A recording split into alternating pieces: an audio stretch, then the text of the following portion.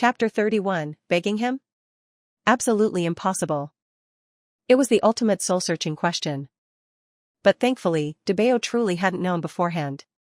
So, when confronted by Shuhua's question, he responded quickly, "Mommy, if you hadn't called, they would have kept me in the dark." Even the slightest hesitation or delay from Debeo would have been noticed by Shuhua. But there was none. He genuinely hadn't known. "The situation is as it is, and I've already made plans. Zimo, you don't need to say anything." After speaking, Shuhua paused. Then instructed Debeo, "Take care of your younger siblings. Give me a bit more time, and soon, the five of us will be reunited." Shuhua said, "The five of us?" Their family didn't include Bo Jing. Debeo's heart felt empty at the statement, but he didn't dare argue with his mom. He could only quietly respond with okay and then hang up the phone. Bao and Xiaobao immediately crowded around Debeo. "Big brother, what did mommy say?" Debeo didn't hide anything. He told Bao and Xiaobao everything that Shuhua had said, word for word. "Bao, and that's it?" Debeo nodded. Xiaobao blinked. "Big brother, how are we going to tell third brother?" "How else? Just tell him as it is." Debeo glared at Bao and Xiaobao. "You two were capable of swapping identities, are you afraid of knowing how to tell him now?" Bao and Xiaobao. Big brother was also angry. Damn it. Third brother was coaxing mommy, and they were coaxing big brother. It really was a division of labor. They didn't care if the phrase was appropriate for the situation, the two siblings worked in perfect harmony. One started massaging Debeo's shoulders, while the other went to fetch him a drink. "Big brother, you're the best. Have an ice-cold cola, don't hold it against us." Bao's face was full of flattery. "Yeah, big brother, let me massage your shoulders. I'm really good at it. Mommy always praises me." Xiaobao's soft, chubby hands were busy working on Debeo's shoulders. The corner of Debeo's mouth twitched slightly. "If you knew this, why did you do it in the first place?" As he spoke, Debeo took the ice-cold cola from Bao and took a satisfying sip. "Bao?" While Bao was still bewildered, Debeo turned to Xiaobao. "Massage my arms too. I've been writing a lot of homework these past few days, and I'm tired." Xiaobao. Debeo remained expressionless, but thought to himself, "It's always me, the big brother, who has been running errands for you guys. It's rare that I get a chance to order you around. I won't be soft-hearted." After receiving Debeo's call, Sanbao's little face was all crumpled up. Mommy's tone made it clear she was going to teach him a lesson. Remembering the 2 slaps he had received on his bottom, Sanbao felt a chill run down his spine. 5 minutes later. Sanbao still knocked on Shuhua's door. "Mommy." Shuhua had expected Sanbao to come and was already sitting on the sofa waiting for him. Hearing the knock and her son's voice, she slightly parted her red lips and said, "The door's unlocked, come in." A few seconds later, Sanbao pushed the door open and walked to Shuhua's side, stopping. He didn't dare look into Shuhua's eyes, his 2 small index fingers nervously circling each other. It was clear he was very tense. Yes, Sanbao was afraid mommy was going to hit him again. Shuhua. This brat, Zinan, she'd only ever hit him once before, and his reaction was like she hit him 5 times a day. Even if she was speechless, Shuhua actually still spoke, "Zinan, you." "Mommy," Sanbao didn't even wait for Shuhua to finish before suddenly dropping to his knees. He also took a feather duster, that he got from who knows where, from behind him and handed it to her. "I really know I was wrong, please don't be angry." Shuhua narrowed her eyes, looking at Sanbao without saying a word. Sanbao pursed his lips slightly, hesitated for a few seconds, and then continued, "Mommy, if you're still angry, then hit me. As long as it makes you feel better, you can hit me as many times as you like." Once Sanbao finished this sentence, Shuhua took the feather duster from his hands and twirled it between her fingers. Then, with an uncertain tone, she asked him, "Are you sure? Hit you as many times as I like?" Hearing mommy ask this, Sanbao's heart sank. But even so, he nodded forcefully, "As long as mommy isn't angry, it's fine." "Okay." Shuhua said, swinging the feather duster in her hand, then raising it high, aiming directly at the top of Sanbao's head. Sanbao was terrified and quickly closed his eyes. Seeing her son act like this, Shuhua felt both angry and amused.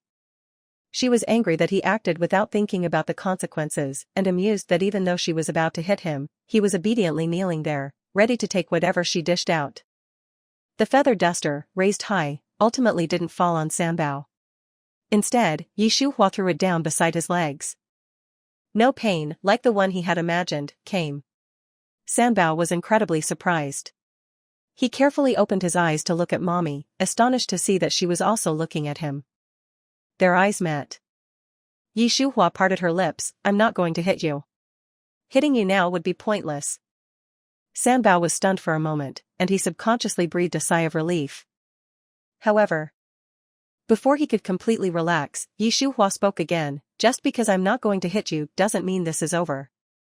You can't even hide anything from me, so you better think hard about how you're going to hide this from Bo Jing for the next few days."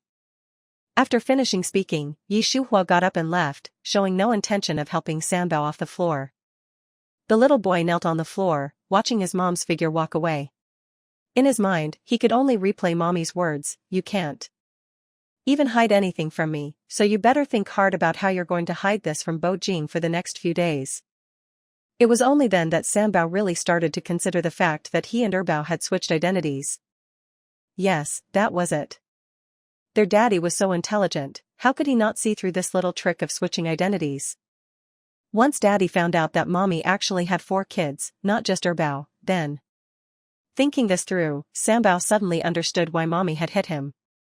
For Mommy, not having any entanglement with daddy was her greatest wish.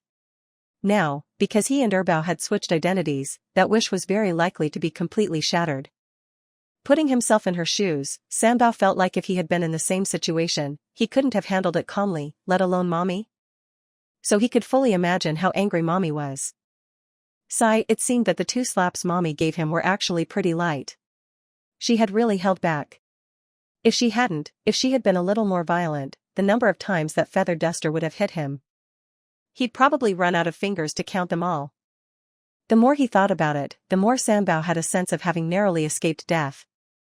He was incredibly grateful to have a very, very good Mommy. After all, at school, many of his classmates would say how their parents were emotionally unstable and would beat or scold them for no reason. Supporting himself to get up from the ground, Sanbao quickly ran out of Shuhua's room, and then grabbed a passing servant. "Did you see Mommy?" "Young master, madam just went to the rooftop." The servant responded respectfully. Sanbao gave a soft to acknowledge their reply, said thanks, and then quickly ran towards the rooftop. Shuhua had actually deliberately led her son to the rooftop. It was too empty up there, it was only there that she could be 100% sure that no one would be eavesdropping. Seeing Sanbao walk onto the rooftop, Shuhua directly asked, "Zinan, have you thought about how to hide it?" How could Sanbao have thought about it? He walked over to Shuhua and gently shook his head. "Mommy, I haven't thought about it, but I think you're so smart, you must have already figured out how to hide it from daddy, right?" Shuhua had indeed thought of something. Sanbao had already revealed her thoughts, so she said directly, "Go back to the old mansion and stay with your great-grandparents and grandparents for a while." This was the best solution that Shuhua could think of. Bao and Bo Jing spent almost every day together, but he had only met the old master Bo and Bo's parents once. Apart from his talkative nature, they didn't know much about Bao, so Sanbao's return to the old mansion would be the best way to conceal that Bao and Sanbao had swapped identities. "Mommy, you really are the most beautiful, most intelligent, and most amazing mommy in the whole world. You can think of such a great solution. I worship the ground you walk on." Sanbao rattled off a series of compliments. It was not an exaggeration to say that he was about to praise Shuhua to the skies. Shuhua was mortified. This brat, Zinan, would definitely grow up to be a guy who was great at charming girls. "Shut up." Sanbao was scolded softly by Mommy, and the words he hadn't finished were held back. He blinked his eyes, looking at Shuhua innocently. "Shuhua, once you get back, if you don't understand something, call Ziyu. Don't do anything outrageous in the next few days, or your mom is going to deal with you." Sanbao nodded his head vigorously, responding, "Got it, Mommy." After the mother and son reached an agreement, Shuhua came down from the rooftop. She went directly to Bo Jing's study. The empty buckets and kettles that Bo Jing had emptied were placed in a very conspicuous place. Seeing Shuhua enter, he pointed to the empty containers and said softly, "You're not going to drink any water? They're all empty, and I haven't had time to ask someone to bring more." Shuhua didn't know anything about Bo Jing's actions. She shook her head gently. "I'm not thirsty. I came to discuss something with you." Bo Jing stood up from his chair and walked to Shuhua. "What is it?" "I want to send Ziyu back to the old mansion to keep Grandpa company." After Shuhua finished speaking, she paused for a few seconds and added, "His health isn't good, and having Ziyu there might." "Okay." Before Shuhua could finish her sentence, Bo Jing agreed without hesitation. "As you wish." Shuhua. So, she made so many drafts, and they were all useless? After internally grumbling, Shuhua spoke again, "I'll pack him up, and then send him back. You can get back to work." "I'll accompany you," Bo Jing said. Shuhua shook her head, "No need. Your work is important. I can send him back on my own." When her voice faded, Shuhua headed towards the door of the study. Before she opened the door and left, it was as if she had thought of something, so she stopped and turned to face Bo Jing. "Remember to tell Grandpa and the others." What kind of person was Bo Jing? Asking him to be proactive was absolutely impossible. After Shuhua said that, he nodded, and then sat back down in his office chair, getting back to his work. But whether he was actually working, or pretending to work, that was anyone's guess. Shuhua drove Sanbao back to the Bo family's old mansion. Bo's parents personally greeted them at the door. This showed how much they valued Shuhua as their daughter-in-law, and also their grandson. "Grandpa, Grandma." Sanbao politely greeted them. "Ziyu, be good," Bo's parents said, as each took one of Sanbao's hands. The three of them walked side by side toward the entrance. Shuhua followed close behind. At the same time, she asked about the health of old Master Bo. "Dad, Mom, how is Grandpa recovering?" "Bo's father, he can eat and drink, he should be recovering well. We heard that you and Ziyu were coming, so he was making a fuss about wanting to come out to meet you with us. If your dad hadn't disagreed, you would have seen him just outside the gate," Bo's mother said. Shuhua, "Grandpa is old, he hasn't had surgery for long, so he should be focusing on resting as much as possible. Dad and Mom, you have to be careful and keep a close eye on Grandpa." Bo's parents said in unison, "Shuhua, don't worry, we understand." While chatting, they entered the living room. Old Master Bo called out to Shuhua and Sanbao from afar, "Shuhua, Ziyu, you're here?" Shuhua smiled slightly, "Grandpa." After her words faded, Sanbao also called out to Old Master Bo, "Great-Grandpa." This was the first time that Sanbao had met Bo Jing's family. It didn't feel unfamiliar at all. Perhaps this was the magic of blood relations. "Ziyu, come to Great-Grandpa," Old Master Bo said, beckoning to Sanbao. Sanbao didn't immediately go over, he looked at Shuhua. "Mommy, I'm going to go over to Great-Grandpa now." After Shuhua nodded, he walked to Old Master Bo's side, asking with concern, "Great-Grandpa, are you feeling any better?" "Ziyu, you came to see me, and I feel like I'm completely better," Old Master Bo said exaggeratingly. Sanbao shook his head, reminding Old Master Bo with the seriousness of a little adult, "Great-Grandpa, I know all about your situation, don't lie, okay?" Old Master Bo was stunned for a moment, and then laughed heartily, "Ziyu, you're such a clever kid. It's not easy to fool you." Sanbao blinked, "Great-Grandpa, I'm clever because the Bo family's genes are good." The little guy said something like that, making Old Master Bo, as well as Bo's parents, overjoyed. After all, who could resist such a clever and witty boy, who also knew how to praise others? "Ziyu, your father called and said that you were going to stay at the old mansion for a while. Is that true?" "Yes, it is." Sanbao nodded enthusiastically, and then showed off his small backpack like a treasure. "Great-Grandpa, Grandpa, Grandma, from now on, you'll have to arrange people to pick me up from school, okay?" The three adults looked at each other, and all saw the same joy in each other's eyes. They said in unison, "Okay, okay, okay." Heaven knows. If Bo Jing hadn't disagreed, they would have already asked for the child to come and live at the old mansion for a while now. As they got older, how could they not want their children and grandchildren around them, enjoying the joys of family life? Chapter 32, That Fickle, Jerk of a Man.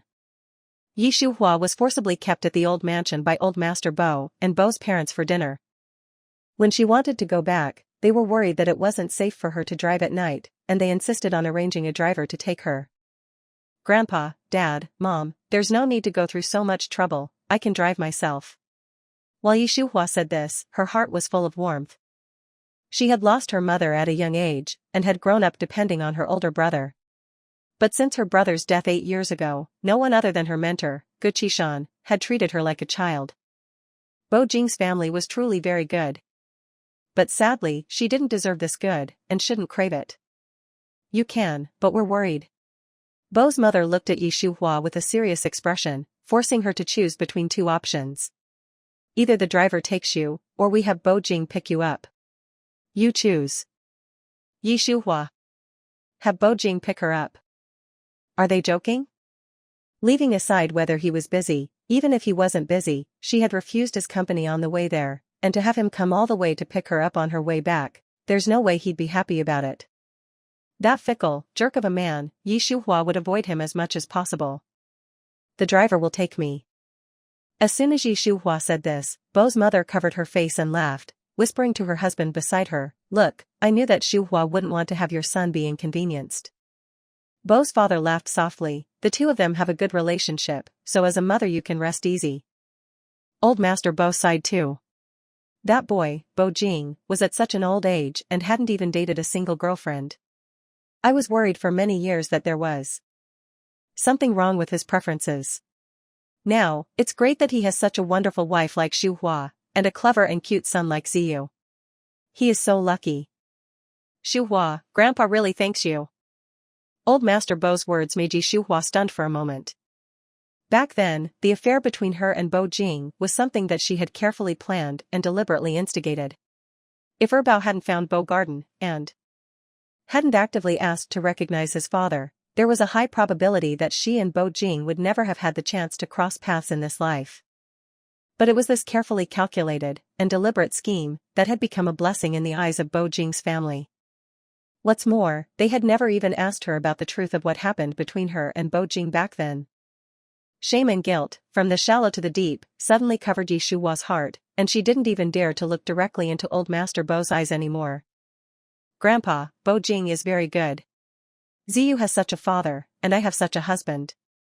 We are all extremely lucky. You don't need to thank me. On the contrary, it's Ziyu and I who should be thanking you, and Dad and Mom. Thank you for raising such a wonderful Bo Jing. Yi Shuhua's words touched the hearts of old Master Bo and Bo's parents. They were even more satisfied with Yi Shuhua as their granddaughter-in-law and daughter-in-law. Sanbao spoke after they had almost finished their chat. Mommy. Hearing this, Yi Shuhua's eyes landed on Sanbao's face. Son, what is it? Be careful on your way back, Mommy, goodbye.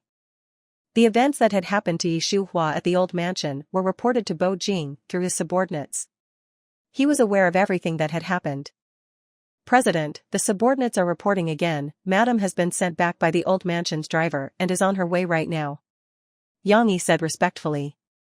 Hearing this, Bo Jing lifted his head from the stacks of documents. Staring at Yang Yi's face, he asked, puzzled, a driver sent her? Did she drink alcohol? Yang Yi shook his head, President, Madam didn't drink any alcohol. Then why have a driver sent her? Yang Yi. President, you really are asking me something that I don't know the answer to. How would a subordinate like me know the intentions of the old chairman and your parents? If I could grasp their intentions completely, then I wouldn't be working for you now. He mentally complained for a long time, but his mouth was as respectful as always. President, they're probably afraid that Madam will be tired from driving. Bo Jing. Tired? How tired could she be from driving a car? He had never gotten this kind of treatment when he went back to the old mansion for meals. Because he was speechless, the expression on Bo Jing's face was rather indescribable. Seeing this, Yang Yi subconsciously asked, President, are you jealous of Madam? Bo Jing really was a little jealous? However, since Yang Yi had seen through his thoughts, he felt embarrassed and involuntarily raised his voice and asked, Grandpa and the others sent a driver to drive her back to Bo Garden. Why would I be jealous? Yang Yi, I think you should go to the hospital and see a neurologist. Yang Yi. If I ever get involved again, then I don't deserve my surname. Yang Yi was silent, but Bo Jing wasn't. His Adam's apple bobbed, and his voice was much lower than before. He asked, how long until she gets here? Yang Yi didn't understand what Bo Jing meant at first, until Bo Jing's expression turned cold. Yang Yi, are you deaf? Do you want me to recommend you an ENT specialist too? Yang Yi was confused for 5 or 6 seconds, and only then did he realize that the phrase, how long until she gets here, that the president had asked was about how long it would take for Madam to get back to Bow Garden. He cursed himself internally for his slow wit, quickly calculating the time, and replied respectfully, President, in about 20 minutes at most, Madam should be back. The driver was driving the car and Shuhua was sitting in the back seat. The car was smoothly heading towards Bow Garden. When there were only a few hundred meters left, Shuhua's phone rang. It was a call from Lu Chenxi. The incident of Gu Qishan being poisoned hadn't had any results yet. If Lu Chenxi was calling at this time, it must be something urgent. Without thinking, Shuhua quickly answered the call. Chenxi, what's the matter? Lu Chenxi, on the other end of the phone, said something. Shuhua's eyes instantly widened and she asked with urgency, what did you say? Lu Chenxi repeated himself. After listening to him, Shuhua's face immediately turned pale. Wait for me, I'll be there soon. As she hung up the phone, Shuhua told the driver in front, we're not going back to Bow Garden, we're going to Jiangqing University. The driver almost thought that he had misheard her, so he stopped the car on the side of the road and asked seriously, Madam, did you say Jiangqing University? Shuhua nodded, and just as she was about to tell the driver to hurry up, her thoughts suddenly changed. She got out of the car and walked to the driver's seat. She raised her hand and tapped on the window. Get out of the car. The driver was confused, but he didn't dare disobey Shuhua's orders. He unbuckled his seatbelt and got out of the car. Madam, I'll drive myself to Jiangqing University. After interrupting the driver, Shuhua had already gotten into the car and buckled her seatbelt. It's not far from here to Bow Garden, so you can walk back. Bo Jing will naturally arrange someone to send you back to the old mansion. After saying these words, she slammed on the accelerator and sped off. Yang Yi had told Bo Jing that Shuhua would definitely be back at Bow Garden in 20 minutes at most. But to everyone's surprise, they had waited, and even 25 minutes had passed, and still hadn't heard any news of Shuhua returning. Bo Jing's face became increasingly dark. Seeing this, Yang Yi was full of remorse. He wished he could bite off his own tongue. He really did not have a good memory. Time and time again, he dug a hole for himself. President, there's traffic congestion in Jiangqing at this time. Madam, probably just. Shut up. After Bo Jing angrily interrupted Yang Yi, he stood up and strode out of the study, leaving Yang Yi standing alone, stunned, in the room. But he didn't remain stunned for more than 3 seconds, because a servant called him and reported that the driver from the old mansion was there, waiting for arrangements to take him back. The old mansion's driver? How did he get here? While surprised, Yang Yi still did not forget to confirm it with the servant. He walked here. Do you want to arrange a car for him? The servant asked Yang Yi. Yang Yi, where are you? I'll come and deal with it personally. The servant told him their location. Yang Yi, I'll be there soon. 3 minutes later. Yang Yi saw the old mansion's driver, Lao Meng, in the courtyard outside the main building. As soon as they met, he rushed forward without regard and grabbed Lao Meng's hand. You walked here? Where's Madam? Lao Meng couldn't handle Yang Yi's enthusiasm, and his expression nearly split open. But even so, he still didn't forget to reply, Madam drove the car away. Madam drove the car away? Where did she drive it to? Jiangqing University. Driver Lao Meng replied. Yang Yi. What was Madam doing at Jiangqing University at this late hour? Are you sure she went to Jiangqing University? Lao Meng paused for a moment, and then nodded emphatically. I'm sure. Yang Yi frowned, how? About 900 meters away from Bow Garden, Madam answered a phone call, and then said with extreme urgency to the person on the other end to wait for her, she would be there soon. After hanging up the phone, she told me to go to Jiangqing University. I thought I had heard her wrong, so I stopped the car on the side of the road to confirm with her. But she suddenly changed her mind and told me to get out of the car, and then she said she would drive over there herself. After saying this, Lao Meng carefully considered everything once more. He confirmed that he hadn't left anything out and then repeated once again, Assistant Yang, I'm sure that madam went to Jiangqing University. Yang Yi didn't acknowledge the words of driver Lao Meng, but he had already directly ordered a servant, arranged someone to take him back to the old mansion. After sending Lao Meng off, Yang Yi immediately went to look for Bo Jing and whispered, President, madam has gone to Jiangqing University. At this time, Bo Jing was in the wine cellar, sitting on an expensive leather sofa. He had a glass of 1987 red wine in his hand and was gently swirling it. Hearing Yang Yi's words, his hand paused, and he looked over. Jiangqing University? Yang Yi felt his heart turn cold from the stare, and he answered nervously, Yes, President. What's she doing there? Yang Yi. How would I know what madam was doing at Jiangqing University? President, you're asking me something that is making me speechless. Seriously, speechless is my middle name. He was internally complaining again, but as always, Yang Yi's mouth hadn't remained silent. President, I don't know. Prepare the car. While Bo Jing said this, he emptied the glass of red wine he was holding. Then, he put the glass down and stood up. As he was walking towards the entrance of the wine cellar, he spoke once again, Go to Jiangqing University. Yi Shuhua arrived at the parking lot of Jiangqing University and Lu Chenxi came to meet her personally. As soon as they met, he called out with teary eyes, Master, you're finally here. Yi Shuhua. A tall, young man, with teary eyes when he met any problem, it was truly outrageous. Chenxi, you're a man. Yi Shuhua said as she got out of the car, a man should stand tall and never cry. I'm not crying. Lu Chenxi paused, then continued after a few seconds, Master, that sentence originally said, a man doesn't easily shed tears, until he encounters a grievous situation. Yi Shuhua. Did she pick a useless disciple? He. The master and disciple walked side by side. Lu Chenxi took several deep breaths, and then asked Yi Shuhua, suddenly overcome with emotion, Master, will Grandpa? Yi Shuhua knew what he wanted to ask very well. Therefore, she interrupted him, without waiting for him to finish the question, by yelling his full name, Lu Chenxi, if you don't know how to talk, then shut your mouth. But Grandpa's situation is very bad now. There's a rumor going around that I can bring the dead back to life. Yi Shuhua interrupted Lu Chenxi again. She was talking to him. As well as to herself. If I don't agree, no matter if it is Heibai Wu Chang, or Lord Yama, they can't take my teacher's life away. If someone else had said these words, Lu Chenxi would just think that that person was a little crazy.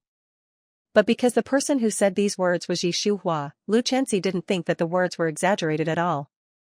He was convinced that his master, Yi Shuhua, had that ability. It was 7 minutes later when they arrived at Guqi Shan's lab from the parking lot. After using a dual face recognition and fingerprint scan to get into the lab, Lu Chenxi began to tell Yi Shuhua about the specific situation. Grandpa had been recuperating at home for a few days. He kept on complaining about wanting to come to the lab. When I saw that he was in good condition, I agreed. He was fine during the day, but then after dinner, he fell asleep and we couldn't wake him up. Once we investigated, we found he had been poisoned again. When I called you, I performed a blood test on Grandpa with senior brother Ling, and the results showed that it was the same poison as before. As Lu Chenxi was speaking, Yi Shuhua had already changed her clothes and begun to detoxify Guqi Shan. Lu Chenxi stayed by her side the whole time. With the experience from last time, this time was clearly much faster. After detoxing him, and when Guqi Shan's condition had become stable, Yi Shuhua called Lu Chenxi out. Chenxi, are you sure you hid this very well before? Lu Chenxi nodded emphatically, Master, other than you, senior brother Ling, and me, there is absolutely no one else who knows about Grandpa being poisoned. The woman touched her chin, thinking for a long while. Then, she asked Lu Chenxi, where did you have dinner? Without thinking, Lu Chenxi replied, Master, we had it in the cafeteria. Having dinner in the cafeteria, and then being poisoned. Either the person who poisoned him was a staff member at the cafeteria, or the person who poisoned him had bribed a staff member at the cafeteria. But no matter what it was, they had to go to the cafeteria. Which cafeteria? Lu Chenxi, the faculty cafeteria. Yi Shuhua didn't say anything, but she had already started walking briskly toward the road. Lu Chenxi hurriedly followed. Master, where are you going? Yi Shuhua grabbed a shared bicycle from the side of the road, and replied to Lu Chenxi, the cafeteria. Chapter 33, Moral Decay or the Great Man's Insecurity? Hearing that Yi Shuhua was going to the cafeteria, Lu Chenxi's eyes lit up. Master, you have a way. You can find the culprit who harmed Grandpa? She did have a way, but whether it would work or not was another story. In response to Lu Chenxi's question, Yi Shuhua said, her tone ambiguous, whether we can find them out or not, we'll have to try to see. Master, if you take action, I believe you will definitely find them. Lu Chenxi was blindly confident in Yi Shuhua. Hey master, wait for me, I haven't scanned a bike yet. Yi Shuhua, who was already riding her shared bike a few meters away, didn't even turn her head. I'll wait for you at the cafeteria. Lu Chenxi. When Bo Jing arrived at Jiangqing University with Yang Yi, his face was ashen the whole time. Yang Yi had a lot of opinions, but he didn't dare upset his boss at this time. He could only accept his fate and, being sensible, hold up Yi Shuhua's picture and ask people, excuse me, I'm looking for someone, do you? Walking along the shady paths of Jiangqing University, Yang Yi encountered many people and asked many questions, but almost no one had seen Yi Shuhua. This made Yang Yi anxious. He tugged at his hair. President, it's possible that Madam didn't come to Jiangqing University. Logically, Bo Jing had been close to Yang Yi the entire time, knew all the results of the inquiries very well, and should have also suspected that Yi Shuhua hadn't come to the school. But strangely, when Yang Yi finished speaking, Bo Jing surprisingly spoke subconsciously, saying with certainty, she's definitely here. Huh? Yang Yi was shocked. He chased after Bo Jing, asking, President, so many people have said they haven't seen Madam, why are you so sure that she's in the school? Bo Jing didn't know either, so how could he explain it? After pondering for a moment, he said, intuition. Yang Yi. A ghost's intuition. It was probably unreliable. However, what Yang Yi thought in his heart definitely couldn't be said aloud. He couldn't do something like actively looking for death.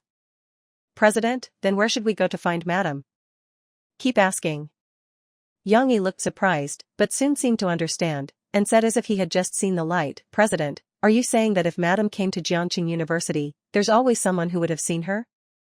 Bo Jing gave Yang Yi a deep look and didn't say anything. This one look made Yang Yi mistakenly believe that Bo Jing's indescribable expression was an affirmation of his words.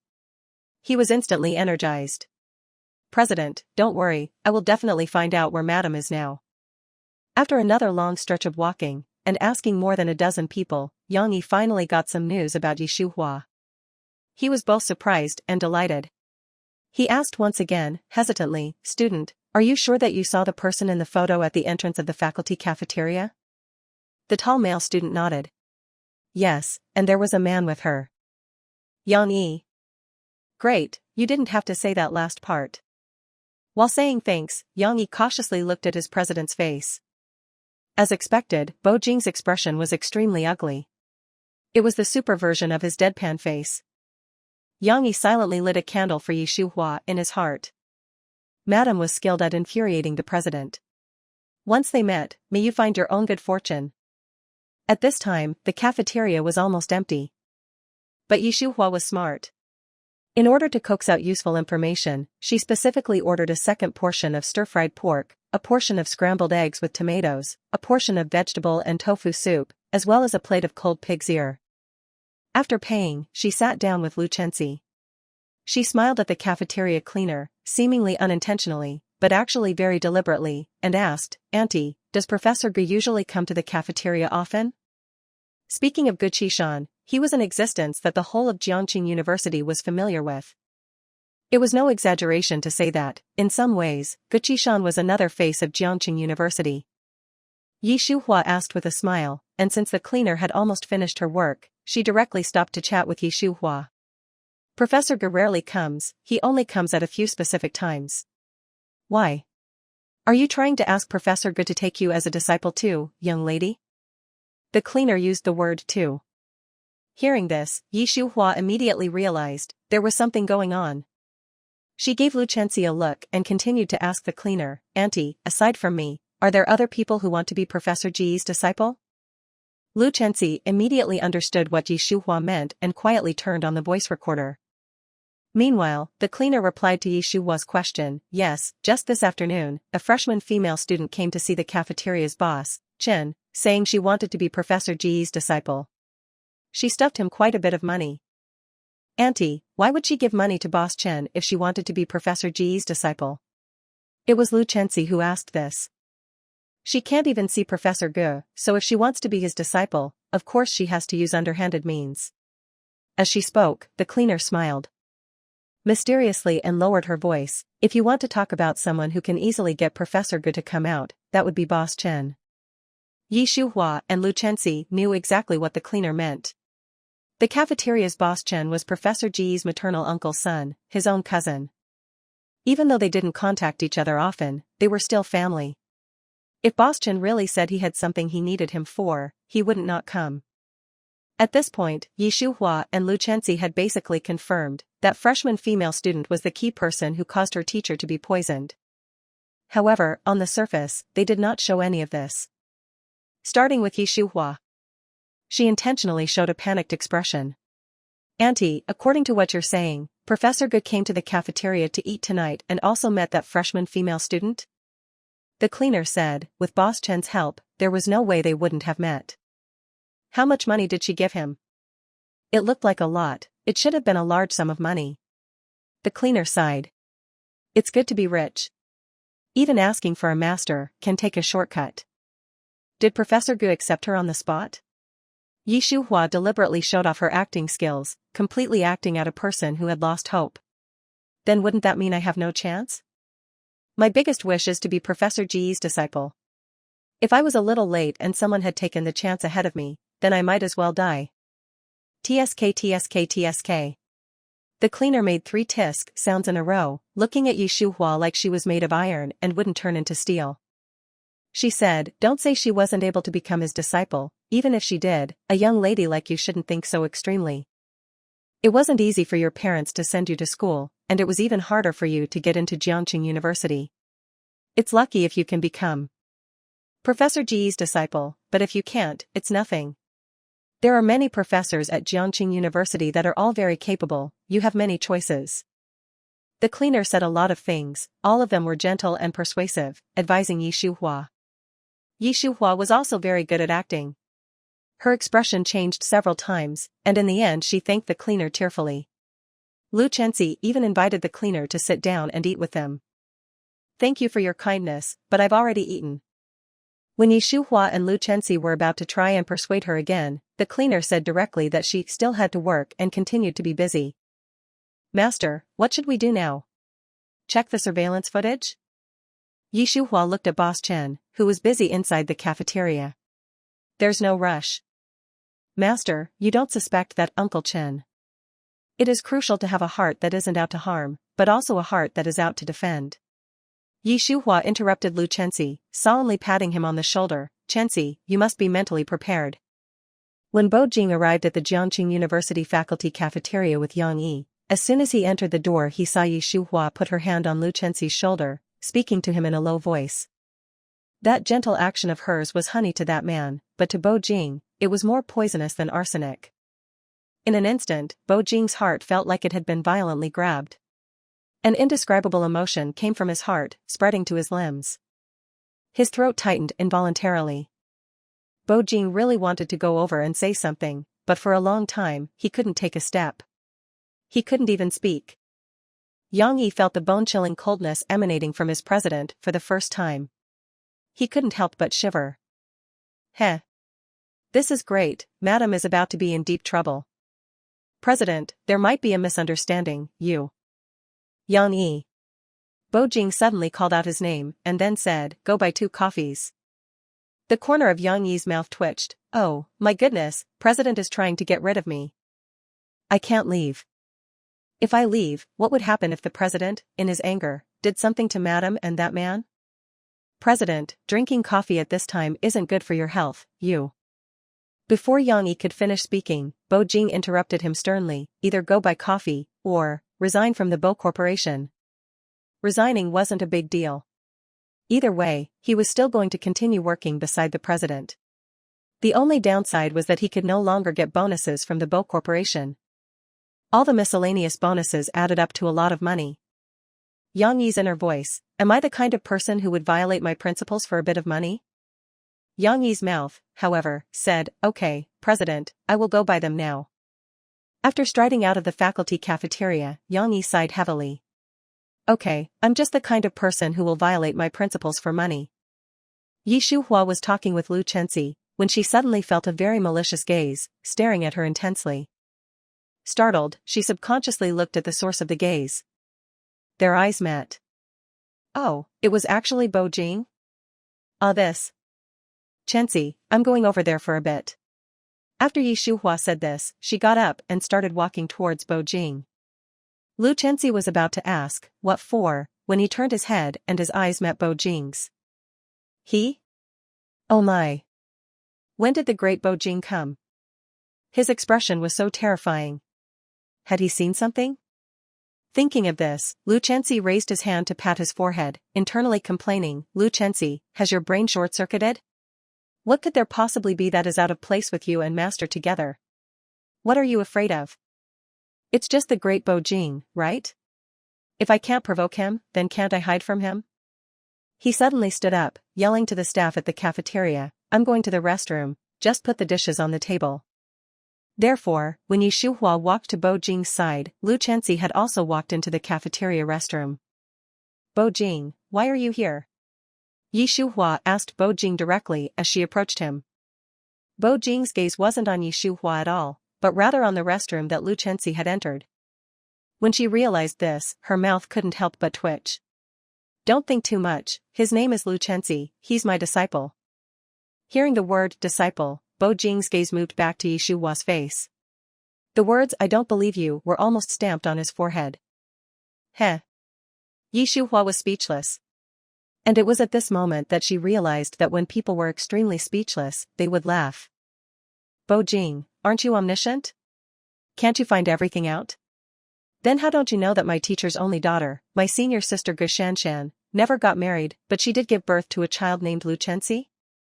Yi Shuhua, you still don't understand me enough. Yi Shuhua didn't understand what Bo Jing meant. Her mind was instantly full of question marks. I'm not interested in those irrelevant people and things. Yi Shuhua. As for you and Lu Chenxi. She didn't speak, but Bo Jing was still talking. He also reached out and pinched her chin. I don't care what kind of relationship you have. In a public place, as my wife, you should always remember your identity and not make me lose face. Yi Shuhua gritted her teeth, why don't you just call me out by name and say that I'm giving you a green hat, so you lost face? Thinking of green hats, Yi Shuhua was surprised to discover, it had only been a few days since Bao had knocked on their door and actively asked to recognize his father. But in just these few short days, Bo Jing had already suspected her multiple times of giving him a green hat. A question that she had was it the moral decay of society, or the great man's insecurity?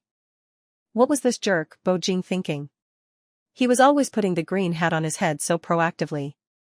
Chapter 34, Yi Shuhua, my patience is limited.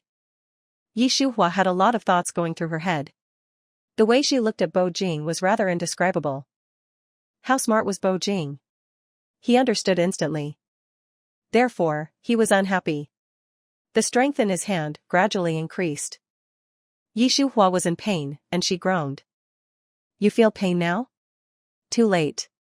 As the man spoke, he dragged Yi Shuhua, with great force and arrogance, towards the cafeteria table. I want to see what urgent matters you have with your good disciple that you need to talk about at night. Yi Shuhua looked at Bo Jing in shock, her eyes full of disbelief.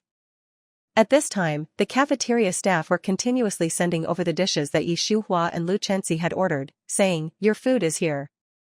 Yi Shuhua maintained an official smile, said thanks, and when the cafeteria staff had left, she questioned Bo Jing with an unpleasant expression, Mr. Bo, is there something that you can't say without letting go of me? Do you have to be so forceful and drag my wrist?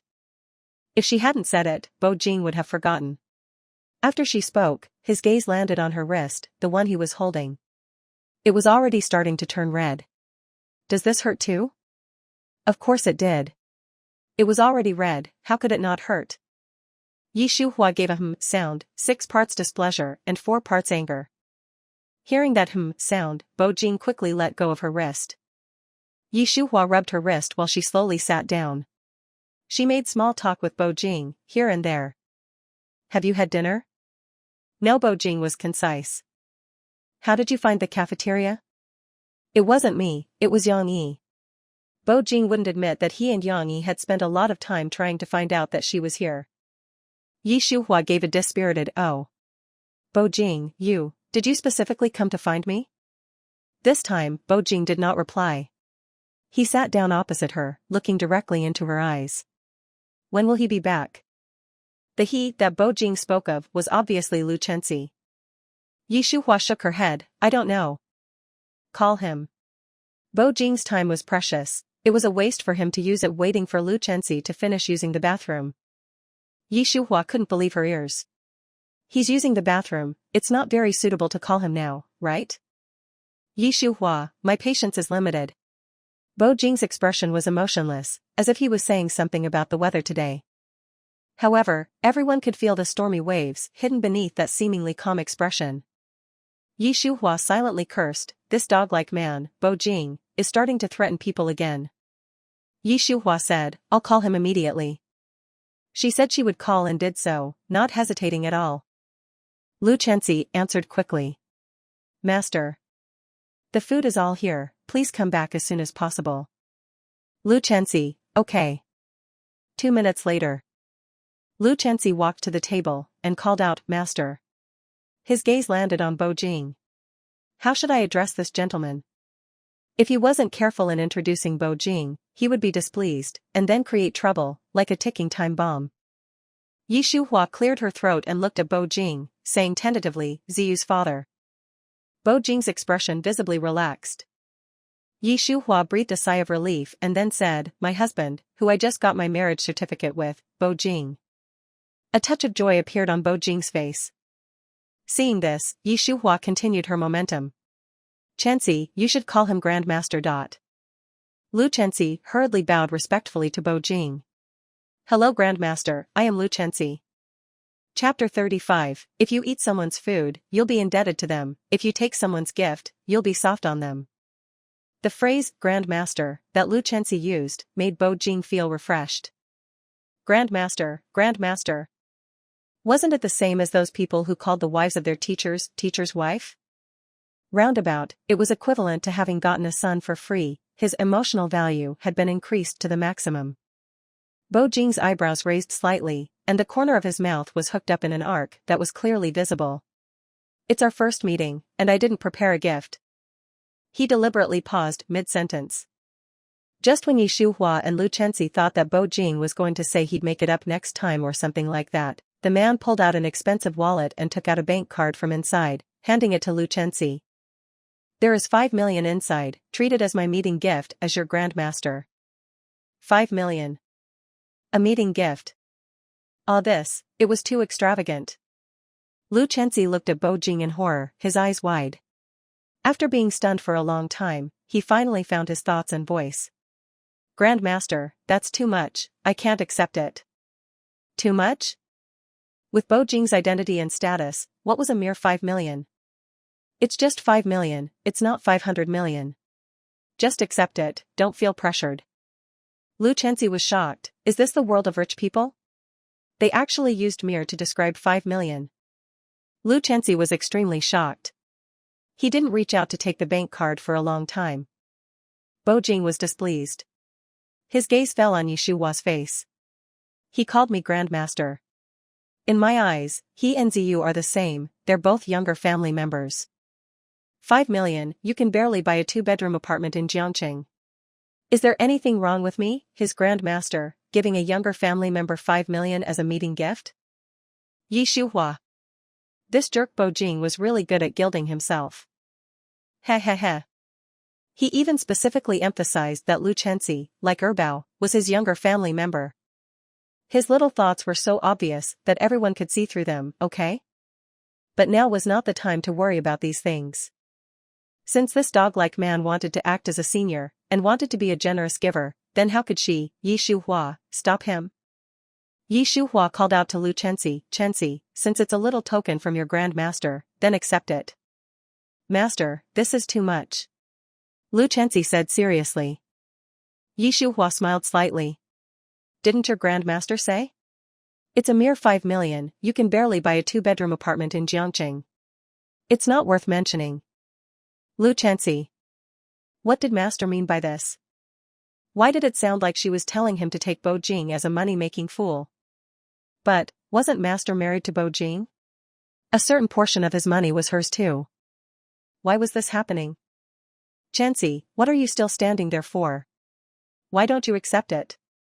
Yi Shuhua really couldn't stand this silly disciple's hesitation. She spoke out, urging him again. This time, Lu Chenxi had no reason to not accept it. He said okay, took the bank card from Bo Jing's hand, and repeatedly said thanks, thank you, Grandmaster. Grandmaster, you are handsome, dashing, and very romantic. You and Master are a match made in heaven. Lu Chenxi spent 2 minutes complimenting Bo Jing and Yi Shuhua. Yi Shuhua rubbed her forehead, internally complaining, I never knew Lu Chenxi was so fake before. I really couldn't bear to watch him give in for 5 million. How could Bo Jing not know that Lu Chenxi was intentionally saying good things? But he felt very comfortable hearing it. Lies wouldn't hurt people. Only the truth would. And each and every word that Lu Chenxi said might have been flattery or praise to others, but to Bo Jing, they were just the truth.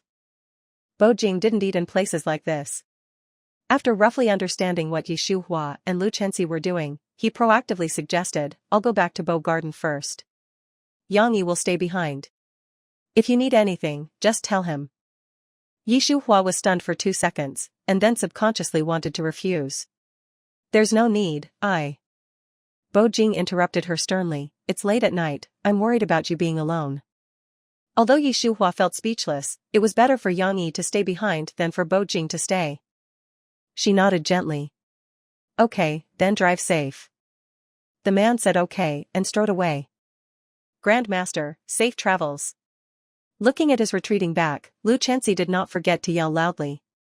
Only after Bo Jing was far away did he sit down. He, Yi Shuhua laughed coldly. Lu Chenxi, how come I never realized you were so fake before? Lu Chenxi raised the bank card in his hand, and then chuckled. Master. If you eat someone's food, you'll be indebted to them. If you take someone's gift, you'll be soft on them. Yi Shuhua shook her head. Just when she wanted to scold Lu Chenxi, Yang Yi came back with 2 cups of coffee. Madam, Mr. Lu, the president would like you two to drink coffee. The Jiangqing University faculty cafeteria closed at 9 p.m. every day. Yi Shuhua and Lu Chenxi timed it exactly, blocking Boss Chen in the parking lot behind the cafeteria. Seeing Lu Chenxi, Boss Chen was very surprised. Chenxi, it's already this late, why haven't you gone home yet? Uncle Grandpa. Lu Chenxi first called out to Boss Chen politely, and then asked with a serious expression, the person who gave you money, and asked you to call Grandpa to the cafeteria. Before Lu Chenxi could finish speaking, Boss Chen repeatedly shook his head. What are you talking about? I don't understand. Don't understand? Yi Shuhua directly brought up the surveillance video that Erbao had sent her on her phone, and played it for Boss Chen to see. You don't really think that since you deleted the surveillance footage, no one would know that you two had met, right? In the video, the face of the female student couldn't be seen at all, but Boss Chen's face was clearly visible. He had no way to deny it. Lu Chenxi took this chance to continue to ask. Uncle Grandpa, who is she? Why isn't her face visible in the surveillance, only her back? Boss Chen panicked a lot on the inside, but he remained calm on the surface. He was indeed a businessman. Lu Chenxi was in a hurry. Uncle Grandpa, Grandpa has always trusted you. He has never left you out when there is something good. How could you repay kindness with malice, and repay benevolence with ingratitude?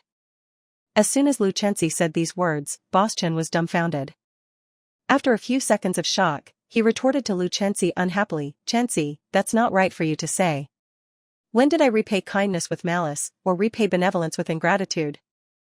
You should know in your heart how I treat your grandfather and how I treat you. I've always.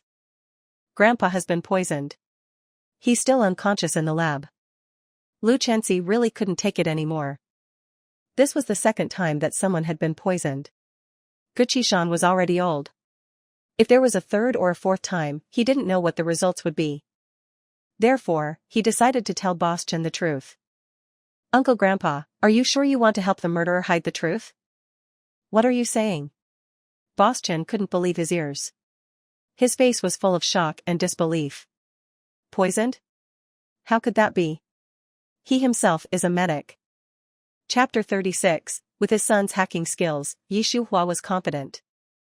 Poisoned? How could that be? He himself is a medi. Boss Chen cut himself off mid-sentence, as if he'd thought of something. He hastily changed the topic.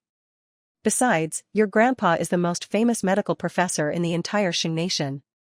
Who would dare to poison him? Are they tired of living? Chenxi, don't make jokes about things like this. It's not funny. Uncle Grandpa, do I look like I'm joking? Lu Chenxi took out the video he had taken of Guqishan at the cafeteria earlier, and showed it to Boss Chen. I, Lu Chenxi, am not so shameless that I would joke about the safety of my own grandfather. I don't care who the culprit is.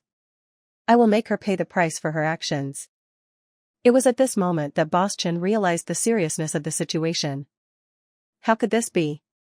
He shook his head gently, muttering to himself softly. She clearly said that she wanted to become a disciple. Why would she end up poisoning him instead? What's wrong? What exactly is wrong? No, this isn't true. There must be a misunderstanding. She has no reason to do this, Yi Shuhua and Lu Chenxi were getting a headache listening to Boss Chen's mumbling. They really couldn't understand.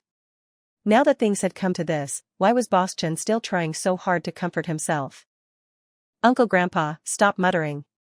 Just quickly tell Master and me what the culprit looks like. What did the female student, who had given him money, look like? Honestly, Boss Chen remembered, but he really didn't take any pictures or videos. How could he describe her, if he couldn't even describe her? I don't know. After saying this, it seemed that he was afraid that Yi Shuhua and Lu Chenxi wouldn't believe him, so Boss Chen specifically raised 3 fingers. I swear to heaven, I'm not lying, but I really don't know what she looks like. Anyway, she was very pretty, and she looked especially harmless, without any aggression. Who would have known that she would be so heartless to poison your grandfather? Hearing Boss Chen's words, Lu Chenxi became even more anxious. Uncle Grandpa, you're so confused. When you deleted the surveillance footage, didn't you feel that something was wrong? She's a female college student, and she even knows how to be anti-surveillance. She didn't even leave a full face behind, you. Sigh, never mind, it's too late to blame you now. Chenxi, I'm sorry. I didn't know that things would get so serious. I thought it was just accepting some money to help make a connection for a disciple. Who would have known that it would end up being something so big? Boss Chen. Yi Shuhua, who had been silent for a long time, suddenly spoke. She asked seriously and carefully, can you describe her appearance, her attire? Boss Chen shook his head like a rattledrum. I can't describe her. With my education, how would I know how to do that? Yi Shuhua had already predicted this point earlier. Right after Boss Chen finished speaking, she smiled mysteriously. I have a way, but you might have to trouble yourself to come with us for a little while. Come with you? Boss Chen looked confused. Where to? The lab. Yi Shuhua said calmly. Originally, Lu Chenxi had some doubts about whether the method that his master had spoken about would be useful, until they returned to the lab, where Yi Shuhua hypnotized Boss Chen. Her master was truly amazing. Her mind was so quick, she was able to think of such a method at the first instance. As Boss Chen was being hypnotized, Lu Chenxi asked with a serious expression, Master, even if Uncle Grandpa can describe the culprit's appearance, we also. Yi Shuhua looked at Lu Chenxi coldly and lightly scolded, shut up, and wait outside. Lu Chenxi didn't understand what his master was doing, but he still obeyed and went out. As for Yi Shuhua, she started to ask Boss Chen all kinds of questions. The kind that had no blind spots. As Boss Chen gradually spoke about the culprit's features, Yi Shuhua was also, on a drawing board, almost perfectly reproducing the culprit's appearance. After she finished drawing, Yi Shuhua didn't rush to wake Boss Chen. Instead, she yelled to Lu Chenxi, who was waiting outside the door, "Come in." Lu Chenxi had already become extremely anxious. As soon as Yi Shuhua called him, he ran inside. "Master, how is it?" Yi Shuhua didn't even look at Lu Chenxi. She directly took the paper off of the drawing board and handed it to him. "Send this to Ziyu right away, and have him investigate." Yi Shuhua was very confident in her son's hacking skills. Lu Chenxi didn't dare delay and answered quickly, doing as he was told. Erbao's efficiency was also very high. After a short 5 minutes, he sent the culprit's entire profile. Lu Chenxi was extremely excited and immediately sat down next to Yi Shuhua. "Master, look." Hearing this, Yi Shuhua looked at Lu Chenxi's phone screen. She could see the culprit's complete personal profile. Name, GCC. Sex, female. Age, 20 years old. Aside from the culprit's personal profile, there was her family background, parents, maternal and paternal grandparents, and so on and so forth. It was extremely detailed. While Yi Shuhua was reading, Lu Chenxi murmured softly on the side, "Ziyu is truly a genius."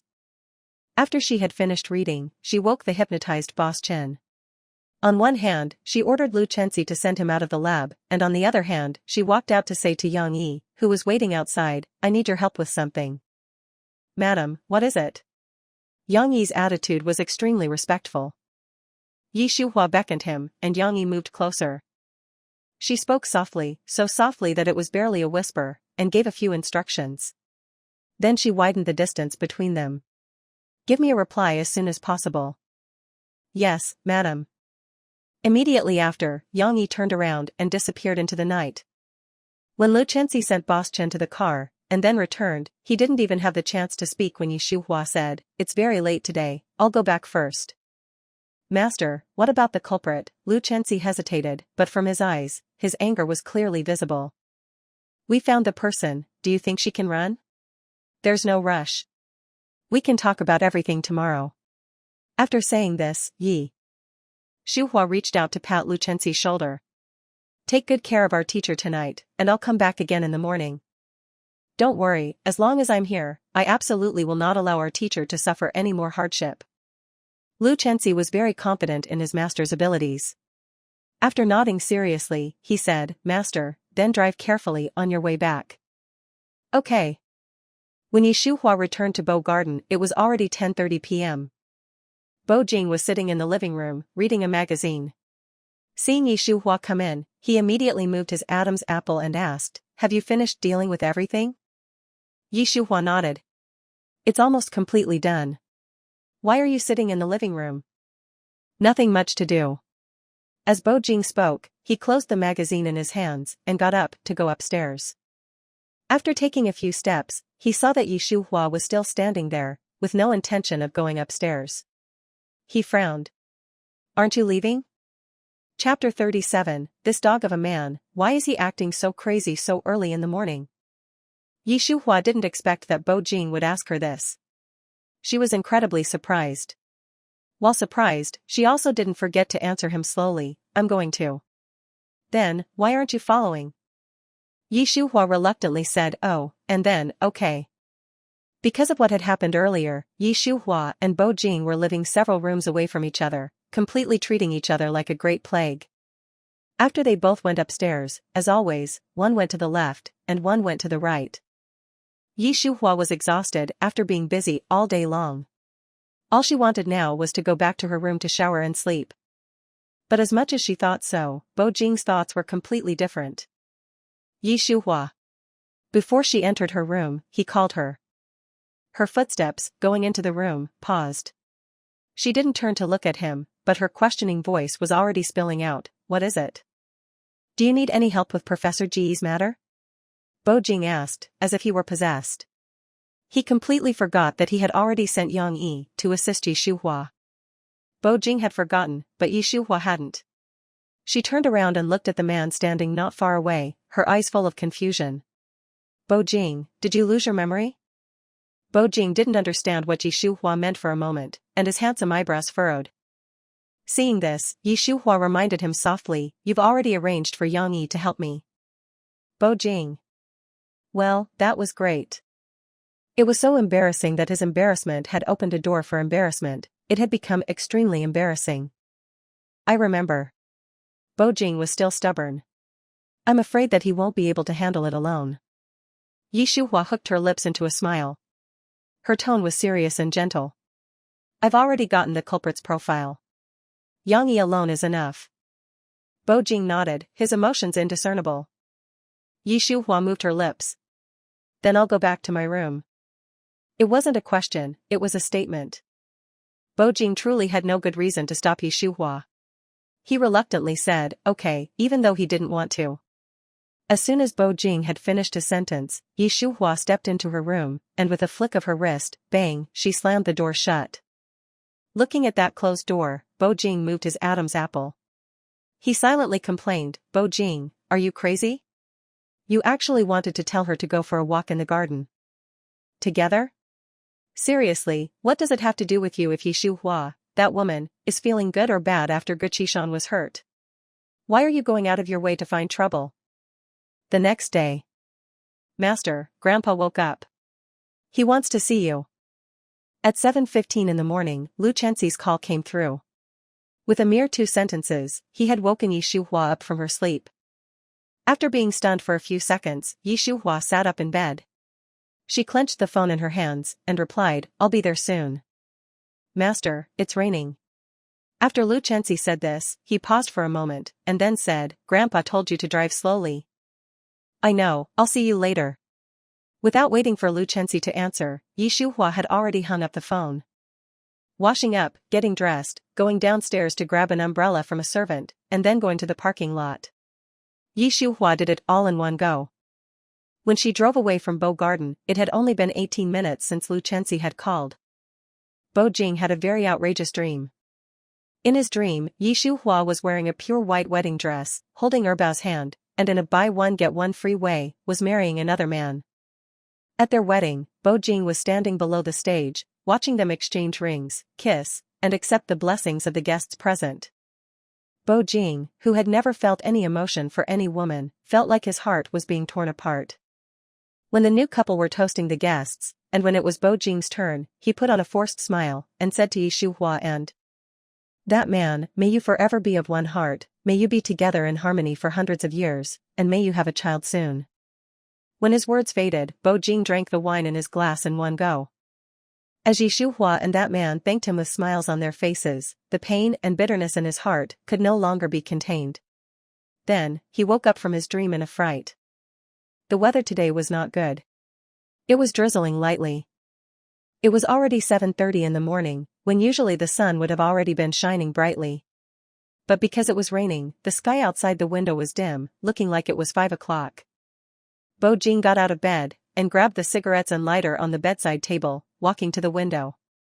Through the glass window, Bo Jing saw a large patch of roses in the garden outside being battered by the rain. The flower branches were shaking violently. Everything that had happened in the dream felt like it was real. Even though he had woken up from his dream, he could still feel his heart aching, feeling stuffy. And when the pathetic-looking roses in the rain came into view, it made him even more irritated. He put a cigarette in his mouth, click, he lit the lighter, and then lit the cigarette. While smoking, Bo Jing saw a petite figure come into view. He took a closer look. Who else could it be, if not Shuhua? She was holding an umbrella, and was walking quickly. After going to the parking lot, she randomly got into a car and left Bo Garden. Bo Jing narrowed his eyes, it's so early, and the rain is so heavy. What is Shuhua that woman so urgently leaving for? While he was thinking, Bo Jing had already taken out his phone to call Shuhua. The phone rang for a long time before it was answered. From the receiver, came Shuhua's question, which had no emotion at all. What is it? Where are you? Bo Jing asked sternly. On the way to Jiangqing University. Shuhua didn't lie, and answered very honestly, teacher has woken up, and he wants to see me. As long as Shuhua didn't lie to him, Bo Jing was too lazy to ask any further questions, and he hung up the phone directly. Shuhua looked at the hung-up phone in shock, completely baffled. She then muttered softly, this dog of a man, why is he acting so crazy so early in the morning? Chapter 38, Indeed. They knew everything. After being poisoned twice in a row, Guqishan's physical condition was worse than before. When Shuhua saw him, she clearly felt that he had aged a lot. It was not an exaggeration to say that he had aged a few years in just a few days. Involuntarily, her nose started to become sore, and her eyes started to redden. "Teacher, you've suffered." Seeing Shuhua, Guqishan had a slight smile on his face. He called out to her, "Shuhua, sit next to me." Shuhua said okay repeatedly and did as she was told. After she sat down, Guqishan reached out to pat the back of her hand. "I understand my physical condition. Don't worry, I won't die." Shuhua couldn't hear any of that and said anxiously, "Teacher, please don't say things like that." Lu Chenxi also protested softly on the side. "Grandpa, you're not allowed to speak like that. With Master, senior brother Ling, and me, you will definitely live to 100 years old." Ha ha ha, hearing his grandson Lu Chenxi's words, Guqishan laughed weakly but heartily. "Old man, I haven't even reached 90 yet, but I always feel like I'm not as good as I used to be. You still want me to live to 100 years old? I'm afraid that by then, even things like eating and using the bathroom will have to be done by someone serving me. Grandpa, if that day really comes, I will always be by your side, and I won't let you." Guqishan shook his head, interrupting what Lu Chenxi had been about to say. "Chenxi, I know you are filial, but living for that long is not what this old man wants. Being poisoned twice has also made me face reality." As he spoke, Guqishan paused, and after a few seconds, he added, "My existence has blocked too many people's paths. It's understandable that they want me dead. Shuhua, Chenxi, I've already decided. Once I've finished this research project, I will retire." Shuhua was stunned. The way she looked at Guqishan was as if she were looking at a stranger. "Teacher, are you serious?" If Shuhua remembered correctly, it was just a little over 2 months ago that Guqishan had said with certainty that as long as there was a place that needed him, he would be devoted to working on the front line of medical research until the last second of his life. Facing Shuhua's question, Guqishan nodded forcefully. "I'm old, I can't be stubborn anymore." The surprise in Lu Chenxi's heart was no less than Shuhua's. He frowned, and took several steps back, before finding his thoughts and his voice. "Grandpa, don't talk nonsense. You're the kind of person who thinks that progress in medicine is more important than his own life. How could you possibly want to retire? People change," Guqishan said resolutely. He then started explaining some matters regarding the lab. Shuhua and Lu Chenxi were shocked beyond compare, but it also wasn't appropriate to ask further questions. They could only continue to talk according to Guqishan's intentions. As time went by, time flew. In the blink of an eye, an hour had passed. After chatting for so long, Guqishan's mouth was dry, and he was lacking energy. He took a deep breath. "I've already said what should be said and shouldn't be said. Old man, I'm tired. You guys go be busy, and I'll rest well for a bit." Shuhua, "Okay, teacher." Lu Chenxi, "Grandpa, if you need anything, call me." Guqishan waved his hand while closing his eyes, After visiting Guqishan, Shuhua and Lu Chenxi's conditions were not very good. Sitting on the chairs of the lab, the master and disciple looked at each other for about 10 minutes, and then they almost simultaneously asked each other. "Shuhua, Chenxi, did you feel that there was something strange about our teacher? It's like he's hiding something from us." Lu Chenxi, "Master, I think that Grandpa is definitely hiding something from us. What do you think?" As soon as they finished speaking, the master and disciple were both stunned. Then, in unison, they said, "No matter who our teacher is afraid of, Chenxi, we must bring that person out into the light. No matter who Grandpa is afraid of, Master, we must bring that person out into the light." Hearing the others' words, there was a clear surprise in both of their eyes, but it disappeared in a flash. Then, Lu Chenxi asked first, "Master, what do you plan to do?" Shuhua narrowed her eyes dangerously. "Let's go. You and I, master and disciple, will go and meet that female student named GCC. Now?" Lu Chenxi thought that he had misheard. "Master, it's still early. GCC probably hasn't woken up yet, right?" Normally, she definitely wouldn't have woken up, but she must have woken up today. Lu Chenxi looked confused.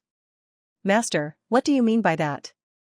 Yi Shuhua smiled, and asked Lu Chenxi meaningfully, Chenxi, if you successfully poisoned someone, what is the first thing that you would want to do?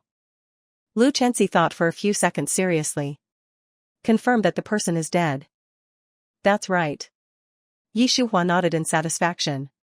She analyzed with Lu Chenxi, in order to confirm that the teacher has died from the poison, GCC will definitely wake up early.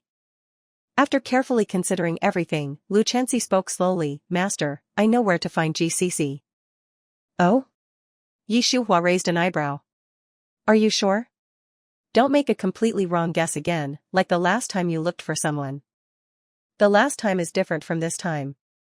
Lu Chenxi's face was full of seriousness, his words forceful. Master, the last time was a game, but this time, it's about Grandpa, so I can't make a wrong guess, and I won't. Yi Shuhua was skeptical, let's hope so, lead the way. This time, Lu Chenxi finally didn't disappoint Yi Shuhua. He led Yi Shuhua out of the lab. Not long after, they found GCC in a public phone booth. GCC. Seeing Lu Chenxi and Yi Shuhua appear, and calling her name directly, GCC was dumbfounded. What was going on? She was clearly being very careful, and had almost not left any flaws. How did Yi Shuhua and Lu Chenxi find her? Could it be? GCC had all sorts of thoughts running through her head. The expression and look in her eyes started to become uneasy. Then, Lu Chenxi snorted, interrupting GCC's thoughts, and said again, GCC, you are very bold, aren't you? You actually dared to appear near the lab after poisoning my grandpa. Do you think we're all fools? GCC. Indeed, they knew everything. That these two could so openly appear here, and were so relaxed and comfortable while talking to her, it was clear that Guqi-shan had not died. If that was the case, she was done for. She had failed twice in a row.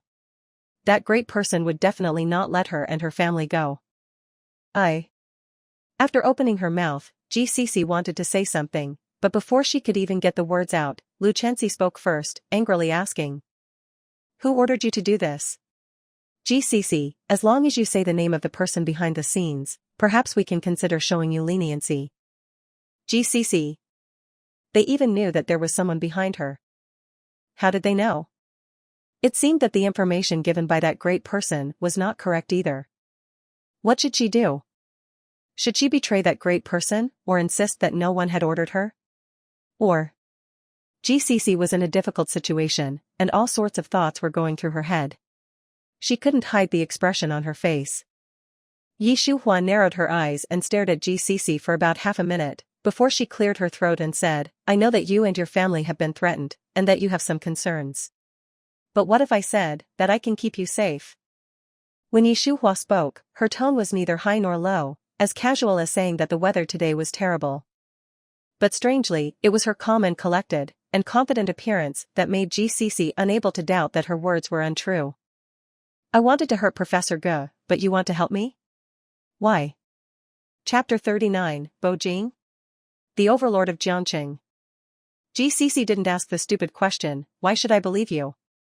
Instead, she directly voiced her doubts. Yi Shuhua truthfully explained, you were threatened and manipulated, not a true perpetrator. Helping you is also helping ourselves. GCC, my patience and time are limited. I can only give you 2 minutes. 2 minutes. GCC frowned. But I need time to think. As if afraid Yi Shuhua wouldn't believe her, GCC quickly added, I know your name is Yi Shuhua. You are very capable, but relying on you alone is not enough to guarantee my family's safety. I don't mean to look down on you. It's just that. I understand, Yi Shuhua interrupted, her gaze fixed on GCC's eyes. What if I told you the person behind me is Bo Jing? Bo Jing? GCC exclaimed in surprise. The overlord of Jiangqing, Bo Jing, who can move mountains. He is. Yi Shuhua acknowledged and then asked GCC again, now, is that enough? Was Bo Jing enough? Of course, it was. Not to mention Bo Jing himself, even someone from his inner circle, was more than enough. If CEO Bo is willing to condescend and protect me and my family, then of course, it's enough. It's just. GCC hesitated, her attention shifting to Lu Chenxi. I need you to cooperate with me and set up an even bigger scheme. GCC looked at him. What could Lu Chenzi not understand at this point? To find the culprit who harmed his grandfather, not to mention cooperating with GCC, he would give up his hands and feet if needed. His Adam's apple bobbed as he said, "I'm all ears." GCC beckoned, indicating that Lu Chenzi should lower his head. She wanted to speak quietly. Lu Chenzi didn't immediately comply, looking toward Yi Shuhua first. "Master?" Yi Shuhua gently hummed an acknowledgement. Receiving his master's confirmation, Lu Chenzi lowered his head slightly, placing his ear near GCC's lips. "My plan is..." GCC spoke for about half a minute. Lu Chenzi's expression shifted from indifference to surprise to disbelief. Finally, after GCC finished, he straightened up, stared at her strangely for a few seconds, then asked, "How confident are you?" GCC replied, 90%. Lu Chenzi pondered for a moment, then extended his well-defined hand. "Give me your phone." GCC took out her phone and placed it in his palm. He used her phone to call his own. After the ringtone sounded, he immediately hung up and returned the phone to her. "Contact me when things are arranged." "Okay." GCC replied and then left. Yi Shuhua returned to the lab with Lu Chenzi, not asking a single question the entire way. Finally, it was Lu Chenzi who couldn't hold back anymore, proactively grabbing Yi Shuhua's arm. "Master, aren't you curious about what GCC told me?" Yi Shuhua looked at Lu Chenzi as if he were an idiot. "Is it important?" "Isn't it important?" Lu Chenzi ran his hands through his hair. "Whether her plan succeeds or not is related to whether we can find the real mastermind." "That's true," Yi Shuhua said, patting Lu Chenzi's hand. "Then, turn her plan into a PPT and send it to my email." "Huh? PPT?" Lu Chenzi was so shocked, his mouth fell open. "Master, you're not kidding, are you? What do you think?" Yi Shuhua looked at Lu Chenzi with a very formal smile. Lu Chenzi. "Well, I have not only shot myself in the foot once again but also have to swallow my bitterness with a smile and do as my master says. Woo-woo. My life is so hard." Meanwhile, let's turn our attention to Bo Jing's side. Clean up and keep an eye on Yi Ziyu for 24 hours. Young heir had just returned to report to the president's office at the Bo Corporation when Bo Jing assigned him a task. Young heir already knew about the young master's situation. When he heard the president asking him to monitor the young master, even for 24 hours, he was stunned. He couldn't help but murmur, "President, your desire to control the young master is a bit too strong." Desire to control? Bo Jing narrowed his eyes, looking dangerously at young heir and sternly questioning, "What desire to control?" Young heir blurted out, "Just a parent's overbearing desire to control their child, President, you." Halfway through his words, young heir realized what he had said and was immediately frightened, shutting his mouth and lowering his head, not daring to look at his president's face at all. "Bo Jing, why don't you finish?" "Finish?" How could he dare? Criticizing the president's way of raising his son was simply seeking death. "President, I was wrong, please don't hold it against me." Bo Jing ignored young heir's words and continued, "After returning from the mall, Ziyu changed completely in a single day. There's a reason why I want you to watch him. Young heir, don't disappoint me." "Yes, President." Young heir replied, pursing his lips, then added, "Thank you for not holding my careless words against me." Yi Shuhua was the most outstanding student from Mount Gichi. She surpassed her teacher and the younger generation overtook the older one, which perfectly described Yi Shuhua. Countless people suffering from terminal illnesses sought her medical help. Lu Chenzi, as her only student and assistant, had to deal with so many calls each day just asking for consultation and appointments that it made him irritable. "Terminal illness, incurable, do you not understand? Please don't call again, or I will be forced to block you." After finishing the sentence and not waiting for a response, Lu Chenzi had already hung up. "Was it Mr. Jin again?" Yi Shuhua asked. Lu Chenzi nodded. "Master, he's purely sick in the head. We've told him it's incurable, yet he still calls again and again. I really don't know what he's thinking." Yi Shuhua sighed, "When people are in desperate straits, they always seek divine intervention. It's a pity that there are no gods in this world. Birth, old age, sickness, and death are common occurrences in life, and there is no avoiding them. Anyone who is human must go through it. Sigh. Lu Chenzi sighed, I hope he can listen. Ding, a text message tone sounded. It was from Mr. Jean. Lu Chenzi opened it to see two stark lines on the phone screen. Since you are unwilling to save my wife, don't blame me for being ruthless. The threat in the words was self-evident. Lu Chenzi became furious, scolding angrily, how can this person be so shameless? He's badgering us about an incurable illness. If he doesn't have brain clots for a decade, who would believe it? Master, in the future you absolutely can't. Lu Chenzi continued ranting. Yi Shuhua stared at the line of text on the phone screen for a few seconds, her pupils suddenly contracting. Chenzi, is Mr. Jin's son a classmate of Zimo and the others? Lu Chenzi was stunned by the question for a moment before replying, I think, yes. Yi Shuhua pulled out her phone and started calling Dabao, Erbao, Sambao, and Xiaobao. One call wasn't answered, 2 calls weren't answered, 3 calls, 4 calls, still no one answered. An ominous premonition arose. Yi Shuhua began quickly taking off her white coat and walking out of the lab, instructing Lu Chenzi while heading out, something might have happened to Zimo and the others, I have to go to the school. Lu Chenzi was also taking off his white coat at this time. As soon as Yi Shuhua finished speaking, he responded, Master, I will go with you. Yi Shuhua frowned, glancing at Lu Chenzi, what about the clinic? Lu Chenzi interrupted Yi Shuhua's words, Senior Apprentice Ling will come later, he will take care of Grandpa. Chapter 40, Zimo's mother, please have the children's father come here. Bo Jing instructed young heir to monitor the young master, Sambao, 24 hours a day, without budging an inch. On his way to Sanbao's school, he was secretly thinking, since the president entrusted this matter to me, I must carry it out flawlessly and impress him. But what young heir never expected was that he hadn't even reached Sanbao's school when he saw Sambao being kidnapped on the road. It was a deserted 3-way intersection. The people who had kidnapped Sambao were making a handover, transferring him from an unlicensed black van to an unlicensed gray van. Sambao was conscious and his hands and feet were bound, but he didn't cry or make a fuss. He seemed very calm. Being able to remain so calm in this situation. Young heir sighed, young master truly is worthy of being the president's son. It really does live up to that saying, a tiger father has no dog son. It was also at this time that young heir was surprised to discover that another young girl had been kidnapped along with the young master. But her back was facing young heir, so he couldn't see her face clearly. Judging from the situation, the young girl was similar to the young master and also showed no sign of crying. Young heir thought to himself, as expected, birds of a feather flock together. If the young master is brave, his female classmate is just as brave. While feeling impressed, young heir swiftly took pictures with his phone, sent them to Bo Jing, and called him. What is it? Through the phone receiver, came Bo Jing's cold questioning voice. President, have you looked at the photos I sent you? Bo Jing gave a light, The young master and his classmate have been kidnapped, young heir said with a hint of urgency, President, please advise. The photos young heir took only showed the young girl's back.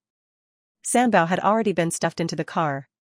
When Bo Jing saw them, he thought it was some kind of prank by young heir. However, now accompanied by young heir saying that the young master and his classmate have been kidnapped, Bo Jing's face instantly changed. Where are you now? Young heir quickly reported the address. Bo Jing, young heir, stay close, I'll be right there with my men. Yes, President. Are you Yi Zimo and Yi Zinan's mother? Yi Shuhua had just left Jiangqing University with Lu Chenzi when she received a call from the hospital. She replied, I am. Yi Zimo and Yi Zinan were in a car accident. Their conditions are not optimistic, you need to come to Jiangqing People's Hospital right away. Yi Shuhua responded okay, but then turned the car around, heading towards Jiangqing People's Hospital. Lu Chenzi sat in the passenger seat, listening to the words from the hands-free phone. He was very worried and his brows were tightly knitted together. But to comfort Yi Shuhua, he said, Master, don't worry. Zimo and Zinan will be fine. You. Don't speak, Yi Shuhua coldly interrupted Lu Chenzi's words, or you can get out of the car. Upon hearing that, Lu Chenzi sheepishly closed his mouth. 10 minutes later. Yi Shuhua parked the car at the entrance of Jiangqing People's Hospital. As soon as she unbuckled her seatbelt, she rushed out of the car and headed towards the emergency room. A hospital security guard shouted at Yi Shuhua's back, "Miss, you can't park here, move it right away." Seeing this, Lu Chenxi quickly got out from the passenger side. "Don't worry, I'll move it immediately."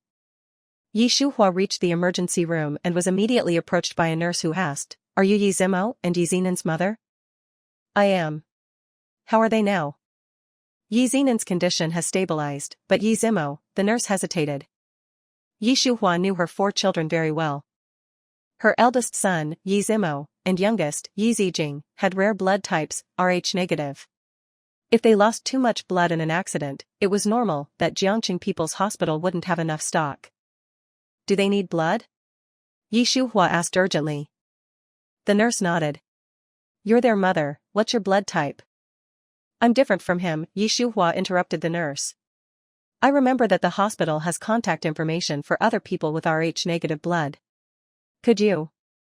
"The hospital has already contacted people in Jiangqing and surrounding cities. No one can come in such a short time. Zimo's mother, try contacting the children's father and get him to come here." After saying this, the nurse went into the emergency room.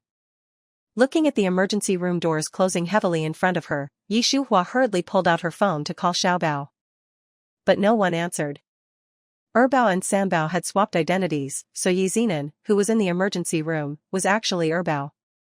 Therefore, Yi Shuhua called Sanbao. Still, no one answered. This couldn't be a coincidence. "Master," at this moment, Lu Chenxi, having parked the car, came running to Yi Shuhua's side. "How are Zimo and Zinan?" "Zimo needs a blood transfusion," Yi Shuhua said, looking at Lu Chenxi, her tone heavy and slightly choked with emotion. "The hospital can't reach anyone who can donate blood, and Zijing's phone is also unreachable." Lu Chenxi knew exactly how deadly the situation was for the Rh negative Debao.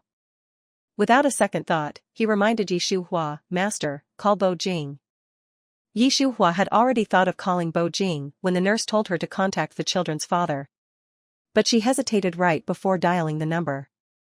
Because once that call to Bo Jing was made, the fact that she had not just 2 but 3 children would no longer be kept a secret.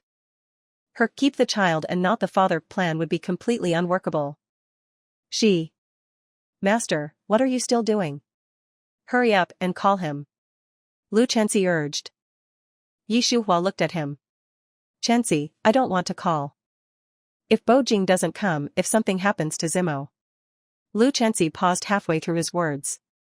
"Master, don't do anything you'll regret."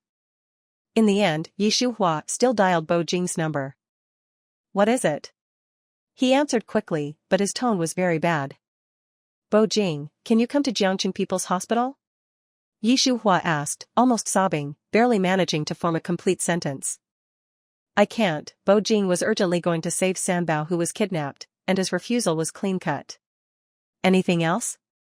If not, I'm going to hang up."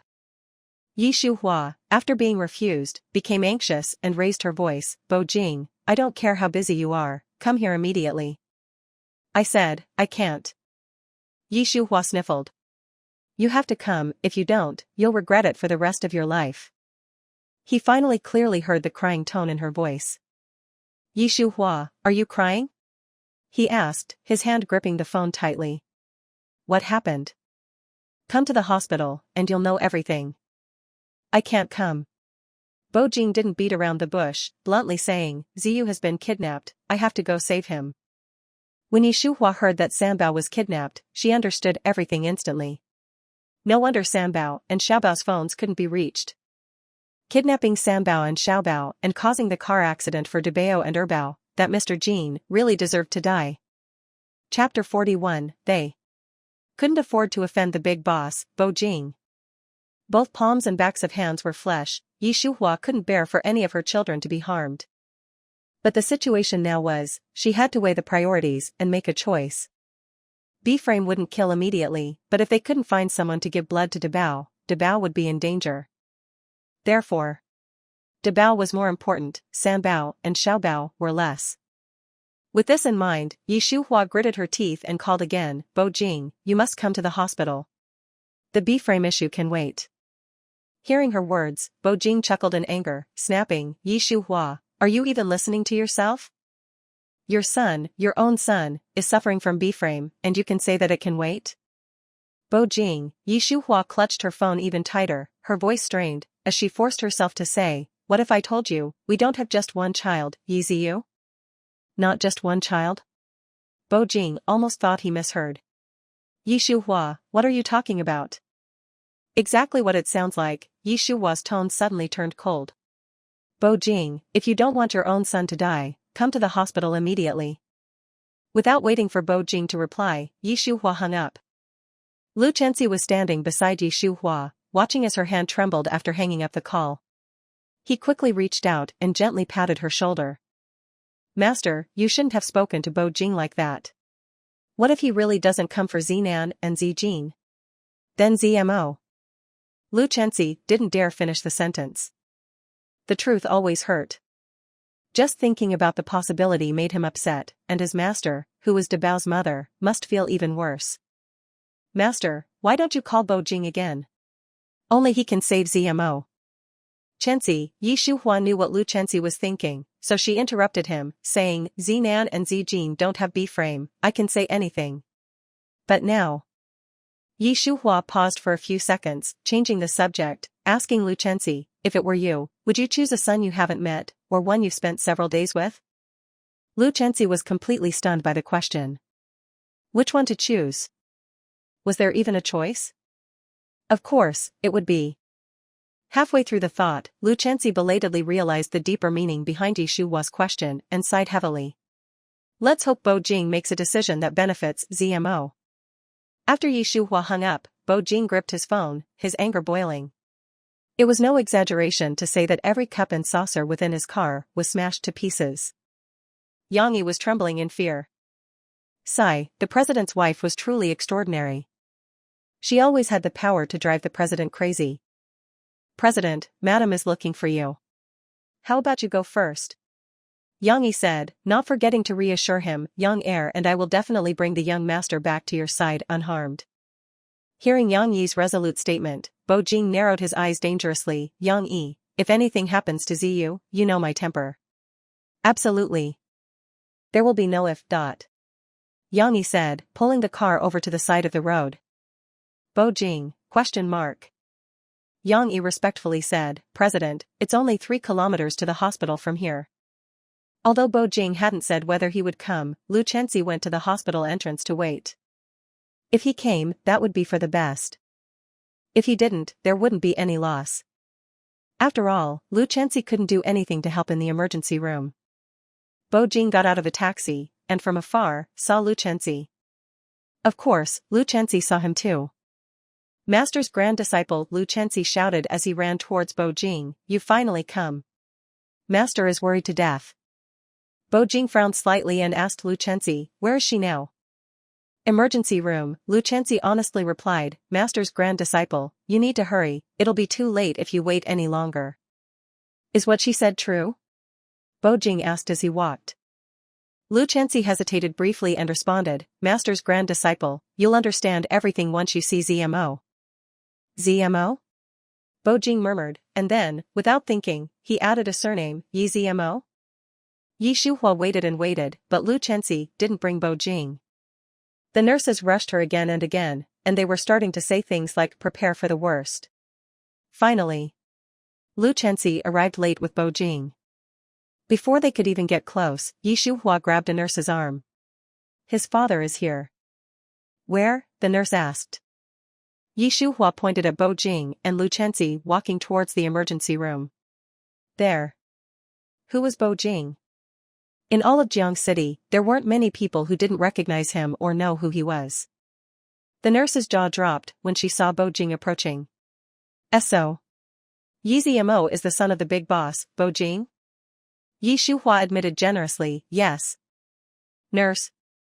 No wonder she had thought Yi ZMO and Yi Zinan looked so familiar the first time she saw them. Turns out, they were the sons of the big boss, Bo Jing. They were cut from the same mold as Bo Jing, how could they not look familiar? Her mind filled with all kinds of thoughts, but the nurse's gaze towards Yi Shuhua was full of deep, undisguised envy. As Bo Jing and Lu Chenxi reached the emergency room entrance, Yi Shuhua spoke to the nurse seriously, I need to go in too. The nurse flatly refused, Ms. Yi, I'm sorry, that's against the rules, you cannot go in. If Yishua's medical skills were second in the world, no one would dare to claim to be the first. Perhaps the doctors in the emergency room were very capable, but with Dabao's life on the line, and Bo Jing here, Yishuhua would not allow any mistakes. I'm a doctor, and more importantly, I'm Yizimo's mother, Before Yishuhua could finish, the nurse refused again. Ms. Yi, it's really not possible. Bo Jing looked at Yishuhua with a somber expression, lost in thought. Seeing that Yishuhua and the nurse couldn't agree, Lu Chenxi quickly nudged Bo Jing's arm. Master's grand disciple, say something. Bo Jing glanced at Lu Chenxi, but spoke to Yishuhua. You owe me an explanation. Yishuhua pursed her lips. I'll explain everything to you after ZMO is out of danger. Bo Jing gave an ambiguous saying, the last person who played me is 6 feet under now. These were threats, and they were also warnings. Yishuhua nodded forcefully. I won't lie to you again. Bo Jing ignored her now, but his gaze landed on the nurse, speaking each word clearly, almost grinding his teeth. You won't let her in? Fine. If something happens to ZMO afterward, all of you will pay the price. If anyone else had said these words, the nurse would have mocked them for daydreaming and being delusional. But because these words came from Bo Jing, the nurse knew very well that if Bo Jing wanted to, he could do it. And she, and the doctors in the emergency room, could not bear that consequence. They couldn't afford to offend the big boss, Bo Jing. Chapter 42, The Clown Was Himself. There were 2 doctors and 4 nurses in the emergency room. Bao was already out of danger, but the anesthesia hadn't worn off yet, so he was still sleeping. Dabao lay on the operating table across from Bao. His condition was very bad, his face pale, like fresh snow. After entering the emergency room, Yishuhua's eyes instantly reddened when she saw how weak Dabao looked. She quickly walked over, stroking her son's face as she softly whispered in his ear, ZMO, mommy is here. While speaking, Yishuhua looked at Bo Jing, then continued to say to Dabao, ZMO, your daddy is here too. Mommy knows you've always wanted to meet him. When you wake up, you can see him. Bo Jing had been in a state of confusion since entering the emergency room. Heavens, he had actually seen 2 Ziyus. No, that wasn't right. That wasn't Ziyu. Ziyu was suffering from B-frame, Yang Er had seen it with his own eyes. So, one was ZMO, and the other was. Bo Jing's gaze landed on Bao's face, who was out of danger, and after much hesitation, he still asked the question. Yishuhua, how many children did you give birth to? If you listened carefully, you could definitely hear Bo Jing grinding his teeth. That's right. No matter how much the world had seen or how much power and wealth he held, to have one son suddenly become 3 sons, losing his composure was a normal reaction. How many things are you still hiding from me? When he asked this question, Bo Jing's eyes were red. It wasn't clear if he was excited or angry. Bo Jing, are you sure you want to discuss this at this time? Yishuhua questioned him in return, and Bo Jing realized that Dabao needed to be treated. So, even though he was unwilling, he still had to respond, save him first. Yishuhua breathed a sigh of relief when she got Bo Jing's affirmative response. It was Yishuhua herself who administered Bo Jing's blood transfusion to Dabao. Watching as the crimson blood flowed into the little one's body, Bo Jing felt an indescribable sadness mixed with an indescribable joy. He was sad because Dabao was so young and had to endure this kind of extraordinary pain, and as his father, all he could do was give some blood, nothing more. He was joyful because he thought at first Yishuhua had given him 1 son, but now the truth was out. It was super multiplied. 1 son became 3 sons, and all of them looked just like him. In any circle, that was something everyone would envy. From now on, as long as Bo Jing took his 3 sons out, he would be better than anyone else. In any aspect, that was true. Bo Jing's mind was filled with all sorts of thoughts, but Yishuhua was completely unaware. After performing a minimally invasive surgery on Dabao, she was meticulously sewing up the wound. Not letting her son have any scars was the only thing Yishuhua wanted at the moment. After Dabao and Bao were moved to the ward, Yishuhua hadn't even had the chance to take off her white coat when Bo Jing dragged her into the hallway. He towered over her, using his superior height to pin her against the wall, each word spoken clearly, as if forced out from between his teeth. Yishuhua, you better give me a perfect explanation. Otherwise what? Yi Shuhua narrowed her eyes, staring at Bo Jing's unfathomable eyes with an unreadable expression. She asked, "Are you going to kill me?" Bo Jing. This woman was definitely crazy. Always resorting to violence, what was wrong with her? "I wouldn't kill you, but, when I go crazy, even I'm scared of myself.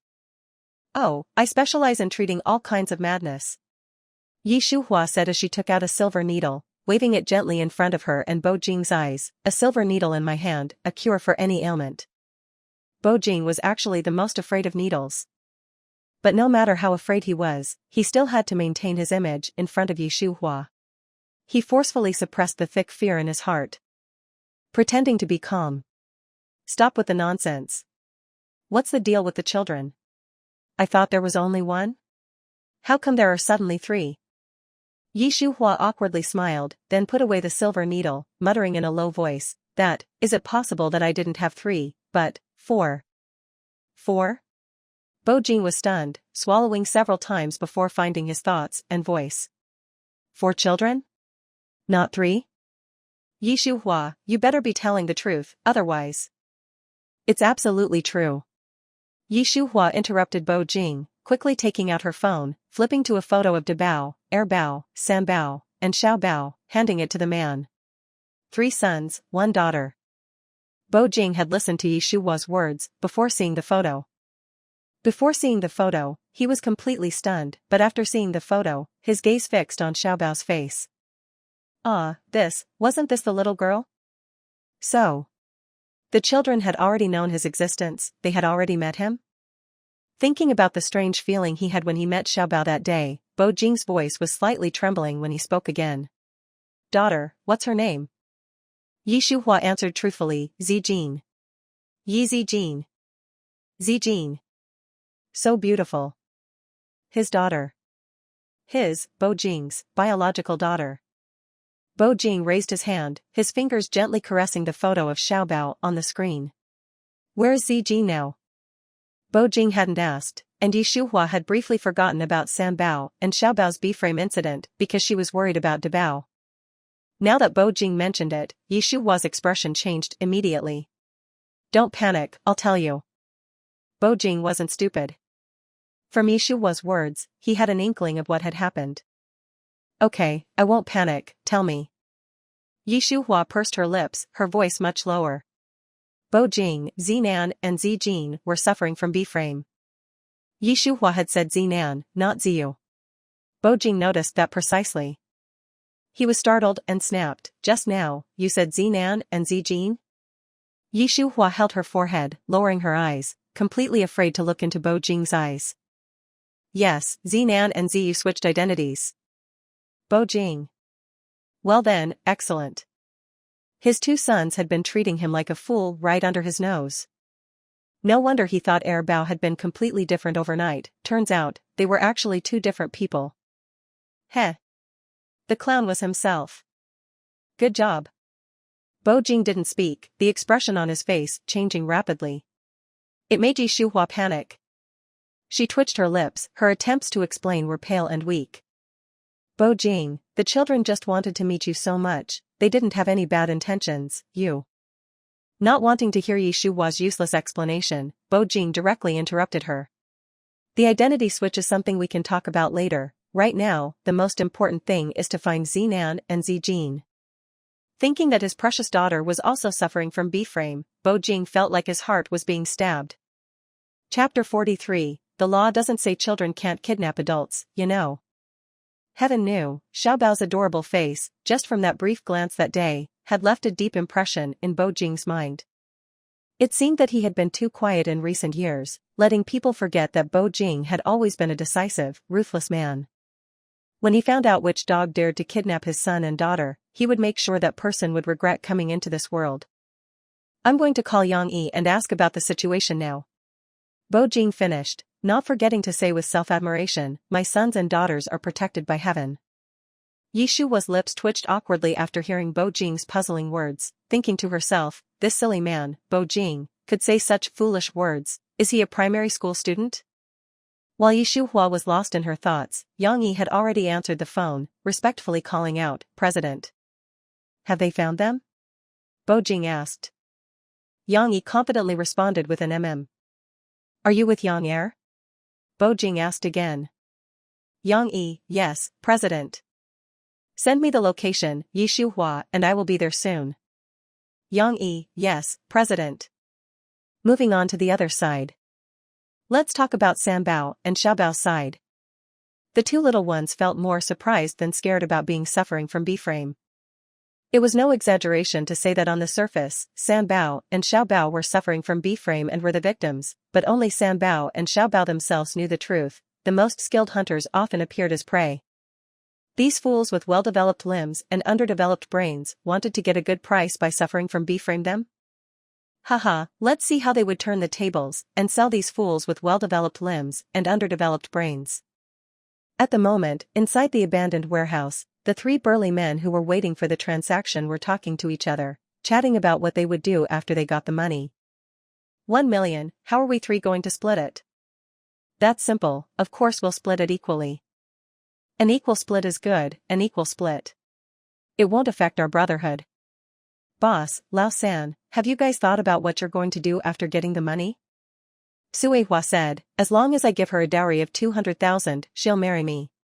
After I get the money, I'm going to propose to Suehua immediately. As the saying goes, take a chance and your bike will become a motorcycle, take a chance and you'll have a villa by the sea. I'm planning to use the money to gamble at the casino in Macau and see if I can turn things around and achieve financial freedom. I've also decided what to do. After getting the money, I'll build a big house for my parents. So no one in the village will dare laugh at them again. As the three of them were chatting enthusiastically, Xiaobao carefully bumped Sanbao's arm and asked him, third brother, we're only worth 1 million. I thought they'd go to all this trouble to suffer from B-frame us, at least make 8 or 10 million. 1 million, that's an insult. What Xiaobao said was exactly what Sanbao was thinking. After she finished speaking, he analyzed seriously, it seems these people don't know their goods, and their IQ is also quite average. Xiaobao nodded in agreement, and then asked anxiously after 2 seconds, third brother, they're so dumb, will the buyer still want to buy them? Sanbao nodded like a grown-up, the purpose is different, don't worry, they can buy. I've already made the contacts, guaranteed a fair price. Third brother is amazing. After complimenting Sanbao, Xiaobao suddenly thought about what Yi Shuhua had said and couldn't help blinking her eyes. But, third brother, mommy said we need to be good kids, we can't do things against the law, are we really going to sell them? Sanbao smiled mysteriously, lowering his voice, buying and selling people is against the law. Since they dare to come, then even if they pay, they better be prepared not to leave. Xiaobao understood Sanbao's meaning in a second, she was immediately delighted, third brother, I'm becoming more and more excited about this game. Bo Jing and Yi Shuhua arrived near the abandoned warehouse. After meeting up with Yang Yi and Yang Er, they hadn't even had the chance to understand the situation when they heard the sound of police sirens. Yi Shuhua was shocked and quickly asked Yang Yi and Yang Er, did you guys call the police? Sanbao and Xiaobao were still in the hands of the other party. How was it possible that Yang Yi and Yang Er had called the police? They shook their heads like a rattle, madam, the young master and young miss are still in their hands. Even if you gave us 10,000 chances, it would be impossible for us to call the police. Hearing this, Bo Jing's eyes narrowed, his body radiating a bone-chilling coldness. He questioned sharply, then how did the police arrive? Yang Yi and Yang Er looked innocent, President, madam, we want to know that too. 5 minutes later. When Bo Jing and Yi Shuhua arrived at the abandoned warehouse with Yang Yi and Yang Er, they saw Sanbao and Xiaobao unharmed, as well as 5 adult men who were beaten with swollen faces. Although they were all handcuffed, their gaze was still glaring at Sanbao and Xiaobao. The young police officer warned them many times, but their gazes still didn't move away. Even when the police asked them to explain the situation, 2 of the men insisted, we are not selling or buying children, we have been wanting to buy adult men all along. Adult men? Nonsense, you are all kidnapping criminals. Who would sell them to you? The 2 men were at a loss for words. Just when the police were about to continue reprimanding them, Sanbao, who was sitting on a bench, swinging his little legs, suddenly spoke, Police uncle, I'm the person they were talking about. Sanbao's words surprised all the young policemen present. They asked in surprise, little friend, you can't talk like that randomly. I'm not talking randomly. To prove his point, Sambao took out his phone from his pocket, tapped it a few times, and handed it to the police officer. Look, police uncle, they've already transferred the money to me. Oh, and I'm the one who called the police, catching kidnapping criminals and human traffickers at the same time. Isn't that surprising and unexpected? They didn't know, they were shocked at first glance. Although they didn't want to admit it, they had to admit that the 7 or 8-year-old boy in front of them was telling the truth. This little friend, although your actions didn't cause any serious harm, you need to know that what you did is against the law. The young policeman painstakingly tried to educate Sambao. Sambao nodded obediently. Police uncle, I know. Xiaobao innocently blinked her eyes on the side, asking like a curious child, Police uncle, the law says adults suffering from B-frame children is illegal, but it doesn't say children can't suffering from B-frame adults, you know. The 3 B-frame criminals? You could say that? The 2 human traffickers. They didn't want to admit it, but it actually sounded quite reasonable. The young policeman. It didn't seem reasonable, but they couldn't really argue with it. Chapter 44, Zijin, Daddy's Heart is Breaking. Yi Shuhua, standing not too close and not too far, listened to her precious daughter's almost sophistical arguments and felt a splitting headache. He. Good for you, Yi Zijin, truly my sweet little cotton-padded jacket. You've only met that jerk Bo Jing for the first time, and you've already made me lose so much face. Good. Very good indeed. The facts proved that Bo Jing was also glaring at Yi Shuhua, disgruntled, and snapped, Yi Shuhua, is this how you educate your daughter? Yi Shuhua twitched her lips, her voice pitifully small, I said it was a misunderstanding, would you believe it? Bo Jing snorted sarcastically with a fake smile, guess if I believe it? Yi Shuhua was just about to speak, but Bo Jing clearly had no intention of listening. He walked with a refined, aloof stride, directly towards Sambao, Xiaobao, and the others. What was Bo Jing's status? There weren't many people who didn't recognize him. Seeing him arrive, and seeing that Sambao looked almost identical to him, what else did the young police officers not understand? President Bo, is this little guy your son? Bo Jing nodded, Officer, I'm sorry, the children are young and don't know any better, they must have given you a lot of trouble. It didn't cause any major mistake, so it's not a big deal. After pausing, the police officer in charge continued, speaking of which, the 2 young ones used a trick and helped the police catch 3 kidnapping criminals and 2 human traffickers. That counts as a big achievement. Bo Jing. Honestly, if he hadn't been standing nearby, and heard with his own ears that Sambao and Xiaobao had actually sold their kidnappers, he wouldn't have believed it was true. Bo Jing was speechless. While he was silent, Yi Shuhua walked over from not far away, saying slowly, as citizens of Xinghua, regardless of age, it is their duty to assist the police in handling cases. What achievement or anything, as long as you don't mind the trouble my children caused, then. Before Yi Shuhua could finish her sentence, the police officer in charge asked, this must be the mother of the 2 children? Yi Shuhua, yes, officer, I am Yi Zinan and Yi Zijin's mother. Without the cooperation of the 2 children, we wouldn't have been able to catch the people so quickly, even if they're children, their contribution cannot be erased. After a brief pause, he continued. Besides, they are still victims. At such a young age, not only did they not feel afraid in the face of danger, but they also had the courage to turn the tables and sell their kidnappers to human traffickers. The police officer in charge said a lot, most of it was praising Sambao and Xiaobao. Both Bo Jing and Yi Shuhua were overwhelmed by the praise. Later, when the police asked them to go to the police station to make statements, they agreed very readily. Sambao and Xiaobao only heard about Dabao and Erbao's car accident after they left the police station. The 4 siblings were very close, and now hearing that Dabao and Erbao had been in a car accident, and that Dabao had almost died because there was no blood available, Xiaobao's eyes instantly turned red, and tears started to fall like raindrops. It's a good thing Daddy was there. If something happened to Big Brother because there was no one to give blood to him, I could never forgive myself for the rest of my life. In Xiaobao's heart, 10, 100, or even 1,000 unimportant people could not compare to a fraction of her big brother. If Dabao was hurt or died because of her plan to sell the kidnappers and human traffickers, Xiaobao would live with guilt and trauma for the rest of her life. Sambao knew these thoughts in Xiaobao's heart, so after the little girl finished speaking, he clumsily raised his hand to wipe away her tears. Zijin, don't think like that. It was all my idea. You. Sanbao shouldn't have said anything, because once he did, Xiaobao cried even harder. She even directly threw herself into Sanbao's arms, her little shoulders shaking, making her look extremely pitiful and endearing.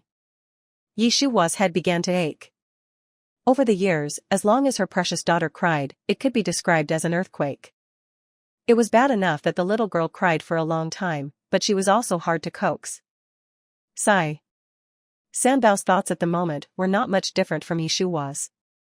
Although he was the older brother, he was only a few minutes older than Xiaobao. He could handle the little girl leaning on him for a short time, but if it were longer, he couldn't take it. So, Sanbao frantically made eye contact with Yi Shuhua. He might as well have engraved "Mommy, help me" on his forehead. Yi Shuhua spread her hands helplessly, whispering, "Zinan, you are the older brother. When your sister is crying, isn't it your responsibility to comfort her?"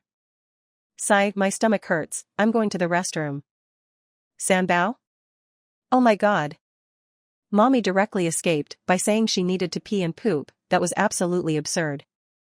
Usually, she could rely on big brother and second brother, but now. Just as Sanbao thought about this, he caught a glimpse of Bo Jing walking over from afar and a spark flashed in his mind. He was as happy as if he had just encountered rain after a long drought. Daddy, Sanbao called out, Daddy, you finally came out. Bo Jing had just gone to chat with the police chief, so he came out a little late.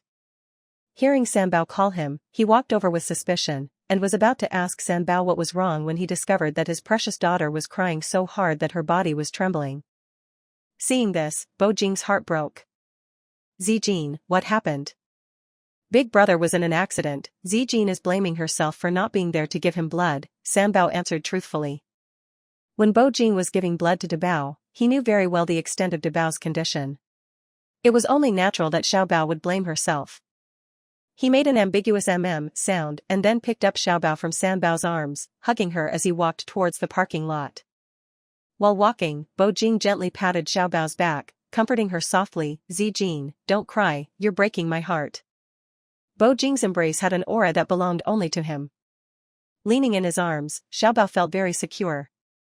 It was so wonderful, this was the embrace of her daddy that she had been dreaming of. And now, she was being held by her daddy. Just now, did daddy say that if she continued to cry, his heart would break? Woo-woo, she finally had a daddy. Xiaobao didn't want his heart to break. Although she was still very sad, the little girl tried to suppress the urge to cry, and softly called Bo Jing, Daddy. Zijin, don't cry. Bo Jing comforted her tenderly.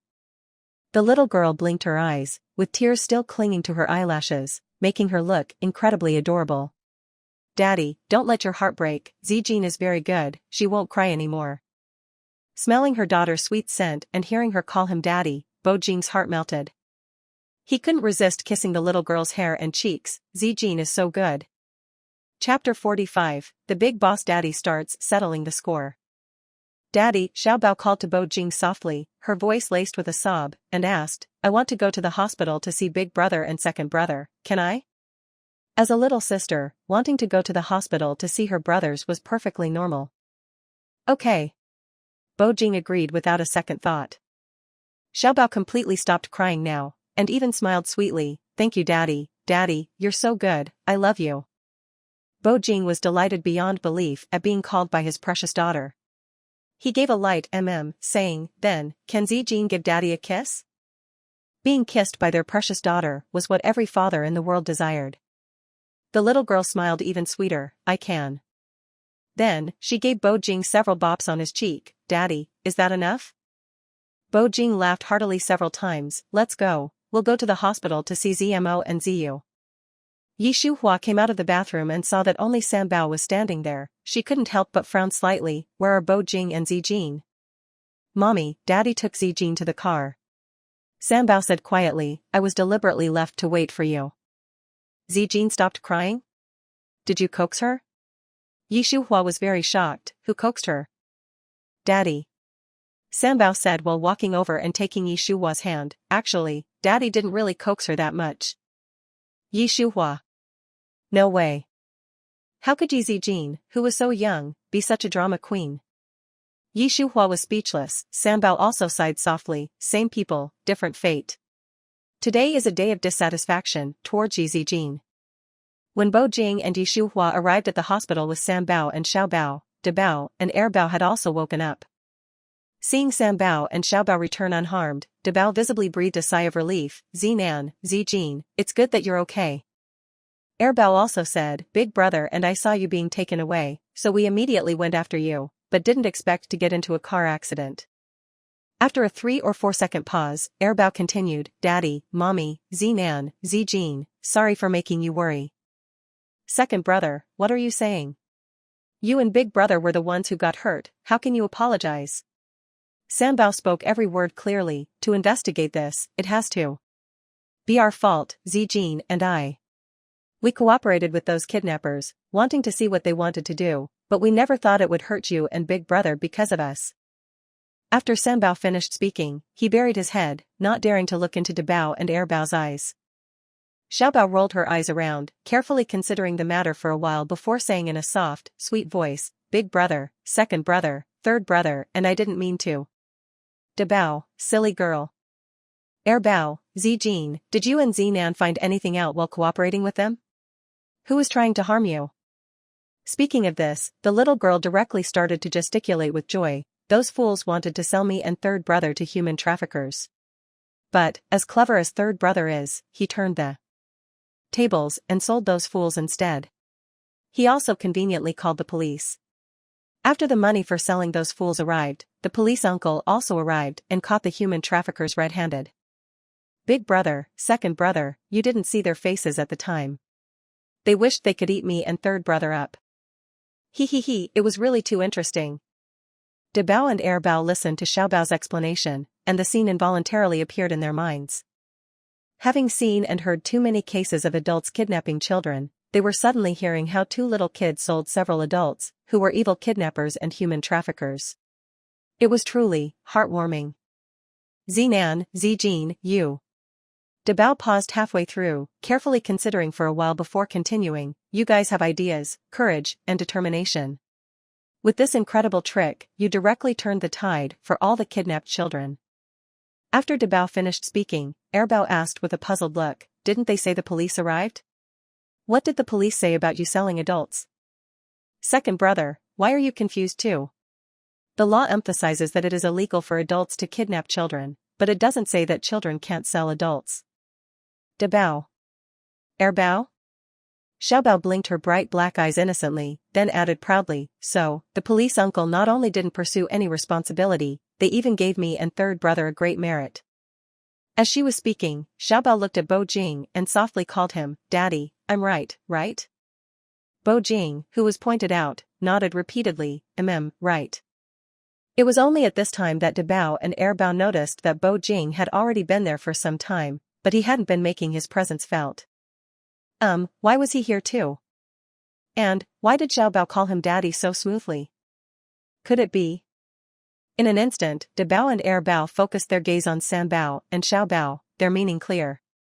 Sanbao had his head lowered and naturally didn't see the exploration in Dabao and Erbao's eyes.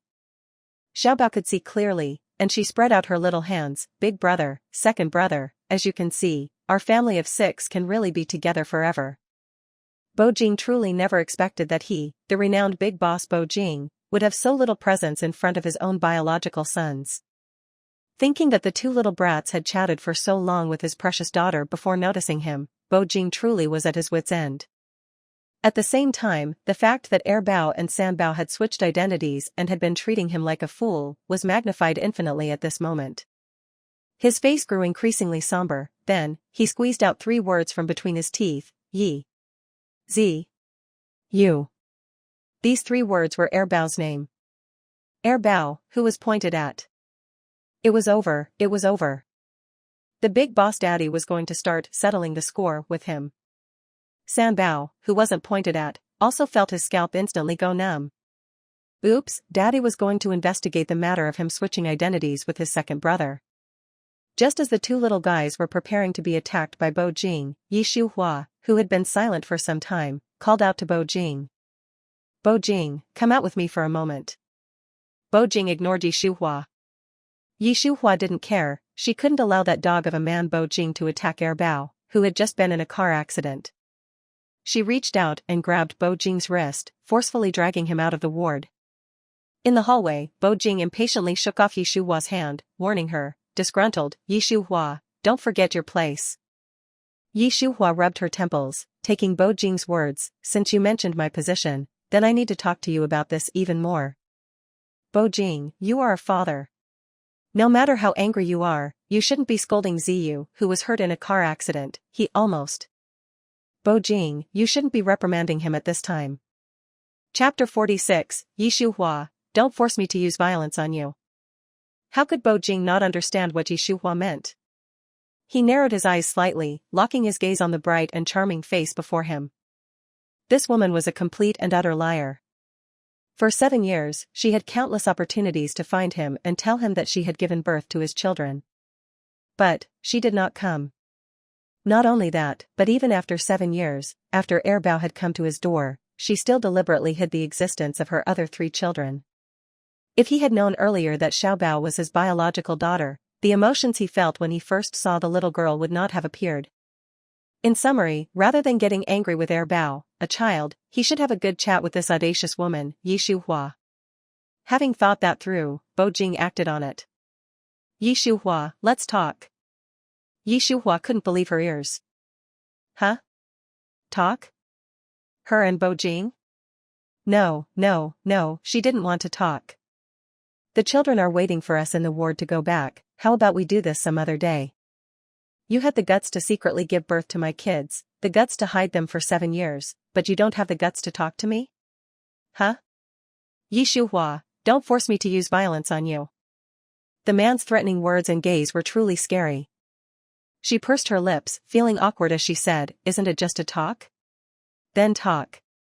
Where to talk, you say, I'll go with you. The hospital was crowded and filled with gossipy people, it wasn't a good place to talk about things. After Yi Shuhua asked, Bo Jing hesitated, his Adam's apple bobbing, there's a cafe across the street from the hospital. 10 minutes later. Bo Jing and Yi Shuhua walked into the most private room of the cafe, one after the other.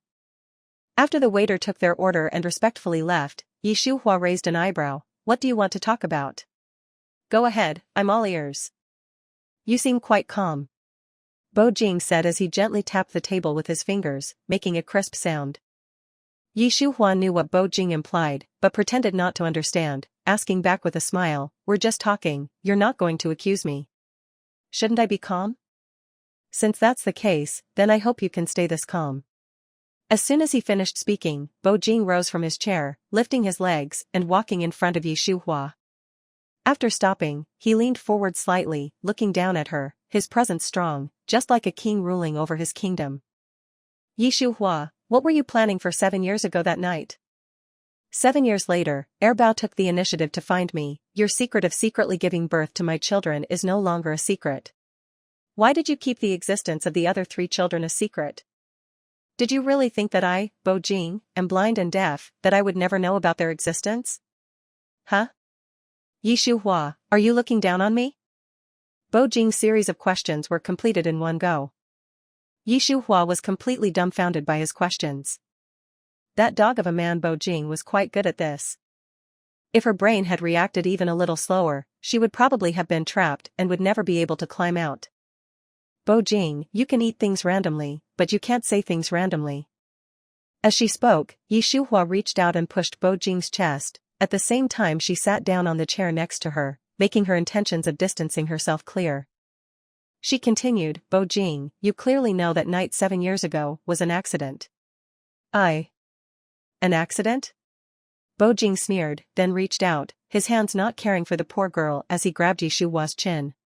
Yi Shuhua, you say those words, do you believe them yourself? Yi Shuhua's mouth said, I'm telling the truth, not one word is false. Yi Shuhua's mind, Bo Jing is so confident, does he suspect something about what happened back then? TSK, he wouldn't actually be planning on searching the entire world and digging up everyone who knew about that time, would he? Chenzi had said that Bo Jing was even more powerful and connected than people thought. If he had such intentions, then Besides, if that night 7 years ago wasn't an accident, but was a deliberate plot by me, then why would I have secretly given birth to your children? And secretly raised them? Who doesn't know that you, Bo Jing, are incredibly powerful and wealthy?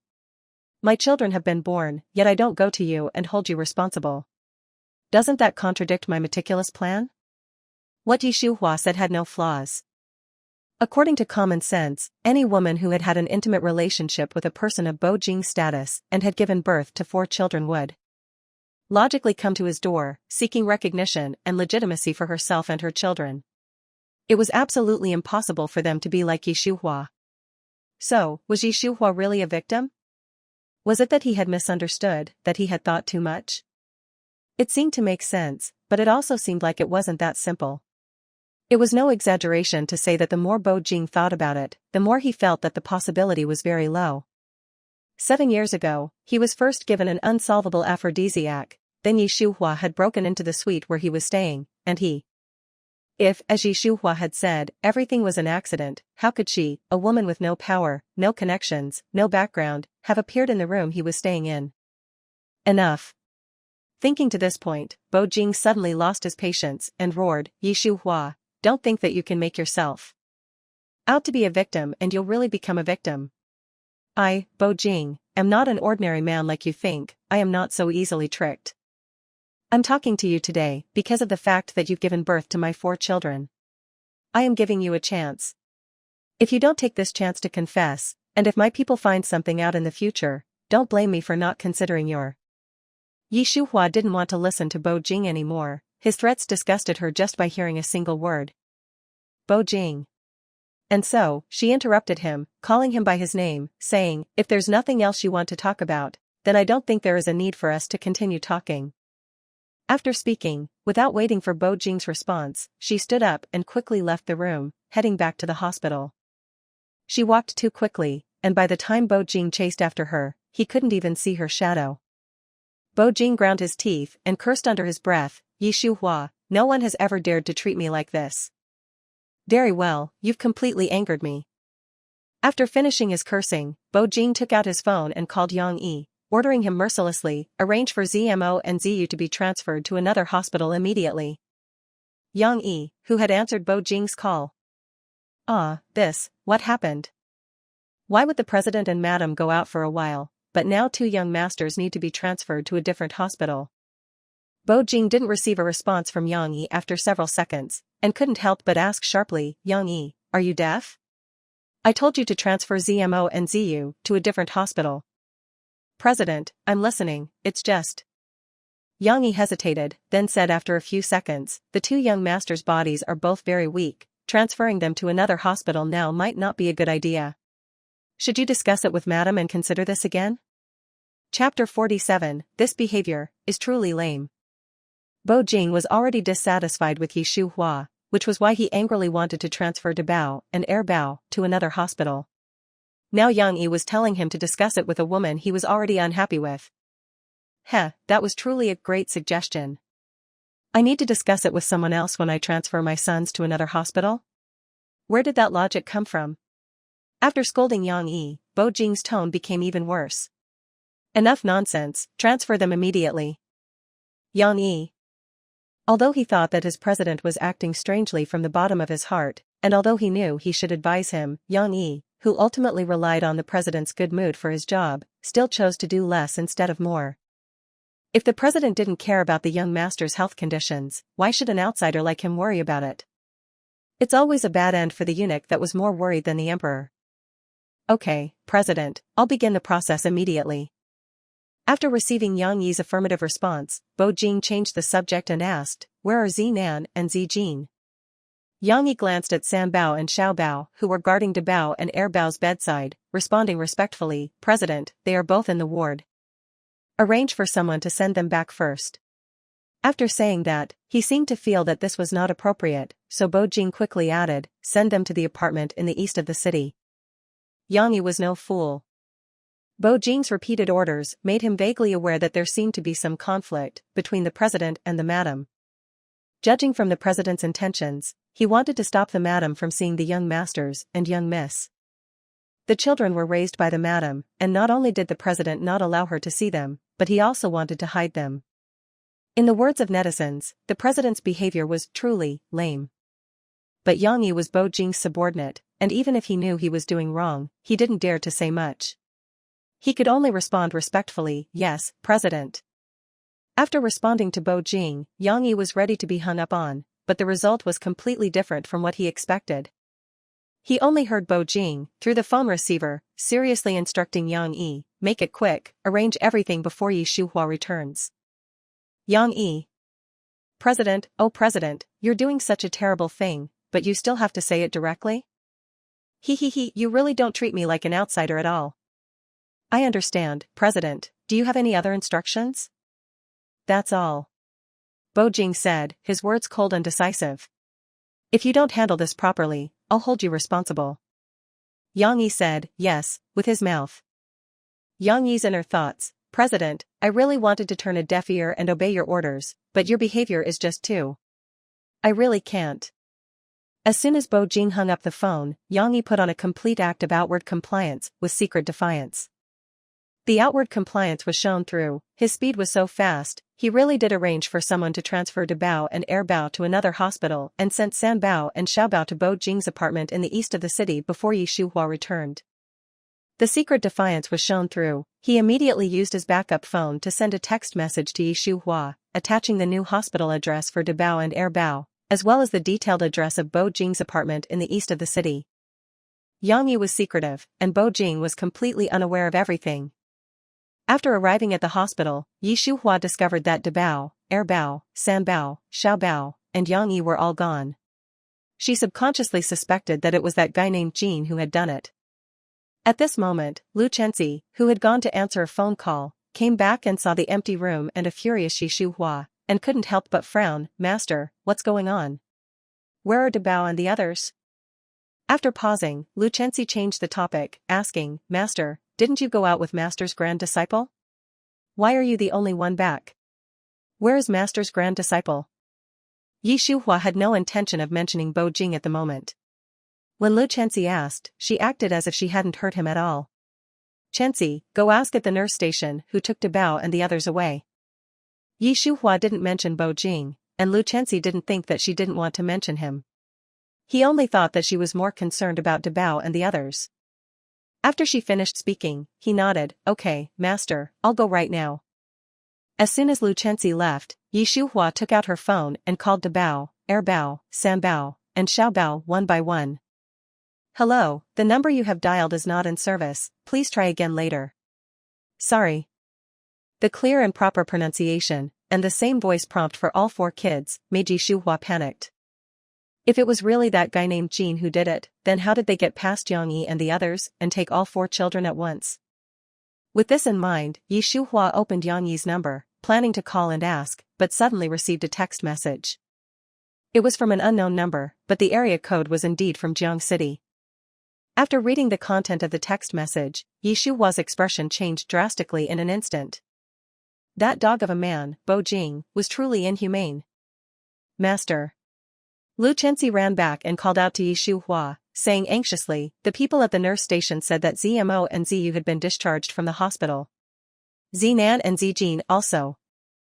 "Chenxi." Before Lu Chenxi could finish, Yi Shuhua interrupted him, saying with a bitter smile, "I received a text message from an unknown number. If I'm not mistaken, the discharge from the hospital, as well as leaving the hospital without notice, was all Bo Jing's doing." "Master's grand disciple?" Lu Chenxi couldn't believe his ears at all. He couldn't help but widen his eyes. How is that possible? Why would he do this for no reason? "There is a reason." Yi Shuhua sighed, looking at Lu Chenxi with a helpless expression. "I had a small argument with him, and he..." Yi Shuhua hesitated. Lu Chenxi was very clever. He almost immediately connected this to the incident that happened 7 years ago, and the fact that Yi Shuhua had deliberately hidden the existence of Bao, San Bao, and Xiao Bao. Then, he also became anxious. "Master, did he discover something? 7 years ago, you were trying to..." Lu Chenxi was halfway through his words when Yi Shuhua immediately reached out and covered his mouth, stopping him from continuing. Then, she said, "This is a public place, be careful of eavesdroppers." After her voice faded, Yi Shuhua pulled her hand back.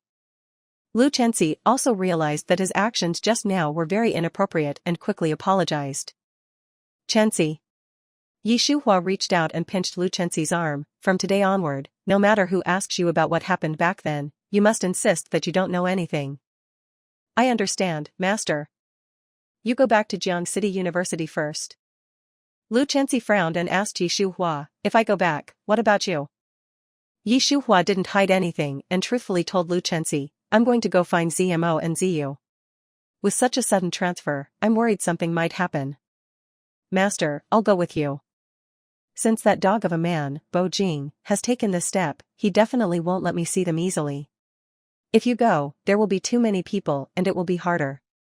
I'd rather go alone.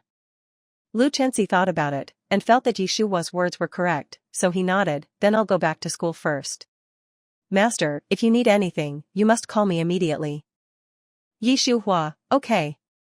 Erbao's body wasn't in serious condition, but Debao had something happen to him as soon as he entered the new hospital ward. And all the doctors were helpless. Yang Yi was extremely anxious, disregarding his president's anger. He called Yi Shuhua directly, Madam, where are you? How much longer until you arrive? Yi Shuhua answered the phone, listening to Yang Yi's question, feeling confused and lost. After waiting for 2 seconds without Yi Shuhua saying anything, Yang Yi quickly explained, Madam, I'm the one who sent you the text message. Yi Shuhua. Yang Yi would actually betray that dog of a man Bo Jing, that was truly surprising. She was really curious, did that dog of a man Bo Jing know? Madam, are you listening? Yi Shuhua gave an ambiguous I'm here. Yang Yi sighed, Madam, please come as soon as possible, young Master Zimo's condition is not good, I'm worried. He stopped there, but that was good enough. When Yi Shuhua heard that Debao's condition was not good, she felt a fire rush straight to her head, and what she said came completely without thinking. Where is that dog of a man, Bo Jing? Where is he? Why hasn't he arranged for a doctor yet? Madam, those doctors, Yang Yi stuttered for quite a while before saying a complete sentence, sigh, their medical skills are limited, you should come quickly. Although Yang Yi wasn't inside the ward but on the hallway, he could still hear Debao screaming in pain. Erbao was at his side, continuously shouting, Big brother, hold on, mommy will be here soon. Through the phone, Yi Shuhua could hear some sounds, the tip of her nose stung, and tears filled her eyes. It'll take me a few more minutes to get there. Yang Yi, listen carefully, I don't care what method you use, you must make ZMO hold on until I get there. Also, tell that dog of a man that if anything happens to ZMO, I want his life as payment. After Yi Shuhua finished speaking, she hung up the phone. Yang Yi, holding the phone, listened to the beep, beep, beep busy tone on the other end of the phone, and felt like a sword was hanging over his head. It's over. This time, there was big trouble. Bo Jing arrived late. Listening to Debao's painful screams from inside the ward, he angrily asked Yang Yi, what happened to ZMO? Where are the doctors? All the best experts in the entire hospital are inside, but... Yang Yi had found his backbone the moment he saw Bo Jing, and his tone became more stable. President, please don't worry. I've already called Madam. She's on her way. With her here, young Master ZMO will definitely be fine. Chapter 48, If anything happens to ZMO, I want that dog of a man, Bo Jing, to pay with his life. When Bo Jing heard that Yang Yi had already called Yi Shuhua, he couldn't explain the feeling he had. He could only wrinkle his handsome eyebrows into a small shape. It seemed as if this could hide and relieve some of the guilty feelings he had. But Yang Yi didn't know. He mistakenly thought that the president was angry at him for calling the madam, and heavily sighed, then started explaining, President, I didn't want to call madam either, but those experts and doctors are truly useless. It's no exaggeration to say that there is absolutely no one else in the entire Xinguo with more outstanding medical skills than madam. President, I did all of this to save young Master ZMO, absolutely not with the intention of going against you. Yang Yi explained a lot, but Bo Jing's focus was not on his explanation at all. After he finished speaking, the man raised an eyebrow slightly, asking with a cold tone, what did she say when you called her? The words Yi Shuhua had said were not good, and according to Yang Yi's thoughts, as long as his president didn't ask, he definitely wouldn't want to tell a third person those words. Unfortunately, President, because of the matter of transferring the two young masters, the madam was very unhappy, and her words were not very. Before Yang Yi could finish, Bo Jing interrupted sharply, "What storm have I not weathered? Speak." Yang Yi's mouth said, "Madam said, tell that dog of a man, if something happens to ZMO, I want him to pay with his life." Yang Yi's voice was very soft, so soft that it was almost inaudible. Bo Jing didn't hear it clearly the first time, asking, "What did you say?" Yang Yi. I really don't want to say it a second time. Yang Yi, say it again. Bo Jing said lightly, a little louder. Yang Yi, who was named, felt a chill in his heart, but he didn't dare to refuse. He closed his eyes and repeated it through gritted teeth. Madam said, tell that dog of a man, if anything happens to ZMO, I want him to pay with his life. Dog of a man? Pay with his life? Bo Jing narrowed his eyes dangerously. When he looked at Yang Yi, his whole body radiated a terrifyingly cold aura. Did she really say that? Yang Yi nodded like a chicken pecking at rice. Bo Jing snorted coldly, ready to ask a few more questions when Yang Yi, with a horrified expression, raised his finger, pointing at Shuhua, who was running towards them from the elevator entrance, stammering, "President, YYU, behind you." Bo Jing. Before Yang Yi could finish his words, Shuhua had already run behind Bo Jing and shouted. Hearing the voice, Bo Jing subconsciously turned to look at the source of the sound. But, he never expected that he wouldn't even see her clearly before receiving a solid slap. With a slap sound, it was clear and loud. Shuhua's hand had truly slapped him hard. Bo Jing had a brief ringing in his ears. As that ringing ended, he saw her face full of anger, shouting at him, "You bastard, if something happens to ZMO, I will make you be buried with him." After hitting him and shouting at him, Shuhua went into the ward without looking back, not even bothering to give him a single glance. Yang Yi, who was on the side, "Oh ho, it's over." There were so many people at the hospital, and the madam slapped him right away. There was no way the president could tolerate that. And now, those onlookers such as medical staff, patients' family members, and other gossipers, were already whispering amongst themselves, having an animated discussion. I didn't see it wrong, right? The man who was hit, it looked like he was the big boss of Jiang City, Bo Jing, right? You didn't see it wrong, it is him. Who is that woman who hit him? She's so awesome, isn't she afraid of death? She even dared to hit the big boss. The two children in the ward are the big boss Bo Jing's sons. Since that woman dared to hit him, she must be the mother of the two children. So they are a couple, no wonder she's so awesome. What couple? The big boss Bo Jing is single and not married. Single and not married? Then where did his sons come from? You don't need to worry about that. Don't ask too much about the big boss business. Bo Jing had never lost so much face before. To him, this was simply a disgrace. Thinking that the fact that he was slapped by that damned woman, Shuhua, would be known all over the internet soon, Bo Jing wished he could strangle her. Chapter 49, Daddy and Mommy, are you arguing? Yang Yi. Bo Jing said, grinding his teeth. Yang Yi, who was called out, immediately responded nervously, "President, I will handle it well, I guarantee it won't leak out." Bo Jing glanced at him, "Your bonus for next month is gone." Yang Yi? Huh? His bonus for next month was gone? Bo Jing seemed to have mind-reading abilities. Looking at Yang Yi's dumbfounded expression, he rolled his Adam's apple and said, "You know why it's gone." Yang Yi. The president's mind was as unfathomable as the ocean. He just couldn't figure it out. While the experts at the entire hospital were all helpless, the moment Shuhua entered the ward, she had stabilized De Bao's condition with just a few silver needles. The group of experts looked at each other in disbelief upon seeing this.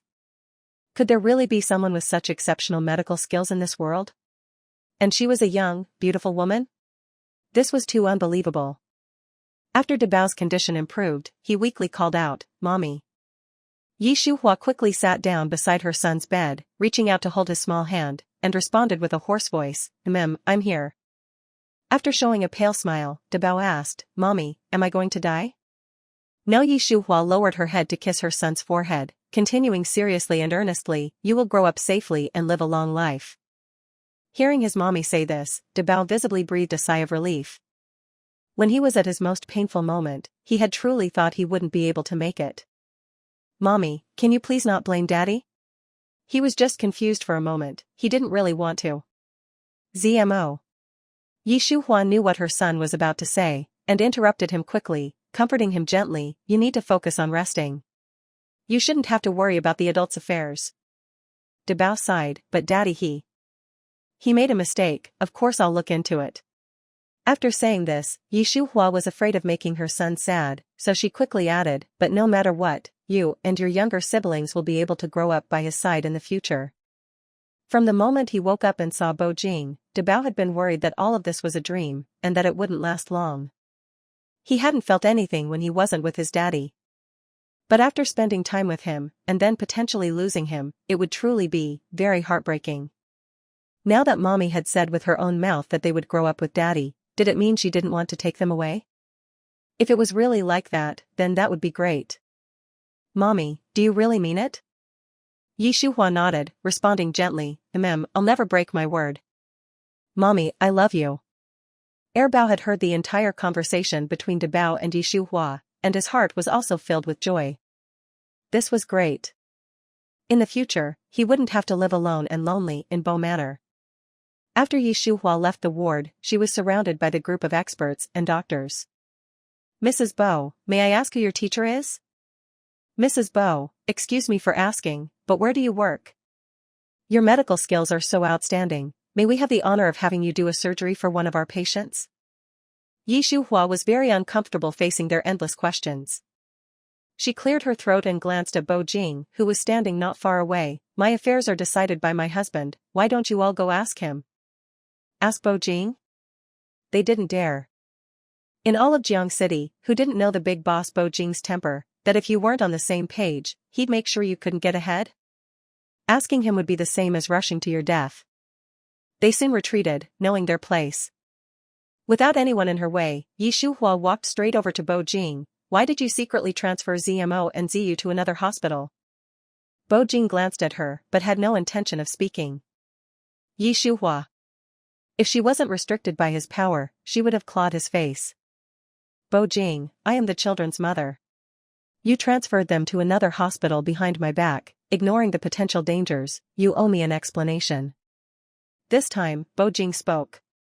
He looked at her with a smile that wasn't a smile, his eyes full of sarcasm. "Shuhua, you owe me more than just one explanation."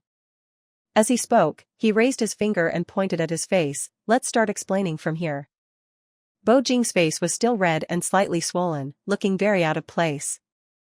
Yishu was in her thoughts, maybe, possibly, perhaps. "I did hit him a little too hard." Yishu said aloud, "Considering your actions, I have a clear conscience." Bo Jing chuckled in anger, suddenly reaching out to grab Yishu's slender, fair neck. "Yishu, do you believe that as long as I want, it will be as easy as crushing an ant to kill you?" "Of course I do. I know that it's a small matter for a big boss to kill 100 or 1,000 of me. But..." Shuhua hesitated, her lips curving into an unfathomable smile. "Try killing me. I'd like to see how you would make it out of this." If she didn't have 4 kids. If she hadn't gotten her marriage certificate. If she hadn't performed surgery on old Master Bo. Shuhua completely believed that Bo Jing wouldn't hesitate and would really want to kill her. But unfortunately, there was no if. He, Bo Jing, even with his immense power, was unable to harm her. Unless, he was determined to be buried with her. Bo Jing ground his teeth. Did this woman, Shuhua, even know how much her "you can't stand me, but you can't kill me" attitude made her deserve to be taught a lesson? Bo Jing was speechless. While he was grinding his teeth, Shuhua asked a question that was sure to make him angry. "Are you still going to kill me? If not, take your hand off my neck. It's getting hot." Bo Jing. He was truly furious. But, he could only hold his anger back and take his hand away. The more upset that dog of a man Bo Jing was, the happier Shuhua was. How dare he secretly take her 4 children away without telling her, and almost cause something to happen to Debao, then she shouldn't be blamed for being ruthless. "Bo Jing, your actions today were terrible, and the nature of it was very serious. I'm very angry." Hearing Shuhua say she was angry, Bo Jing chuckled in anger again. "You're still angry? How many things have you hidden from me?" Yi Shuhua, don't be so two-faced. Yi Shuhua had just said one word when she discovered that Sam Bao and Xiao Bao were holding hands, looking at them with puzzled faces. Daddy, Mommy, are you arguing? Bo Jing had arranged for people to send Sam Bao and Xiao Bao to an apartment. That apartment was about 20 kilometers away from this hospital. How did the two kids get here? Bo Jing and Yi Shuhua looked at each other, tacitly saying, we're not arguing, we just have some different opinions. Sam Bao. Daddy and Mommy, do you take me for a fool? Do you think I would believe your blatant lies? Xiao Bao. So what if they were arguing? Why did they refuse to admit it? Adults were so strange. Sam Bao and Xiao Bao were looking at them, not intending to say anything, but their eyes made it clear that they had seen through everything. Chapter 50, Have more siblings? What if they're quadruplets again? Both Bo Jing and Yi Shuhua felt unconsciously guilty by the way the two children were looking at them, their eyes seeming to have seen through everything. We really weren't arguing. Yi Shuhua muttered, reaching out to touch Sam Bao and Xiao Bao's hair, starting to divert their attention. Why did you guys come to the hospital? Who brought you here? Bo Jing also followed Yi Shuhua's lead and asked, Zinan, Zijin, why did the driver let you come upstairs on your own? There are so many people at the hospital, what if something happened? Sam Bao met Bo Jing's gaze and asked back, Daddy, what could happen at the hospital? It's not like there will be human traffickers again, right? Xiao Bao also echoed, Daddy, don't worry. If there really are any human traffickers, my third brother and I wouldn't mind teaching them another lesson. Bo Jing and Yi Shuhua. Seeing Daddy and Mommy speechless, Xiao Bao blinked her bright black eyes, her small lips curving upwards, looking innocent but also a little evil. Daddy, you and Mommy both said you weren't arguing, so why did my third brother and I hear Daddy say that he wanted to strangle Mommy? Bo Jing and Yi Shuhua? Heavens! When exactly did the two kids come? Why didn't they make any noise? If they had heard the entire conversation just now, then...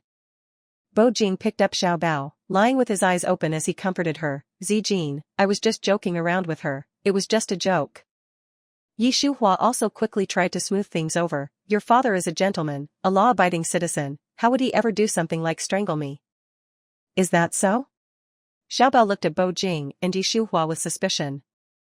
The two answered at the same time, yes. Xiao Bao was silent, as if she was thinking, but Sam Bao opened the can of worms. If you're just joking around, why are you talking about killing people? You two are acting weird. Bo Jing's head began to ache. Yi Shuhua wasn't faring any better. In front of the children, the parents still had to set a good example. Bo Jing didn't speak for a long time. Yi Shuhua gritted her teeth and made up a story. Your father and I are husband and wife, and since ancient times, there has been the saying lovers die together. It's okay to joke around like that. Mommy, Sam Bao called out to Yi Shuhua, asking her point blank, but it doesn't seem like you have feelings for Daddy. When Xiao Bao heard this, she also nodded thoughtfully. My classmates' Mommy and Daddy have feelings for each other, that's why their family of 3 have been together ever since she was born, and they haven't separated a single day. Yi Shuhua. Oh heavens! What should she do when her children were too smart, and too difficult to trick? Help! She was desperately in need of help online. Yi Shuhua couldn't respond to Sam Bao and Xiao Bao, so how would Bo Jing be able to? His expression changed several times, and he had a lot he wanted to say, but he didn't know where to start. In the end, all his thoughts turned into a single sentence: this is an adult's business, kids, don't meddle in it. Hearing this, Sam Bao and Xiao Bao looked at each other, and then said at the same time, Daddy, that's tyranny. If this were ancient times, you would be overthrown. Bo Jing. Speechlessness. Mother opened the door to speechlessness. He had reached maximum speechlessness. Pfft. Yi Shuhua successfully failed to hold back her laughter, laughing without a shred of compassion. Bo Jing glared at her, disgruntled, but the words he spoke were directed to Sam Bao and Xiao Bao. Zinan, Zijin, why haven't the people who sent you to the hospital come upstairs yet? No one sent us here. Xiao Bao innocently turned her inky black eyes. Daddy, my third brother and I came by taxi ourselves. Bo Jing couldn't believe his ears at all. 2 6- or 7-year-old children, taking a taxi to the hospital by themselves? While he was surprised, thinking about Sam Bao and Xiao Bao selling their kidnappers to human traffickers, he suddenly thought that this was perfectly normal. There was nothing he could do about it. Who told him that he, Bo Jing, had such good genes that his kids were all naturally gifted? Afterwards, the 2 adults and 2 children entered the ward to see Bao and Bao. Xiaobao asked Bao with red eyes, "Big brother, are you okay?" "When second brother told me and third brother about it, I was so scared, I was afraid you." Xiaobao hesitated. Bao looked at the little girl gently, smiled, and then slowly responded, "I'm fine now, thanks to mommy's timely arrival." Xiaobao breathed a sigh of relief. Sanbao did as well, saying, "Big brother, second brother, focus on resting, I'll come to the hospital every day to keep you company." Xiaobao, "Me too." Seeing the 4 siblings' warm and loving interaction, speaking honestly, both Bo Jing and Shuhua truly thought that the strangling incident had passed. But, what they didn't expect was, "Big brother, second brother, let me tell you, just now third brother and I heard daddy and mommy." Xiaobao described the previous events vividly and excitedly. After she finished speaking, she didn't forget to ask Sanbao, "Third brother, did I miss anything?" Sanbao shook his head, "No." Then, with splendor and brilliance, the eyes of all 4 children looked at Bo Jing and Shuhua with deep meaning. What their intentions were, couldn't have been clearer. Bo Jing and Shuhua. They still couldn't get past this, right? "I'm going to the restroom," they said at the same time. The 4 children tooted, their expressions very serious as they said, "Daddy mommy, confess everything and you'll be treated leniently, resist and you'll be treated harshly." At this moment, Bo Jing only wanted to ask, who exactly was the father and who were the sons? Shuhua also raised a hand to support her head, saying helplessly, "This is an adult's business, kids, don't meddle in it." After she finished speaking, she specifically pointed out to Bao, "Zmo, you're the oldest brother, you should be setting a good example for your younger siblings." "Daddy," Bao called out to Bo Jing, saying, "To me, and Ziyu, Zinan, and Zijin, you and mommy are very, very important, we can't have either one of you missing. Whether you guys are truly fighting, or just joking, we will feel uneasy, we will be afraid, and we will worry even more." Mommy, after speaking to Bo Jing, Bao called out to Shuhua again, continuing, "Many of my classmates' parents fight. They fight. And then they get divorced. Then they start fighting for custody, and then they start looking for stepmoms and stepdads. Mommy, we've been separated from daddy for many years, we finally got together, we really don't want to be separated from you or daddy in the future." Bao, "Daddy mommy, I don't like you guys fighting." Sanbao, "I don't want to be a child without a father anymore, I don't want only one parent attending school events." Xiaobao, "Daddy mommy Zijin hopes our family will be together forever. Of course, if you want to have 2 more younger siblings, Zijin is okay with it." Bo Jing, question mark. Have more younger siblings? What if they were quadruplets again, there wouldn't even be enough space at the table. Back then, Shuhua deliberately planned to get pregnant with Bo Jing's child in order to save her older brother, Shi's only daughter, her niece Sisi. And she, herself, hadn't truly prepared to be a mother at the beginning. Although she had been doing pretty well these past few years. Chapter 51, Grandma, I absolutely love it. Now, hearing the 4 little ones express their heartfelt desire for the family to always be together, she felt an indescribable pang of sadness. Really, when you think about it, it's always been Shuhua making decisions and choices for the 4 children. She had never asked them what they truly wanted. She really didn't deserve to be called a good mother. And when she thought about the times before, when she'd more than once asked the 4 children to choose between her and Bo Jing. Zimo, Ziyu, Zinan, Zijin. The tone in Shuhua's soft call of the children's names was mixed with a barely suppressed sob. Hearing it, the 4 children's eyes all focused on Shuhua's face, and they cried out in unison, "Mommy. Your father and I, we won't argue anymore in the future," Shuhua said with unwavering certainty, as she looked at Bo Jing. Meeting Shuhua's gaze, Bo Jing instantly understood her meaning, and he nodded right away. Although the 4 children were young, they were all clever as could be. They could clearly tell whether Bo Jing and Shuhua were sincere or just making a false promise. Yes, this was good. As long as daddy and mommy were of one mind and worked together, their family would surely be able to stay together forever. Old Master Bo's health had not completely recovered, so Bo's parents hadn't brought him when they visited Bao and Bao at the hospital. But how could old Master Bo possibly stand not seeing his other 3 great-grandchildren as soon as possible? While Bo's parents were still on their way, not even at the hospital yet, old Master Bo had already made a video call to Bo Jing using his phone. As soon as Bo Jing answered and said, "Grandpa," old Master Bo impatiently asked, "You brat, who wants to see you? Turn the camera around quickly, let me see the children." Bo Jing. Was this really the loving grandpa who had always doted on him since he was young? Bo Jing remained silent, not speaking or making any move to turn the camera. Seeing this, old Master Bo grew even more impatient. "Bo Jing, are you deaf? Turn it around quickly." Clearly, the old master was now feeling both annoyed and embarrassed. Bo Jing said, "Yes, I'll turn it now." But inwardly, Bo Jing grumbled, "My grandpa, who always doted on me," suddenly changing his attitude. This feeling really wasn't pleasant. It seemed, he could suddenly understand why his sister had disliked him since childhood. The 4 children already knew who was calling when Bo Jing answered old Master Bo's video call. Now, as Bo Jing turned the camera, they obediently spoke, waving to the camera, "Good evening, great-grandpa." 4 children. There really were 4. The 3 boys looked exactly like Bo Jing had when he was a child, and the only girl looked just like her mother. Good, this was so good. Old Master Bo was instantly moved to tears. Good, how are you all? You must have been very frightened by what happened today?"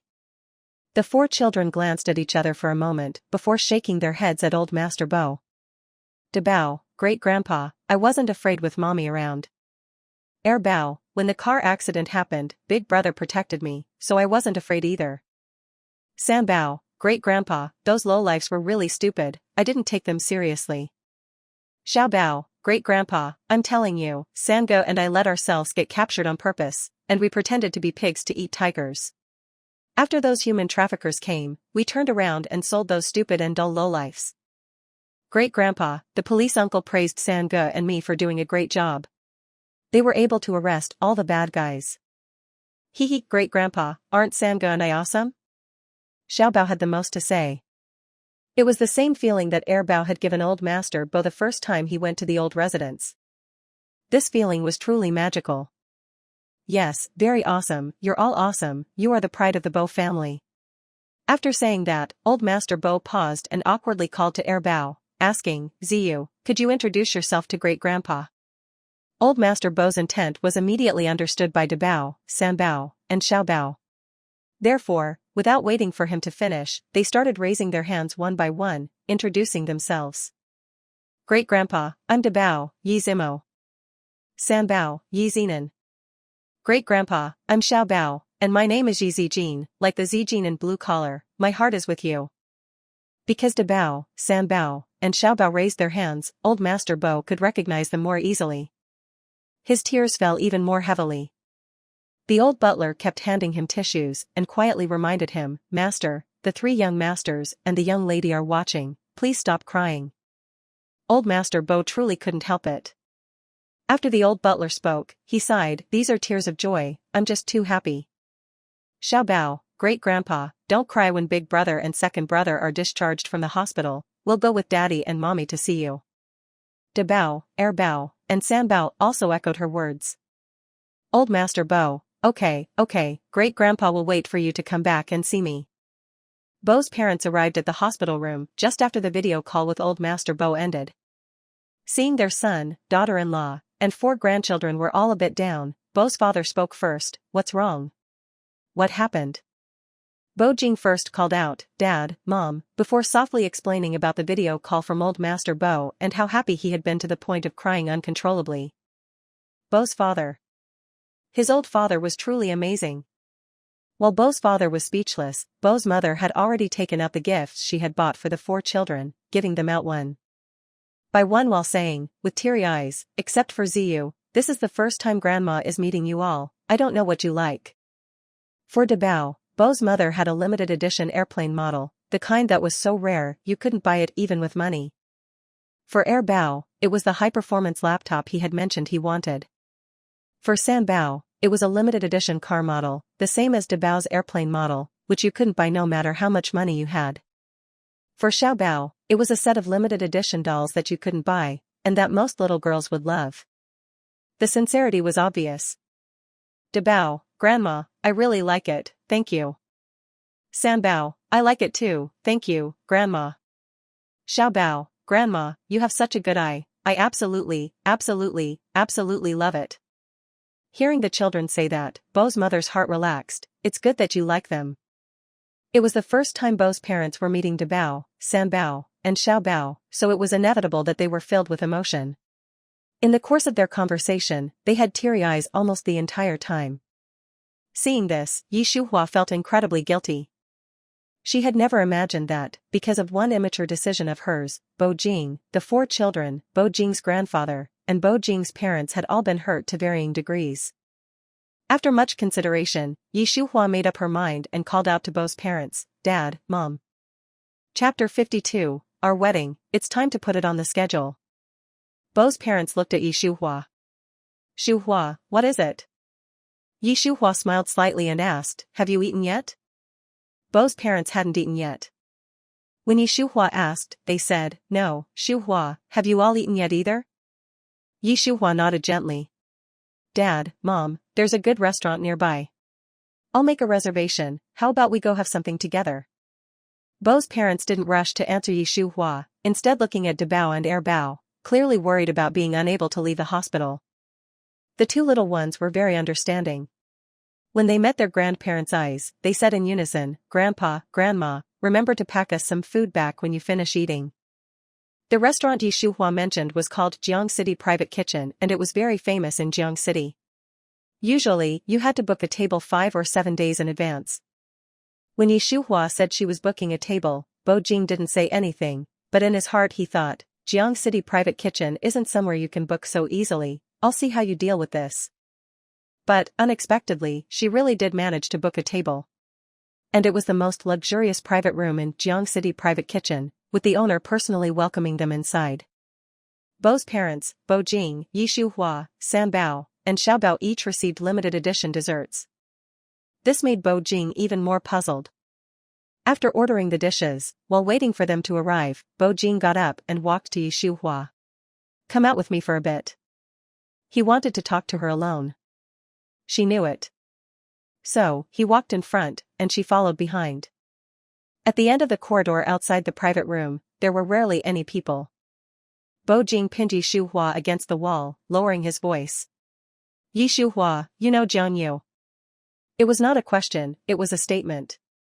Shuhua raised her small face, meeting Bo Jing's gaze. She said, yes, his daughter was once on the verge of death, and I saved her. So it was a life-saving favor. No wonder Jiang Yu would make an exception for Shuhua.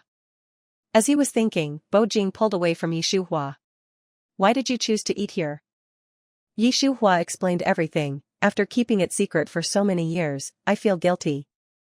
Although Bo Jing had already thought of that when she suggested they eat together, hearing her say it herself was clearly a different experience.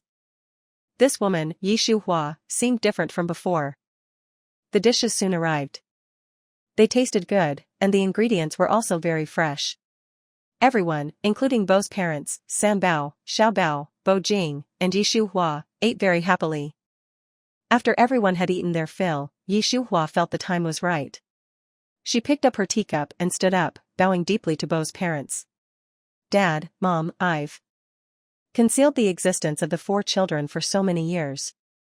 Today, I'll use tea instead of wine to apologize to you, and I hope you can forgive me. Bo's parents were both stunned by Shuhua's sudden apology. Bo Jing's reaction was no less than Bo's parents', but he was naturally good at pretending, so his emotions were not visible on his face. Shuhua, why are you saying all this all of a sudden? Bo's mother walked quickly to Shuhua and helped her sit down. Bo's father also said repeatedly, Shuhua, if it wasn't for you, our brat would still be a bachelor. You did nothing wrong, how can you apologize? Bo Jing. Were these really my parents? Was I adopted? Shuhua lowered her eyes slightly, her voice soft but with every word clear and firm, I deprived you, and I also deprived the 4 children. Mommy, Sanbao called out to Shuhua, interrupting her, me, big brother, second brother, and Zijin, we never blame you.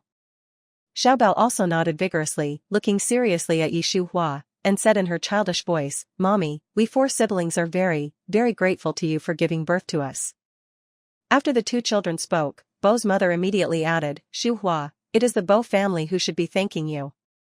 And it is our Bo family that should be apologizing to you.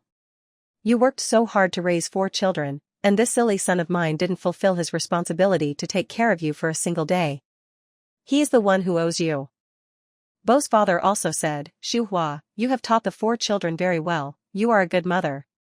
My stupid son is very fortunate to have married such a good wife as you." Bo's parents had spent 6 or 7 minutes just praising and thanking Yi Shuhua. Listening to all the praise and thanks, Yi Shuhua was so embarrassed that she felt like dying, but she couldn't interrupt them, so she had to grit her teeth and listen. It was only after Bo's parents had finished speaking that she moved her red lips, "Dad, Mom, then." Yi Shuhua. Bo Jing, who had been silent, suddenly interrupted her, "Now that I, Bo Jing, have married you, I will definitely be responsible to you and to the children. You've been hiding from us for so long, that was indeed a big mistake. In the future, you need to remember to correct it." While speaking, he reached out and took her hand, showing a faint smile. "Our wedding, after Zimo and Ziyu are discharged from the hospital, it's time to put it on the schedule." Yi Shuhua. What did I just hear? Bo. That dog of a man, Bo Jing, said he was going to have a wedding with her?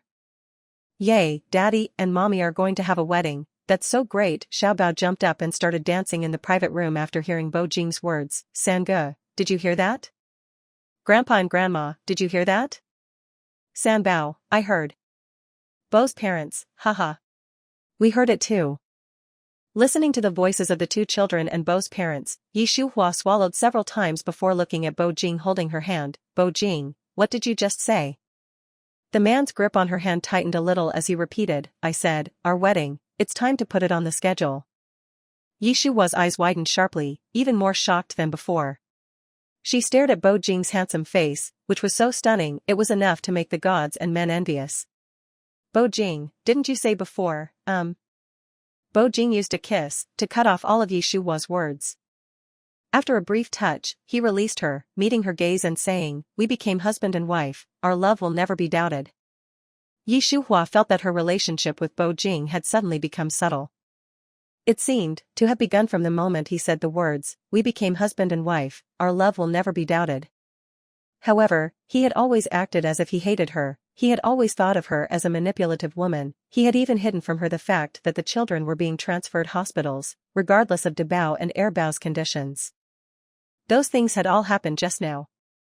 In any case, the relationship between her and Bo Jing should not be like this. Could it be, he was doing this for? Chapter 53, Bo Jing, I have something very important to tell you. In the car returning to Bo Manor, Yi Shuhua was immersed in her own thoughts, staring blankly out the window. Yi Shuhua. Bo Jing nudged her arm lightly, asking, "What are you thinking about?" Startled back to her senses, she glanced at Sanbao and Xiaobao, who were sleeping soundly, before turning to face the man's deep, distant gaze. "Nothing." "Nothing? How could that be possible?" The way she was acting, she was clearly preoccupied. Bo Jing thought Yi Shuhua was lying to him, but he didn't expose her. He just rolled his throat and said, "Mrs. Bo, let's get to know each other again." Yi Shuhua thought she had misheard, she looked at Bo Jing in disbelief. Bo Jing explained to her in a slow voice, "I said the wedding was on the schedule, but you haven't given me a response yet." He was reminding Yi Shuhua that she still owed him an answer. Things had come to this point, and Yi Shuhua certainly couldn't refuse, so she pursed her lips and whispered, "Okay, whatever you want." While Dabao and Erbao were hospitalized, Yi Shuhua was investigating the poisoning incident at Gichi Mountain, and Bo Jing was busy with company matters, while Sanbao and Xiaobao had to go to school. All of a sudden, the task of staying at the hospital with the 2 children fell on Bo's parents. Since Bo Jing and Yi Shuhua were planning the wedding, and they were all busy, this task naturally fell on Bo's parents. With nothing to do, the 4 in the hospital room started planning the wedding.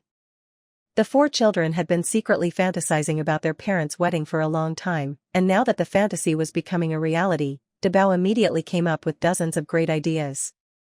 Whether the style should be Chinese or Western. Whether the wedding should be held domestically or abroad. the level of extravagance, which designer should make the wedding dress, which brand of candy they should use, etc., etc. De Bao's many ideas covered all aspects of the wedding, leaving Bo's parents speechless. Bo's father, Zimo, are you really only 7 years old? Even a 70-year-old wouldn't have thought of so many ideas. De Bao scratched his head awkwardly. Grandpa, to be honest, I've actually been preparing for Mommy's wedding since I was 4 years old. Bo's parents. Seeing that his grandparents were dumbfounded by De Bao's words, Bao cleared his throat and called out to them, Grandpa, Grandma, I've had many sets of outfits prepared, could you help Daddy and Mommy choose? With that, Bao opened his laptop, and with a few taps of his small hands, he opened a folder, which was full of outfits for the bride and groom to wear during the wedding. There were 40 to 50 series in total, and every series was from internationally renowned designers, the kind that you couldn't hire even if you were rich enough to afford their custom-made designs. Bo's parents looked at each other, seeing the shock in each other's eyes. Bo's father was stunned for a while before asking, Ziyu, you? To be honest, Bao chuckled before Bo's father could finish, I've been preparing for this for several years too. Grandpa, Grandma, how are they? Which ones do you think are good? Good, okay, really good. Bo's father was a bit incoherent. Bo's mother's eyes turned red, my good friends and sisters all have smart and talented grandsons and granddaughters, and I have been envious for so many years. I almost thought I would never be able to raise my head in front of them. Zimo and Ziyu, it's good you came along. When they see you, they will have to switch places and be envious of me. Bao blinked. Grandpa, Grandma, why don't you choose? Bo's father, I'm not good at choosing this, you should let your grandmother choose. Bo's mother was stunned for a moment before glaring at Bo's father, shaking her head. Too few is fine, but this is too much. Every single one is great, I really don't know where to start. Hearing this, Bao sighed quietly, saying helplessly, Grandma, do you also have decision-making paralysis? Hee, Bo's mother gave an embarrassed smile. I actually do. De Bao and Bao. Okay. One said he wasn't good at it, and the other had decision-making paralysis. It seems they, the children, have to take care of this wedding themselves. While De Bao, Bao, and Bo's parents were racking their brains over their wedding matters, Bo Jing and Shuhua were completely unaware of it. Right now, one of them was at Bo's group in a meeting. He was every bit the decisive and ruthless emperor, giving instructions to the business world. The other was at Jiang City University with Lu Chenxi, working hard to help GCC strategize. Evening. Everything was prepared, everything was ready, and all that was needed was Bo Jing. Lu Chenxi leaned closer to Shuhua, whispering, Master, do you think Master's husband will be able to come? I called him. He should be here after he finishes his meeting, Shuhua replied flatly. Lu Chenxi looked at Shuhua in horror. Master, are you kidding me? Should be. How can you use should be for something that could get you killed so easily? As soon as Lu Chenxi's words left her mouth, GCC, who was next to her, could no longer hold back. Miss Yi, given the safety of my family, GCC hesitated for a few seconds before finally bowing 90 degrees to Shuhua. I beg you to contact President Bo again, to make absolutely sure. GCC's attitude, and the words of pleading, were something that Shuhua could not ignore. She said a soft, yes, okay. However, Shuhua never imagined that this time, when she called Bo Jing, he would not answer, and even Yang Yi and Yang Er's phones were out of service. She was extremely uneasy, but at this point, the arrow was on the string and had to be fired. Neither she and Lu Chenxi, nor GCC and her family, had a way out. Now, success or failure would depend entirely on fate. In order not to bring them pressure, Shuhua pretended that Bo Jing had answered the phone. She said a few official words, asking him to make sure he would come. Then, she put away her phone and slowly said, he will come. These words were spoken to Lu Chenxi and GCC, and also to herself. At 5:30 p.m., Bo Jing took Yang Yi and Yang Er to a bidding meeting that was organized by the city government. Due to the special nature of this bidding meeting, anyone who entered the meeting venue had to hand over their phones. The bidding meeting lasted for 2.5 hours. Using his solid foundation and extraordinary insight, Bo Jing managed to win the bid even though he had just joined at the last minute, making all the people who had prepared carefully for a long time envious. The important figures in Jiang City were very impressed with Bo Jing and specially stayed to talk to him for a while. By the time he left with Yang Yi and Yang Er, and had gotten his phone back, it was already after 9 p.m. When the three of them saw the multiple missed calls from Shuhua on their phone screens. Yang Yi, President, the madam called me 4 times, is she okay? Yang Er, President, the madam called me 5 times. She called me 6. While speaking, Bo Jing ordered Yang Yi and Yang Er to go to Jiang City University and dial Shuhua's number back. No answer. And after calling 3 or 4 times, the phone was turned off. Bo Jing, could you come to Jiang City University after work? I have something very important to tell you. Shuhua's words from that day were now clearly in his mind. Given Bo Jing's understanding of Shuhua, she would never not answer the phone, or turn it off, even if she was angry. So. Shuhua, don't scare me. He muttered once in his heart, and Bo Jing gritted his teeth, growling, drive faster. Chapter 54, This young master has never been a benevolent soul. Don't be fooled by the way Shuhua seems to be able to handle anything now. In reality, she had once been driven to the end of her rope. And the man who had pushed her to the brink was her former pursuer, a man known throughout the entire Xing kingdom for his madness, the eldest young master of the prestigious Lu family in Xingjing City, Lu Xingshan. Even the death of Shuhua's brother, Shi's, was Lu Xingshan's doing. It wouldn't be an exaggeration to say that Lu Xingshan was Shuhua's sworn enemy.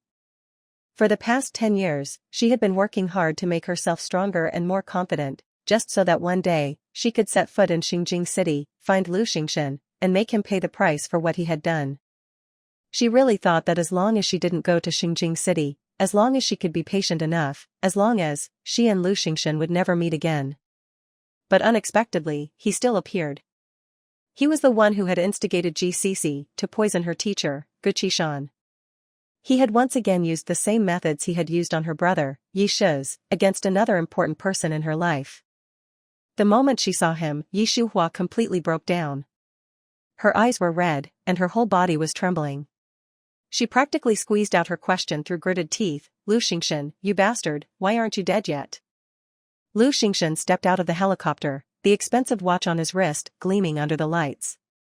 He walked toward GCC, but his words were directed at Shuhua.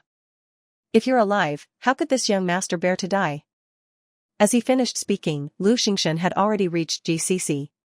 He kicked her, sending her flying several meters away. This young master hates traitors the most, and this kick is the interest. GCC was thrown heavily onto the ground, spitting out a mouthful of blood. Seeing this, Lu Chenxi rushed over to help her. Lu Xingshan laughed, his eyes full of playful mockery. Don't worry, she won't die. Dying would be too easy for her. Clap, clap. After clapping his hands, several strong bodyguards stepped forward and took Lu Chenxi and GCC onto the helicopter together. Shuhua wanted to rush over, but she was stopped by 2 female bodyguards. After the helicopter left, Lu Xingshan's gaze fell on her face, his eyes showing obvious anger. Come, let's talk properly about your affair with Bo Jing. If this young master is satisfied, I'll consider letting your disciple suffer less. Where did you take them? Shuhua asked back, instead of answering. Lu Xingshan was very direct, Xingjing Insane Asylum, don't you know that place? You've been there too, have you forgotten? Xingjing Insane Asylum. A mental hospital built according to Lu Xingshan's specifications. And the people locked inside, none of them actually had a mental illness. Everyone in there had either offended Lu Xingshan, or someone from the Lu family. No matter how proud you were, once you were inside, you would really become mentally ill within a week at most. That place was a living hell. Shuhua would never forget what had happened when she brought her brother Shi's out of the Xingjing Insane Asylum that year. She glared fiercely at the man before her, the man she had a blood feud with, Lu Xingshan, you. Shuhua had only said 3 words when the man suddenly gave the female bodyguards a look. Following the order, the female bodyguards immediately used a bandage to seal Shuhua's mouth and tied her hands and feet. Lu Xingshan instructed, give her a sofa. Yes, young master. After responding, the female bodyguards really did get a single sofa from another helicopter and threw Shuhua onto it. If you don't want to talk, it's just as well because this young master doesn't want to listen either. Lu Xingshan walked up to Yi Shuhua, reaching out his finger to pinch her chin. You've hidden yourself very well all these years. If my people hadn't found out that you married Bo Jing, I probably still wouldn't know that you've been doing so many things behind my back. Back then, when I was pursuing you, you wouldn't even look at me once, and if I held your hand, you would slap me. But then, you turned around and had 4 children with Bo Jing. Ha ha ha. Yi Shuhua, you're doing great.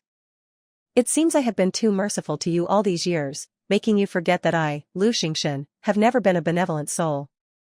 Yi Shuhua was tightly bound, and with her mouth sealed, she could only glare at him fiercely with her eyes. Honestly, if eyes could kill, the damned Lu Xingshan before her would have been killed countless times by her glare. You hate me? Ha ha ha, it's good that you hate me, since you can't love me, then hate me. After laughing wildly, Lu Xingshan let go of Yi Shuhua and started stroking her face. I'll give you 2 days to divorce Bo Jing and come to Xingjing City to find me. If I don't see you in 2 days, Guqishan, Lu Chenxi, GCC, and her family will all die. You know I, Lu Xingshan, always mean what I say. Yi Shuhua ground her molars. One day, she would bring Lu Xingshan to justice and make him pay a heavy price for his actions. Don't think I don't know where you hid GCC. As long as I want, she will also die. Oh, and your 4 bastard children. Yi Shuhua, you and Su Jiangyue have been deceiving me all these years, treating me like a fool. If you are still not obedient, then those 4 bastards will die too. You know your father can do anything, ha ha ha ha. Yi Shuhua, I'll be waiting for you to come to me. When Bo Jing arrived at Jiang City University with Yang Yi and Yang Er, he saw Yi Shuhua huddled in an expensive leather sofa, her eyes glazed over, her whole body trembling. He didn't know what she had been through, or how long she had been in this state. When Bo Jing walked closer and simply reached out to touch her arm lightly, she screamed at him, completely on guard, "Get away, get away." Bo Jing was shocked. Yang Yi and Yang Er, this is it, the madam is in this state, the president is definitely going to throw a tantrum. The two retreated a few steps in tacit agreement. Yi Shuhua. Bo Jing's attention was completely on Yi Shuhua, and he didn't notice Yang Yi and Yang Er's actions at all. He called her name, then raised his finger and pointed at his face. It's me, Bo Jing. Yi Shuhua, look carefully, it's me, Bo Jing. Bo Jing's voice was very unique, very pleasant to hear. Now, because he was worried about Yi Shuhua, his voice was particularly gentle, which made Yi Shuhua's expression soften slightly. Her eyes were red and puffy, and she carefully examined Bo Jing for a while. After confirming that it was him, she burst into tears with a wah. Chapter 55, Bo Jing, let's get a divorce. All the grievances that Yi Shuhua had suffered from Lu Xingshan over the years exploded at this moment. Her tears flowed down her face endlessly, as if they were free of charge. Like a broken string of pearls, that was how it was. Bo Jing couldn't stand women crying the most, partly because he didn't know how to comfort them, and partly because he really didn't have much empathy and couldn't provide the emotional value that the other party wanted. Yi Shuhua cried. Bo Jing didn't say anything, he just watched her. Yang Yi and Yang Er, who were standing at a distance, were almost driven to death with anxiety. President, the madam is crying so hard, shouldn't you say something? Is this appropriate? While complaining internally, Yang Yi and Yang Er exchanged glances, then braced themselves and called out to Bo Jing, President, you should comfort the madam. Comfort Yi Shuhua? He had never comforted a woman, he didn't know how to do it at all. Bo Jing couldn't directly ask Yang Yi and Yang Er how to comfort her, so he could only use his eyes to ask. Meeting their president's gaze, the two of them felt, speechless was their mother tongue. You can't even comfort a person, does that fit your identity as the great president? It seems that God is indeed fair, and will not open a window in all aspects. Yang Yi, say more good things. Yang Er, say something that will make the madam happy. Bo Jing twitched the corner of his mouth, so, what good words should he say to make Yi Shuhua happy? He doesn't know. Originally, Yi Shuhua was really feeling wronged and sad. But when she realized that Bo Jing didn't know how to comfort her, and the two fake military advisors Yang Yi and Yang Er were giving blind instructions, she suddenly didn't want to cry anymore. She sniffed, and asked Bo Jing in a low voice, let's go home, can you take me home, please? The moment she spoke, Bo Jing felt, in a daze, that she was about to shatter. Okay, let's go home, we'll go home right away. While responding to Yi Shuhua, Bo Jing yelled at Yang Yi and Yang Er, bring the car over. Yang Yi, yes, President. After he responded, and went to get the car, Bo Jing bent down and picked Yi Shuhua up in a standard princess carry. After Yang brought the car over and parked it in front of them, Bo Jing lifted his legs and got into the car, carrying the small woman in his arms. The car drove along. Although there were 4 people sitting inside the car, there wasn't the slightest sound. Yi Shuhua leaned against the car window, watching the scenery that was rushing backward outside, and after repeatedly adjusting her emotions, she whispered, Bo Jing. Bo Jing had been worrying about Yi Shuhua the entire time. God knows how much he wanted to ask her what exactly happened. But because he was afraid that asking would cause further harm to Yi Shuhua, he had been holding back. Now that Yi Shuhua had called his name, he rolled his throat and responded, yes, I'm here. Why don't you ask me what happened? Was it that he didn't want to ask? It was that he didn't dare. If you want to say it, even if I don't ask, you will say it. Bo Jing looked at the back of Yi Shuhua's fluffy head, his tone so gentle that it almost sounded like he was speaking water. I don't want to force you. Bo Jing's words made Yi Shuhua slowly withdraw her gaze, turning to face him. After staring at him for a few seconds, she smiled bitterly, saying very seriously, Bo Jing, let's get a divorce. Yi Shuhua's words didn't follow what came before. Bo Jing, as well as Yang Yi, who was driving in front, and Yang Er, who was sitting in the passenger seat, were all completely confused. What was going on? Why did the madam suddenly bring up divorce out of the blue? Because the president didn't ask her what happened? Because the president didn't comfort her? Or was it because? Before Yang Yi and Yang Er's thoughts had settled down, Bo Jing had already opened his mouth, questioning through gritted teeth, Yi Shuhua, do you even know what you're saying? Divorce?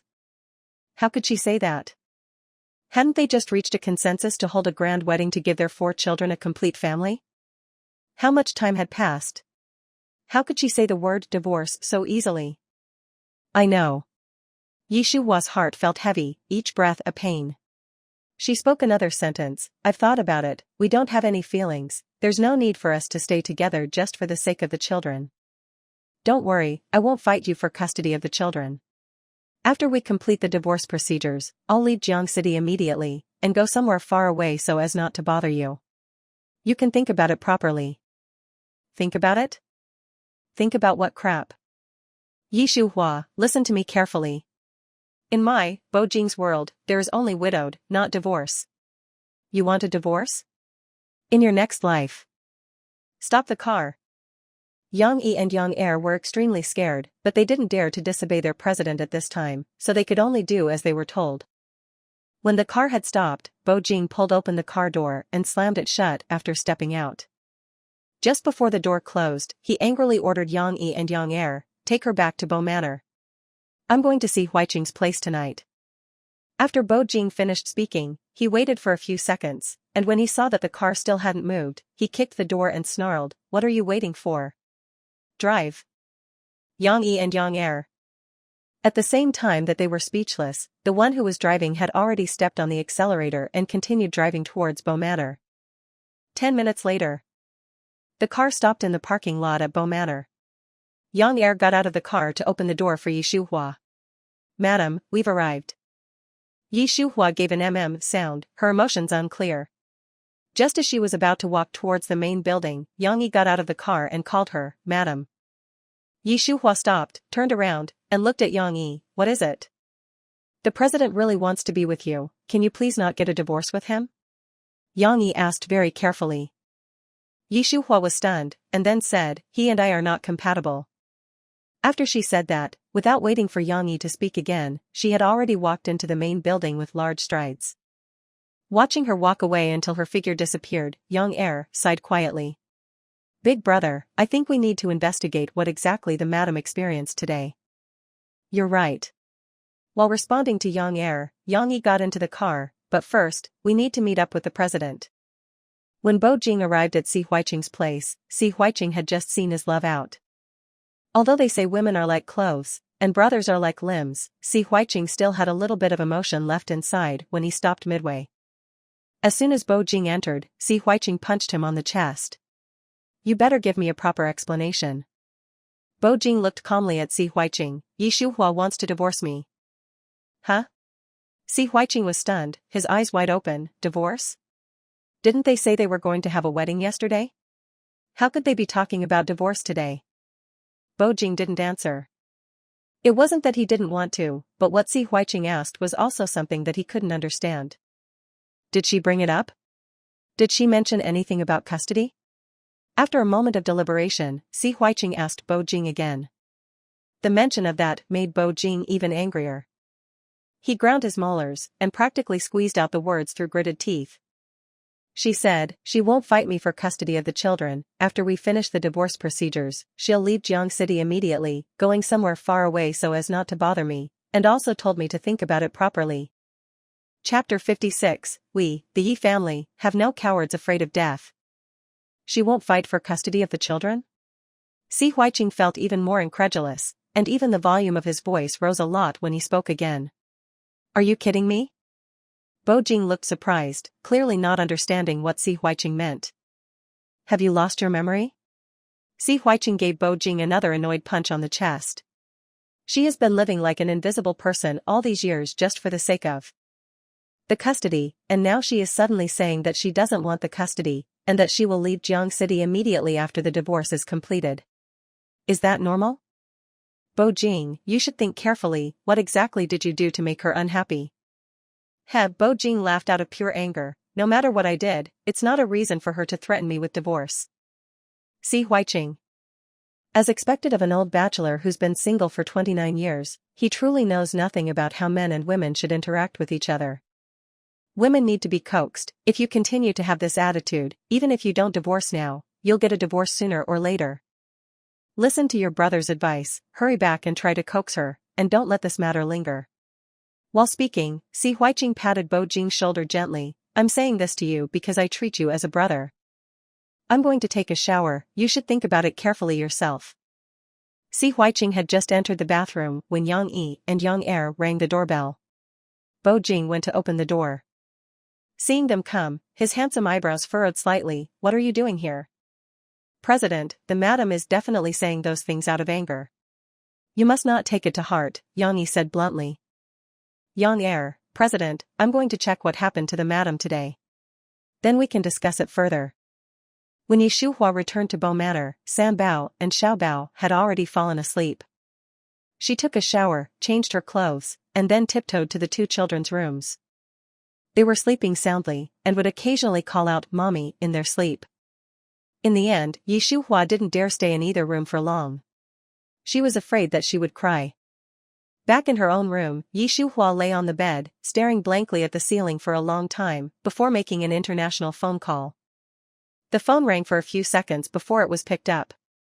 A very pleasant voice from a young girl came through the receiver. She called to Yi Shuhua, "Auntie." That's right. This call that Yi Shuhua had made was to her only niece, Yi Sisi, who was 12 years old this year. "Sisi, how have you been lately?" "I'm fine." Yi Sisi's voice was light and cheerful. "Auntie, how about you? Are you okay? How are Zimo and the others?" "We're all doing well." Yi Shuhua paused for a moment, then called out again, "Sisi, you're abroad all alone, you must always remember what I told you. You must never talk to strangers." "Auntie." Without waiting for Yi Shuhua to finish, Yi Sisi interrupted her. "I've learned taekwondo and some other forms of martial arts, I can protect myself, you don't need to worry about me." If Lu Xingshan hadn't appeared in Jiang City today, and hadn't threatened her, Yi Shuhua definitely wouldn't worry about Yi Sisi. But there were no ifs. "Sisi, I know you're very talented, and your sense of self-protection is also very strong. But some people are impossible to defend against, you." Halfway through Yi Shuhua's words, Yi Sisi suddenly asked her sternly, "Auntie, is it that person who has appeared?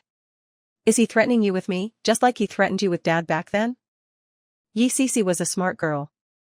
She had known since she was young that her father, Yi Shiz, had been murdered, and she also knew that her birth mother had abandoned her and her father because she was born with an illness.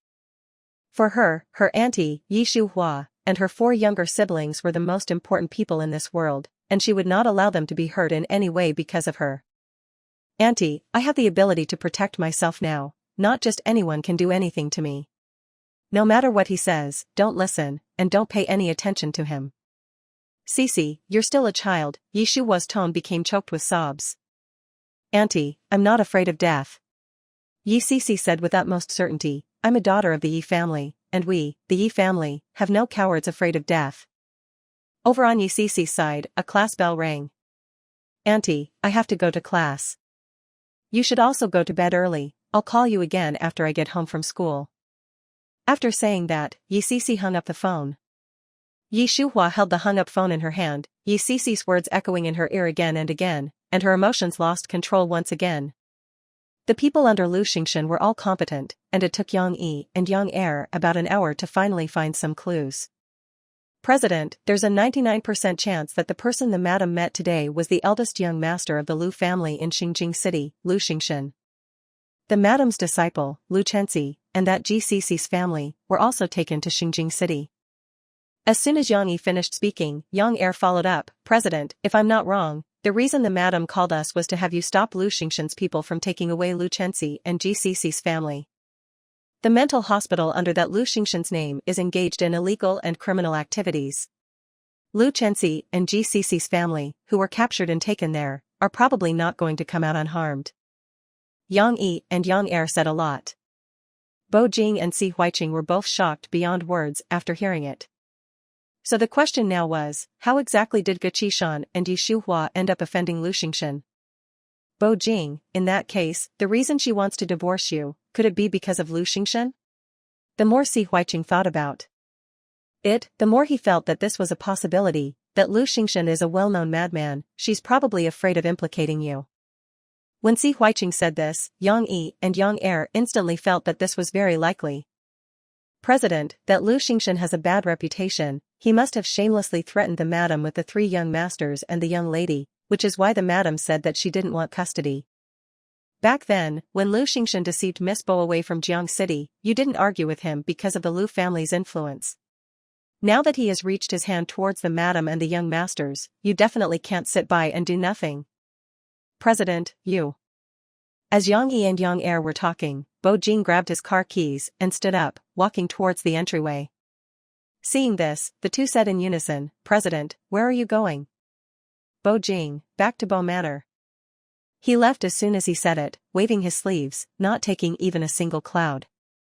It wasn't until he had driven his car and disappeared from Si Huiqing's mansion that Yang Yi and Yang Er's lips twitched, complaining, President, you just left like that, what are we supposed to do?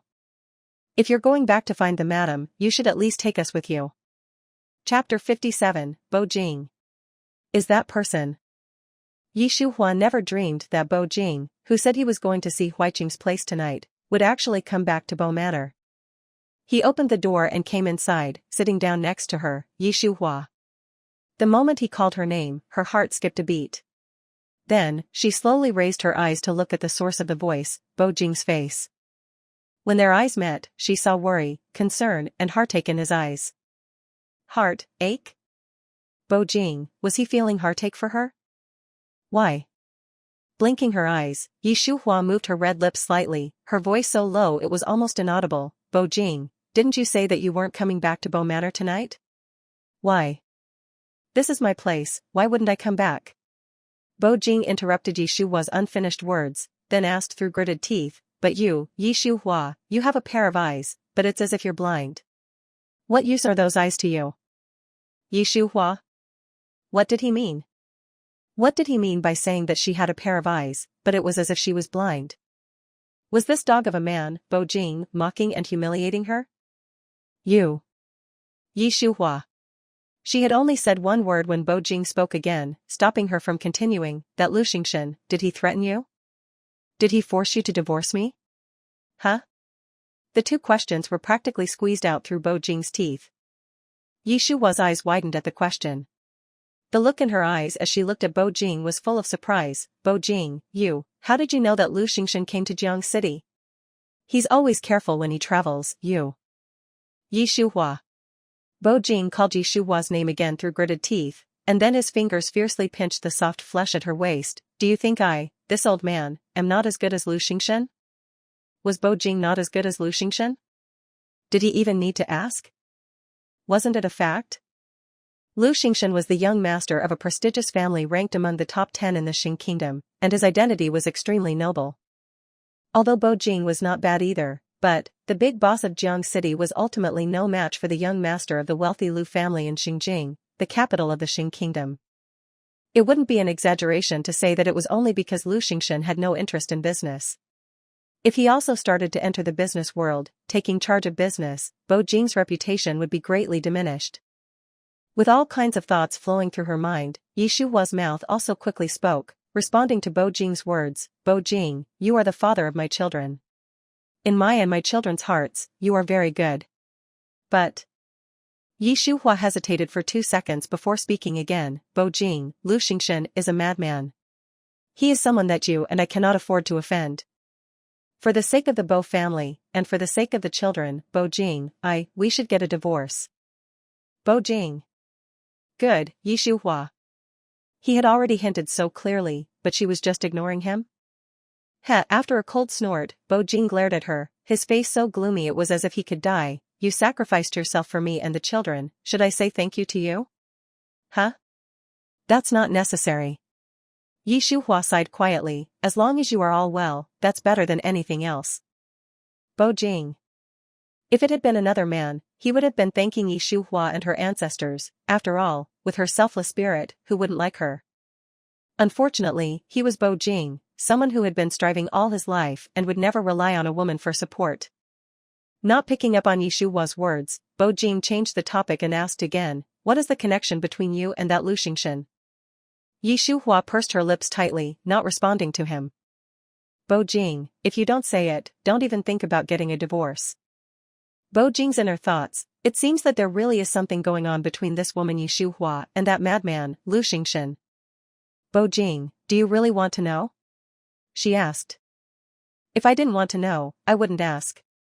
He replied directly. Yi Shuhua gave a disappointed oh sound, muttering to herself, that's true. Next, she was silent for a few seconds, before finally speaking in one breath about the events between her and Lu Xingshan. Of course, it was a shortened version. From when he pursued her, her rejection, and how he threatened her with her most valued brother. Bo Jing listened, stunned. So the rumors outside, that the young master of the Lu family had a white moonlight he could not obtain, was true? And coincidentally, that white moonlight was his wife, Bo Jing's wife. This is really cliché. After those thoughts settled, Bo Jing's Adam's apple rolled as he asked, all these years, he hasn't come to Jiang City to find you? Yi Shuhua looked at Bo Jing meaningfully, and asked, instead of answering, didn't you look for me too? Her implication was, if even you couldn't find me, how would he possibly be able to find me? Bo Jing. He couldn't refute that. Bo Jing was speechless, silent, and Yi Shuhua honestly told him, all this is thanks to my best friend, Jiang Yu. Hearing the name Jiang Yu, what flashed across Bo Jing's mind was when he first met Xiao Bao, and she had said that her mother was called Su Jiangyue. Su Jiangyue. So, it turned out that this Su Jiangyue was Yi Shuhua's best friend. Su Jiangyue. Bo Jing said the name completely, then asked again, is she from the Su family in Xinjiang? Yi Shuhua was shocked, and quickly asked, you know her? Bo Jing gave an sound, his emotions unclear. Yi Shuhua sighed deeply, then continued, Bo Jing, Lu Xingshan and I have a deep-seated hatred, and you also know that he's a madman. He used my teacher, Chenzi, my 4 children. He used everything that I care about to force me. Bo Jing, I have no choice. If Bo Jing was just the Bo Jing of Jiang City, Yi Shuhua would indeed have no choice in the face of Lu Xingshan's threat. Unfortunately, he was Bo Jing, but he was more than just Bo Jing. He wasn't afraid of Lu Xingshan, and he wasn't even afraid of the entire Lu family. With me, you will always have a choice. As he said that, Bo Jing's lips fell next to Yi Shuhua's earlobe, and he lowered his voice, saying something. Yi Shuhua was very confused at first, but as Bo Jing's words entered her ears, a glimmer of hope gradually began to appear in her eyes. After Bo Jing finished speaking, and pulled away from her, she asked him in a slightly rushed tone, are you serious?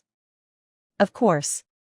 Bo Jing's eyebrows rose slightly, his words stern, Bo Jing, never lie. Yi Shuhua clenched her hands by her side, okay. I'll do whatever you say. Even if Bo Jing was unable to protect everyone in the end, like he had said, Shuhua was willing to gamble once.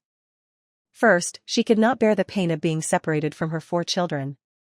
Second, she had vowed on the day of her brother Yishi's funeral, that as long as there was a chance, she would do everything she could in this life to not live under Lu Xingshan's thumb.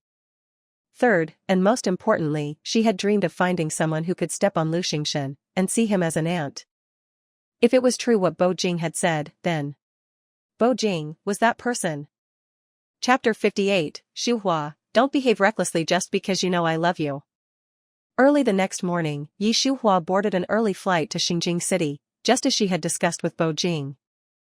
And before boarding the plane, she had already called Lu Xingshan and told him her flight information, asking him to pick her up at the airport. What kind of person was Lu Xingshan? Since childhood, he had always gotten whatever he wanted. Who dared to disobey him or scheme against him? He never imagined that asking him to pick her up, as well as everything that came after, was a big trap. He was very happy, and he really did as Shuhua wanted, personally driving to the airport. Shuhua's plane landed at exactly 11 o'clock. As she walked out of the exit, she saw Lu Xingshan, dressed neatly, from afar. In the man's hands, there was also a bouquet of fiery red roses. Shuhua was looking at Lu Xingshan, and Lu Xingshan was also looking at Shuhua. When she walked closer, he directly handed the bouquet of roses over. I heard you like roses, these were air freighted from F country, I hope you. I used to like them, but I don't like them anymore. While speaking, Shuhua looked meaningfully at the bouquet of roses that Lu Xingshan was handing her, her lips curling into a smile. I'm allergic to pollen now. Throw them away. Would Shuhua really have pollen allergies? How would Lu Xingshan not know? But, when he thought about everything he had done to her yesterday and before, Lu Xingshan thought it was only natural that she was having a little tantrum. So, he smiled faintly, saying in a coaxing tone, since Shuhua doesn't like them, then I'll throw them away. They're worthless anyway. As he said that, Lu Xingshan simply threw the expensive bouquet of roses next to a trash can. The next second, he reached out to hold Shuhua's hand. The direction he was taking her was the parking lot. Shuhua instinctively wanted to struggle. She hated Lu Xingshan, the murderer who had killed her brother. Even when he touched her, she felt disgusted and wanted to vomit. But, when she thought about the plan with Bo Jing, Shuhua ultimately forced herself to suppress the disgust that rose in her heart, and squeezed out a faint smile. Lu Xingshan, where are we going now? You'll know when we get there. Lu Xingshan acted mysterious. Shuhua nodded with unclear emotions, and then didn't speak anymore. 5 minutes later, Shuhua was brought to his car by Lu Xingshan. He also leaned forward to put her seatbelt on for her. After he buckled the seatbelt, because they were so close, he also had the intention to kiss her. Kiss? Absolutely not. Without thinking, Shuhua directly raised her hand to block Lu Xingshan's chest, speaking softly, where are Chenxi and GCC's families right now? Lu Xingshan was very unhappy with Shuhua's question. His face darkened, and his tone was cold as he asked back, are you sure you want to talk to me about those unimportant people right now? Shuhua, don't behave recklessly just because you know I love you. He was unhappy, Shuhua knew it. But, what does that have to do with her? They are not unimportant people. Shuhua frowned as she spoke, clearly expressing her displeasure. You should know better than anyone else why I'm here. Lu Xingshan, you better not let me regret my decision today. Shuhua's words stunned Lu Xingshan for several seconds. Then, he laughed a few times. You want to see them? He asked. Yes. Shuhua admitted frankly, and, in order to give a slap and a carrot, reached out and pulled Lu Xingshan's tie slightly. After I see them, after I personally watch them return to Jiang City, I'll give you everything you want. Including. Shuhua hesitated. This bait was perfect. Lu Xingshan was so aroused by her that he made a decision immediately. Okay, this young master will listen to you today. While the story is split into 2 parts, let's talk about Bo Jing's side. At the same time that Shuhua arrived in Xinjing City, Bo Jing also arrived with Yang Yi, Yang Er, and a group of strong bodyguards. They checked into the most luxurious 7-star hotel in Xinjing City, the Xinjing Hotel, as agreed, waiting for Shuhua to bring Lu Xingshan, that big fish, into the net. At this moment, Bo Jing was in one of the most premium suites at the Xingjing Hotel, standing in front of the floor-to-ceiling windows, listening to the conversation between Shuhua and Lu Xingshan through the listening device on Shuhua's body. At first, it was fine, but later, the look on Bo Jing's face became visibly more unpleasant, and his whole body was exuding an indescribable chilling aura. Yang Yi and Yang Er stood behind Bo Jing, sensing the aura emanating from him, and seeing his increasingly unpleasant face. The two brothers were extremely nervous. President, isn't this your idea? We're not even to the main point yet, and you're already having such a big reaction. If the madam really has something going on with that Lu Xingshan, wouldn't you turn the whole of Xingjing City upside down? This really is true what they say, one thing will always defeat another. It wouldn't be an exaggeration to say that the president's kryptonite is the madam. Yes, conclusion reached. While his heart was filled with countless thoughts, Yang Yi's mouth didn't remain idle. President, no matter what you hear, don't take it to heart. The madam has a deep-seated hatred for that Lu Xingshan. Even if it's just an act, she will definitely not let herself suffer. As soon as Yang Yi finished speaking, Yang Er echoed, that's right, President. With the madam's intelligence, no matter how eloquent Lu Xingshan is, he definitely won't have any chance to take advantage of her. Please put your mind at ease. Bo Jing's mouth twitched, internally criticizing, what's going on? Why can't I keep calm whenever it comes to anything related to Shuhua? This is it, I've needlessly made a fool of myself in front of Yang Yi and Yang Er. When Lu Xingshan brought Shuhua to the mental hospital and they saw Lu Chenxi, GCC, and their families, they were already scared out of their minds. So much so, that when they saw Lu Xingshan walking in with Shuhua, they thought they were hallucinating. Master? Lu Chenxi had only just said a word before shaking his head frantically. No, Master is in Jiang City, how could she possibly come to Xingjing? It's a hallucination, it must be a hallucination. GCC next to him rubbed her eyes, then bumped Lu Chenxi's arm, but I think I also saw Miss Yi. If it really is a hallucination, how could we hallucinate together? It's over. After staying in this mental hospital for so long, I think my mental health has really been affected. Listening to GCC's murmuring, Shuhua asked Lu Xingshan in a bad tone, what exactly did your people do to them? They're so scared. The doctor in charge of looking after Lu Chenxi and the others was so scared when he heard Shuhua questioning Lu Xingshan, that he trembled and quickly explained, young Master Lu, please investigate thoroughly. We have always treated them with respect. Lu Xingshan glanced at the doctor who was speaking, but he asked Shuhua, what do you want? Tell me, I'll listen to you. Chapter 59, saying a single no deserves death. If Shuhua didn't know Lu Xingshan's nature, she would have thought that he was really deeply in love with her. Unfortunately, a madman is a madman. Even if he disguised himself well, he could never be a normal person. What was love, to a madman like Lu Xingshan? It was merely a decoration, a seasoning. If he were truly able to abandon everything for the sake of love, for a woman, then he would not have harmed Shuhua's brother, Shi's, back then. To put it bluntly, in the eyes and heart of a madman like Lu Xingshan, he only loved himself. As for others, they were nothing. Shuhua? Lu Xingshan called out to her again after waiting a long time but not hearing Shuhua say anything. Brought back to her senses, Shuhua smiled slightly, there are rules of law for a country, and rules for a family. I remember there's a rule here. Shuhua trailed off. But everyone who understood her knew what she meant. Young Master Lu, please let me go. Young Master Lu, I really didn't do anything, please investigate. Young Master Lu. The doctor was so scared that he was trembling, begging frantically for mercy. His head was hitting the ground so hard that it was making a loud thud. Unfortunately, how could Lu Xingshan make an exception for him? The Lu Xingshan of now just wanted to use him to please Shuhua. Listening to the doctor's pleas for mercy, and the sound of his head hitting the ground, Lu Xingshan found it annoying. He glanced at the bodyguards by his side, and snarled, what are you all spacing out for? Drag him down and deal with him according to the rules of the hospital? Yes, young Master Lu. In less than a minute, the doctor had been dragged away, and his screams continued to echo down the corridor for a long time. Lu Chenxi's scalp tingled as he listened to the terrifying screams. He leaned closer to Shuhua, whispering, Master, what are the rules of this mental hospital? Yi Shuhua glanced at Lu Xingxin, and after realizing that he didn't intend to stop her, she slowly answered Lu Chenxi, those who don't obey the rules of the hospital and act recklessly will become one of the patients. Lu Chenxi basically knew what this hospital did. No wonder the doctor was screaming like that. Anyone would scream like that, wouldn't they?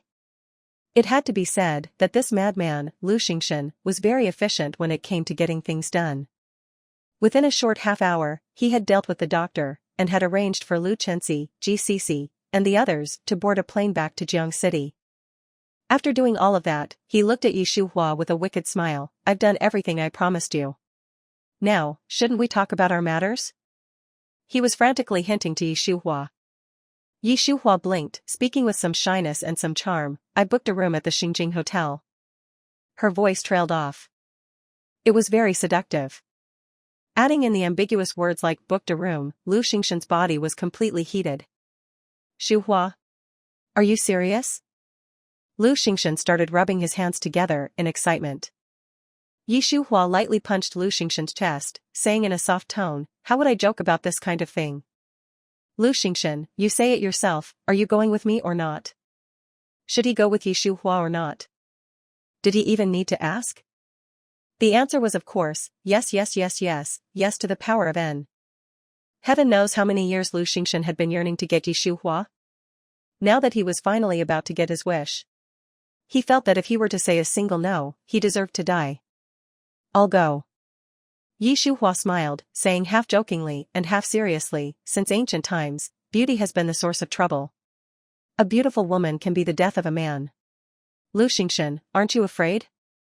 How could Lu Xingxin have ever imagined that Yi Shuhua and Bo Jing had already made preparations? He only thought of Yi Shuhua's words as some kind of seasoning between men and women. When she asked, he laughed loudly, and while reaching out to wrap his arm around her waist, he said, I wouldn't mind dying for a beautiful woman. Bo Jing was really about to be angered to death.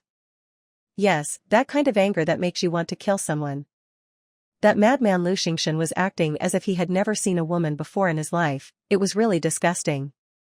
When he thought about how Lu Xingxin dared to imagine Yi Shuhua in his mind, the hand by Bo Jing's side clenched so hard that it made a crackling sound. Damn. He really wanted to cut off Lu Xingxin's root and feed it to the dogs. What should he do? Help. He was waiting online. Yang Yi and Yang Er listened to their president's cracking knuckles, and their hearts were incredibly uneasy. They exchanged glances. Thinking in tacit agreement, when Lu Xingxin comes later, they must stop the president. If he kills him, it would be hard to explain to the Lu family. Yi Shuhua brought Lu Xingxin to the room next to Bo Jing's suite. Just after they entered, Lu Xingxin impatiently pushed her against the wall and was about to kiss her. Yi Shuhua, of course, could not let him succeed. She reached out to block his mouth and said softly, don't be in a rush, let me take a bath first. Don't be in a rush? Heaven knows, he had been aroused the whole way, he was extremely anxious. When he heard Yi Shuhua say that she was going to take a bath, he pulled her even closer. You're so fragrant that you're making my soul vanish, why would you take a bath? There's no need for you to take a bath. Shuhua, I want you. Shuhua. Lu Xingxin pleaded and begged, and even wanted to kiss Yi Shuhua's body. Yi Shuhua was extremely disgusted. Plus, with Bo Jing being right next door, she simply didn't bother to pretend anymore and pushed Lu Xingxin away hard. She used a lot of force, and Lu Xingxin was caught off guard, falling directly to the ground and hitting the back of his head against a cabinet. He winced in pain, grunting softly, and then looked at Yi Shuhua in surprise. Shuhua, what does this mean? You still don't understand? I never wanted to be with you. While speaking, Yi Shuhua opened the door of the suite, and continued, as she saw the shocked look on Lu Xingxin's face. Those who do many unjust things, will eventually bring disaster upon themselves. Lu Xingxin, you've done so many evil things, you should have thought that this day would come. After speaking, Yi Shuhua raised her hand and clapped. Clap, clap. With the sound of the crisp clapping, Bo Jing walked in with Yang Yi, Yang Er, and a number of bodyguards, and closed the door in passing. The bodyguards subdued Lu Xingxin and tied him up. Yang Yi and Yang Er then used stinky socks to seal Lu Xingxin's mouth, preventing him from yelling. As for Bo Jing, honestly speaking, From the moment he entered the room, he hadn't even given Lu Xingxin a single proper look. He pulled Yi Shuhua's arm, forcefully turning her around, and after confirming that the clothes on her body were intact, he secretly breathed a sigh of relief. Yi Shuhua? What is this dog of a man, Bo Jing, doing? Shouldn't the most important thing right now be to deal with Lu Xingxin? She pointed to Lu Xingxin. Bo Jing, what are you doing, turning me around in circles?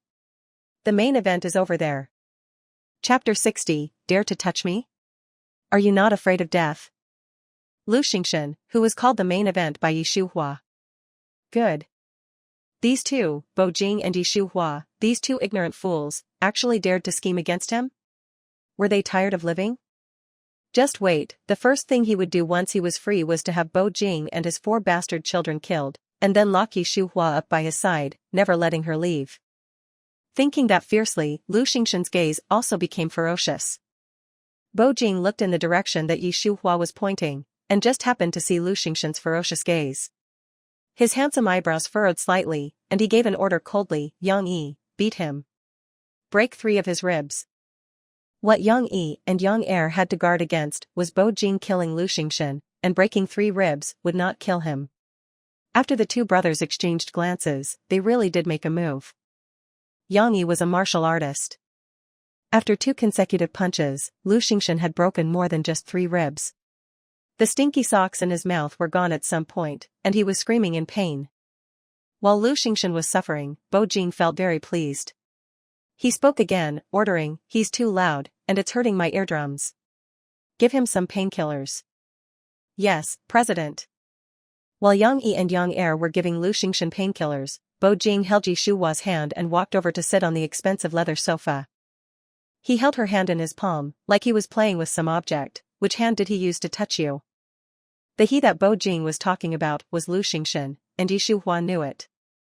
She thought about it carefully, and whispered, his left hand touched my waist, and his right hand touched my face. Both hands touched you, Bo Jing's words trailed off.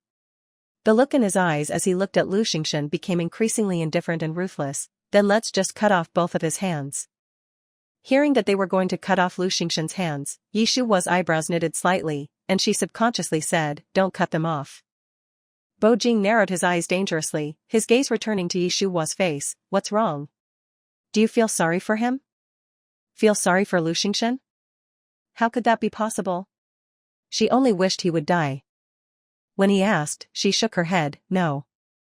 Then what is it? He asked again. Yi Shuhua raised the corner of her lips, cutting them off is too bloody. It's enough to just cripple his hands, I have plenty of ways to do it. Bo Jing. So, he had misunderstood. Yang Yi and Yang Er. As the saying goes, it's better to offend a gentleman than to offend a woman. This mad and evil young master Lu Xingxin was a classic case of bringing it upon himself. Lu Xingxin, who had broken several ribs, and whose soul was trembling in pain. Was it Yi Shuhua's voice he had just heard? She said. She had plenty of ways to cripple his hands? When he thought about how he hadn't had any defenses because the person he was facing was Yi Shuhua, and how he had now ended up in this situation, Lu Xingxin really wanted to slap his brain-dead self a few times. But things had already come to this, and there was no use in regretting it. So, he raised his head to look at them. Bo Jing, what do you think you are? Dare to touch me? Are you not afraid of death? He was out of breath because of the pain in his broken ribs, but his attitude was still as arrogant as ever. If this young master loses even a strand of hair, don't even think about leaving Xingjing City alive. No, it's not just you, your family, and your entire Bo family will have to vanish from the Xing kingdom. Lu Xingxin knew how to threaten. He threatened at the right time and also happened to touch Bo Jing's reverse scale. Bo Jing's eyes darkened, and the look in his eyes as he looked at Lu Xingxin was as if he was looking at a dead man. Threatening me? Using the Bo family to threaten me, you are very good. Yang Yi. The named Yang Yi responded respectfully, President. Bo Jing spoke one word at a time, almost squeezing the words through his teeth, cut off one of his hands, and send the video to the Lu family. Yes, President. After Bo Jing finished speaking, Yang Yi responded and Yang Er took out an axe from who knows where, and handed it over. Yang Yi took it, and then raised it high, aiming it at Lu Xingxin's left hand. Bo Jing. Yi Shuhua was worried about completely offending the Lu family, so she spoke very quickly, don't. Yi Shuhua had no feelings for Lu Xingshan, and the reason she was stopping them was only because she was worried that he would offend the Lu family. Bo Jing knew it all. Without waiting for her to finish, he leaned down and whispered in her ear, "A mere Lu family, they can't do anything to me. Mrs. Bo, don't worry." After speaking in Yi Shuhua's ear, Bo Jing urged Yang Yi again, "What are you still spacing out for? Why haven't you cut him? Yang Air, President, didn't you say to record a video? I'm not ready yet." Bo Jing took a look, and when he realized that Yang Air was setting up the video camera, he urged, "As soon as possible." Yang Air, yes. How should they describe Lu Xingshan's mood at this moment? It was probably, in the past, it was him who threatened other people, it was him who tied other people up, and it was him who said he would cripple people's hands and break people's legs. Now, the tables had turned, and he had become the meat on someone else's chopping board, at the mercy of others. Honestly, this feeling was truly not pleasant. And he could see that, regardless of whether it was Bo Jing or Yi Shuhua, or their subordinates, they were not afraid of the Lu family, and they were even less afraid of him. How could he, Lu Xingshan, who had been wise all his life, end up dying at the hands of these inferior people? No. No matter what you want, I can give it to you. Lu Xingshan made a desperate struggle, attempting to lure Bo Jing with benefits, "As long as you let me go." Hearing that, Bo Jing's gaze fell on Lu Xingshan's face, his eyes filled with a bloodthirsty, murderous aura, "But right now, I just want to cut off your hand." When Yang Yi sent the video to the Lu family, he also included the address of the Xingjing Hotel and the room number. The Lu family received the video, and out of everyone in the Lu family, Old Master Lu was the angriest. After watching it, he threw the iPad in his hand, instantly shattering the screen on the ground. Then, he snarled, "Too much. They dared to cut off the hand of my Lu family's eldest young master? Oldest, bring people and go with me to save your son. Today, I'm going to make all of them leave the Xingjing Hotel on a stretcher." Lu's oldest was Lu Xingshan's biological father. He had only had one son in his life, Lu Xingshan, so he had spoiled him endlessly as he grew up. But now, this son that he treasured so much had actually had a hand chopped off by some unknown small fry. This hatred had to be avenged. As soon as Old Master Lu finished speaking, Lu's oldest responded and started to count out their men. Half an hour later, Old Master Lu took the lead, with Lu's oldest and 100 others following, and a long line of people appeared at the Xingjing Hotel. At that time, inside the suite on the top floor. "President, the Lu family's people are here," Yang Yi reported. Hearing this, Bo Jing got up from the sofa, walked over, and stepped on Lu Xingshan's face, grinding it intentionally. "Everyone says the Lu family is known for protecting their own, today we'll get to see what that means."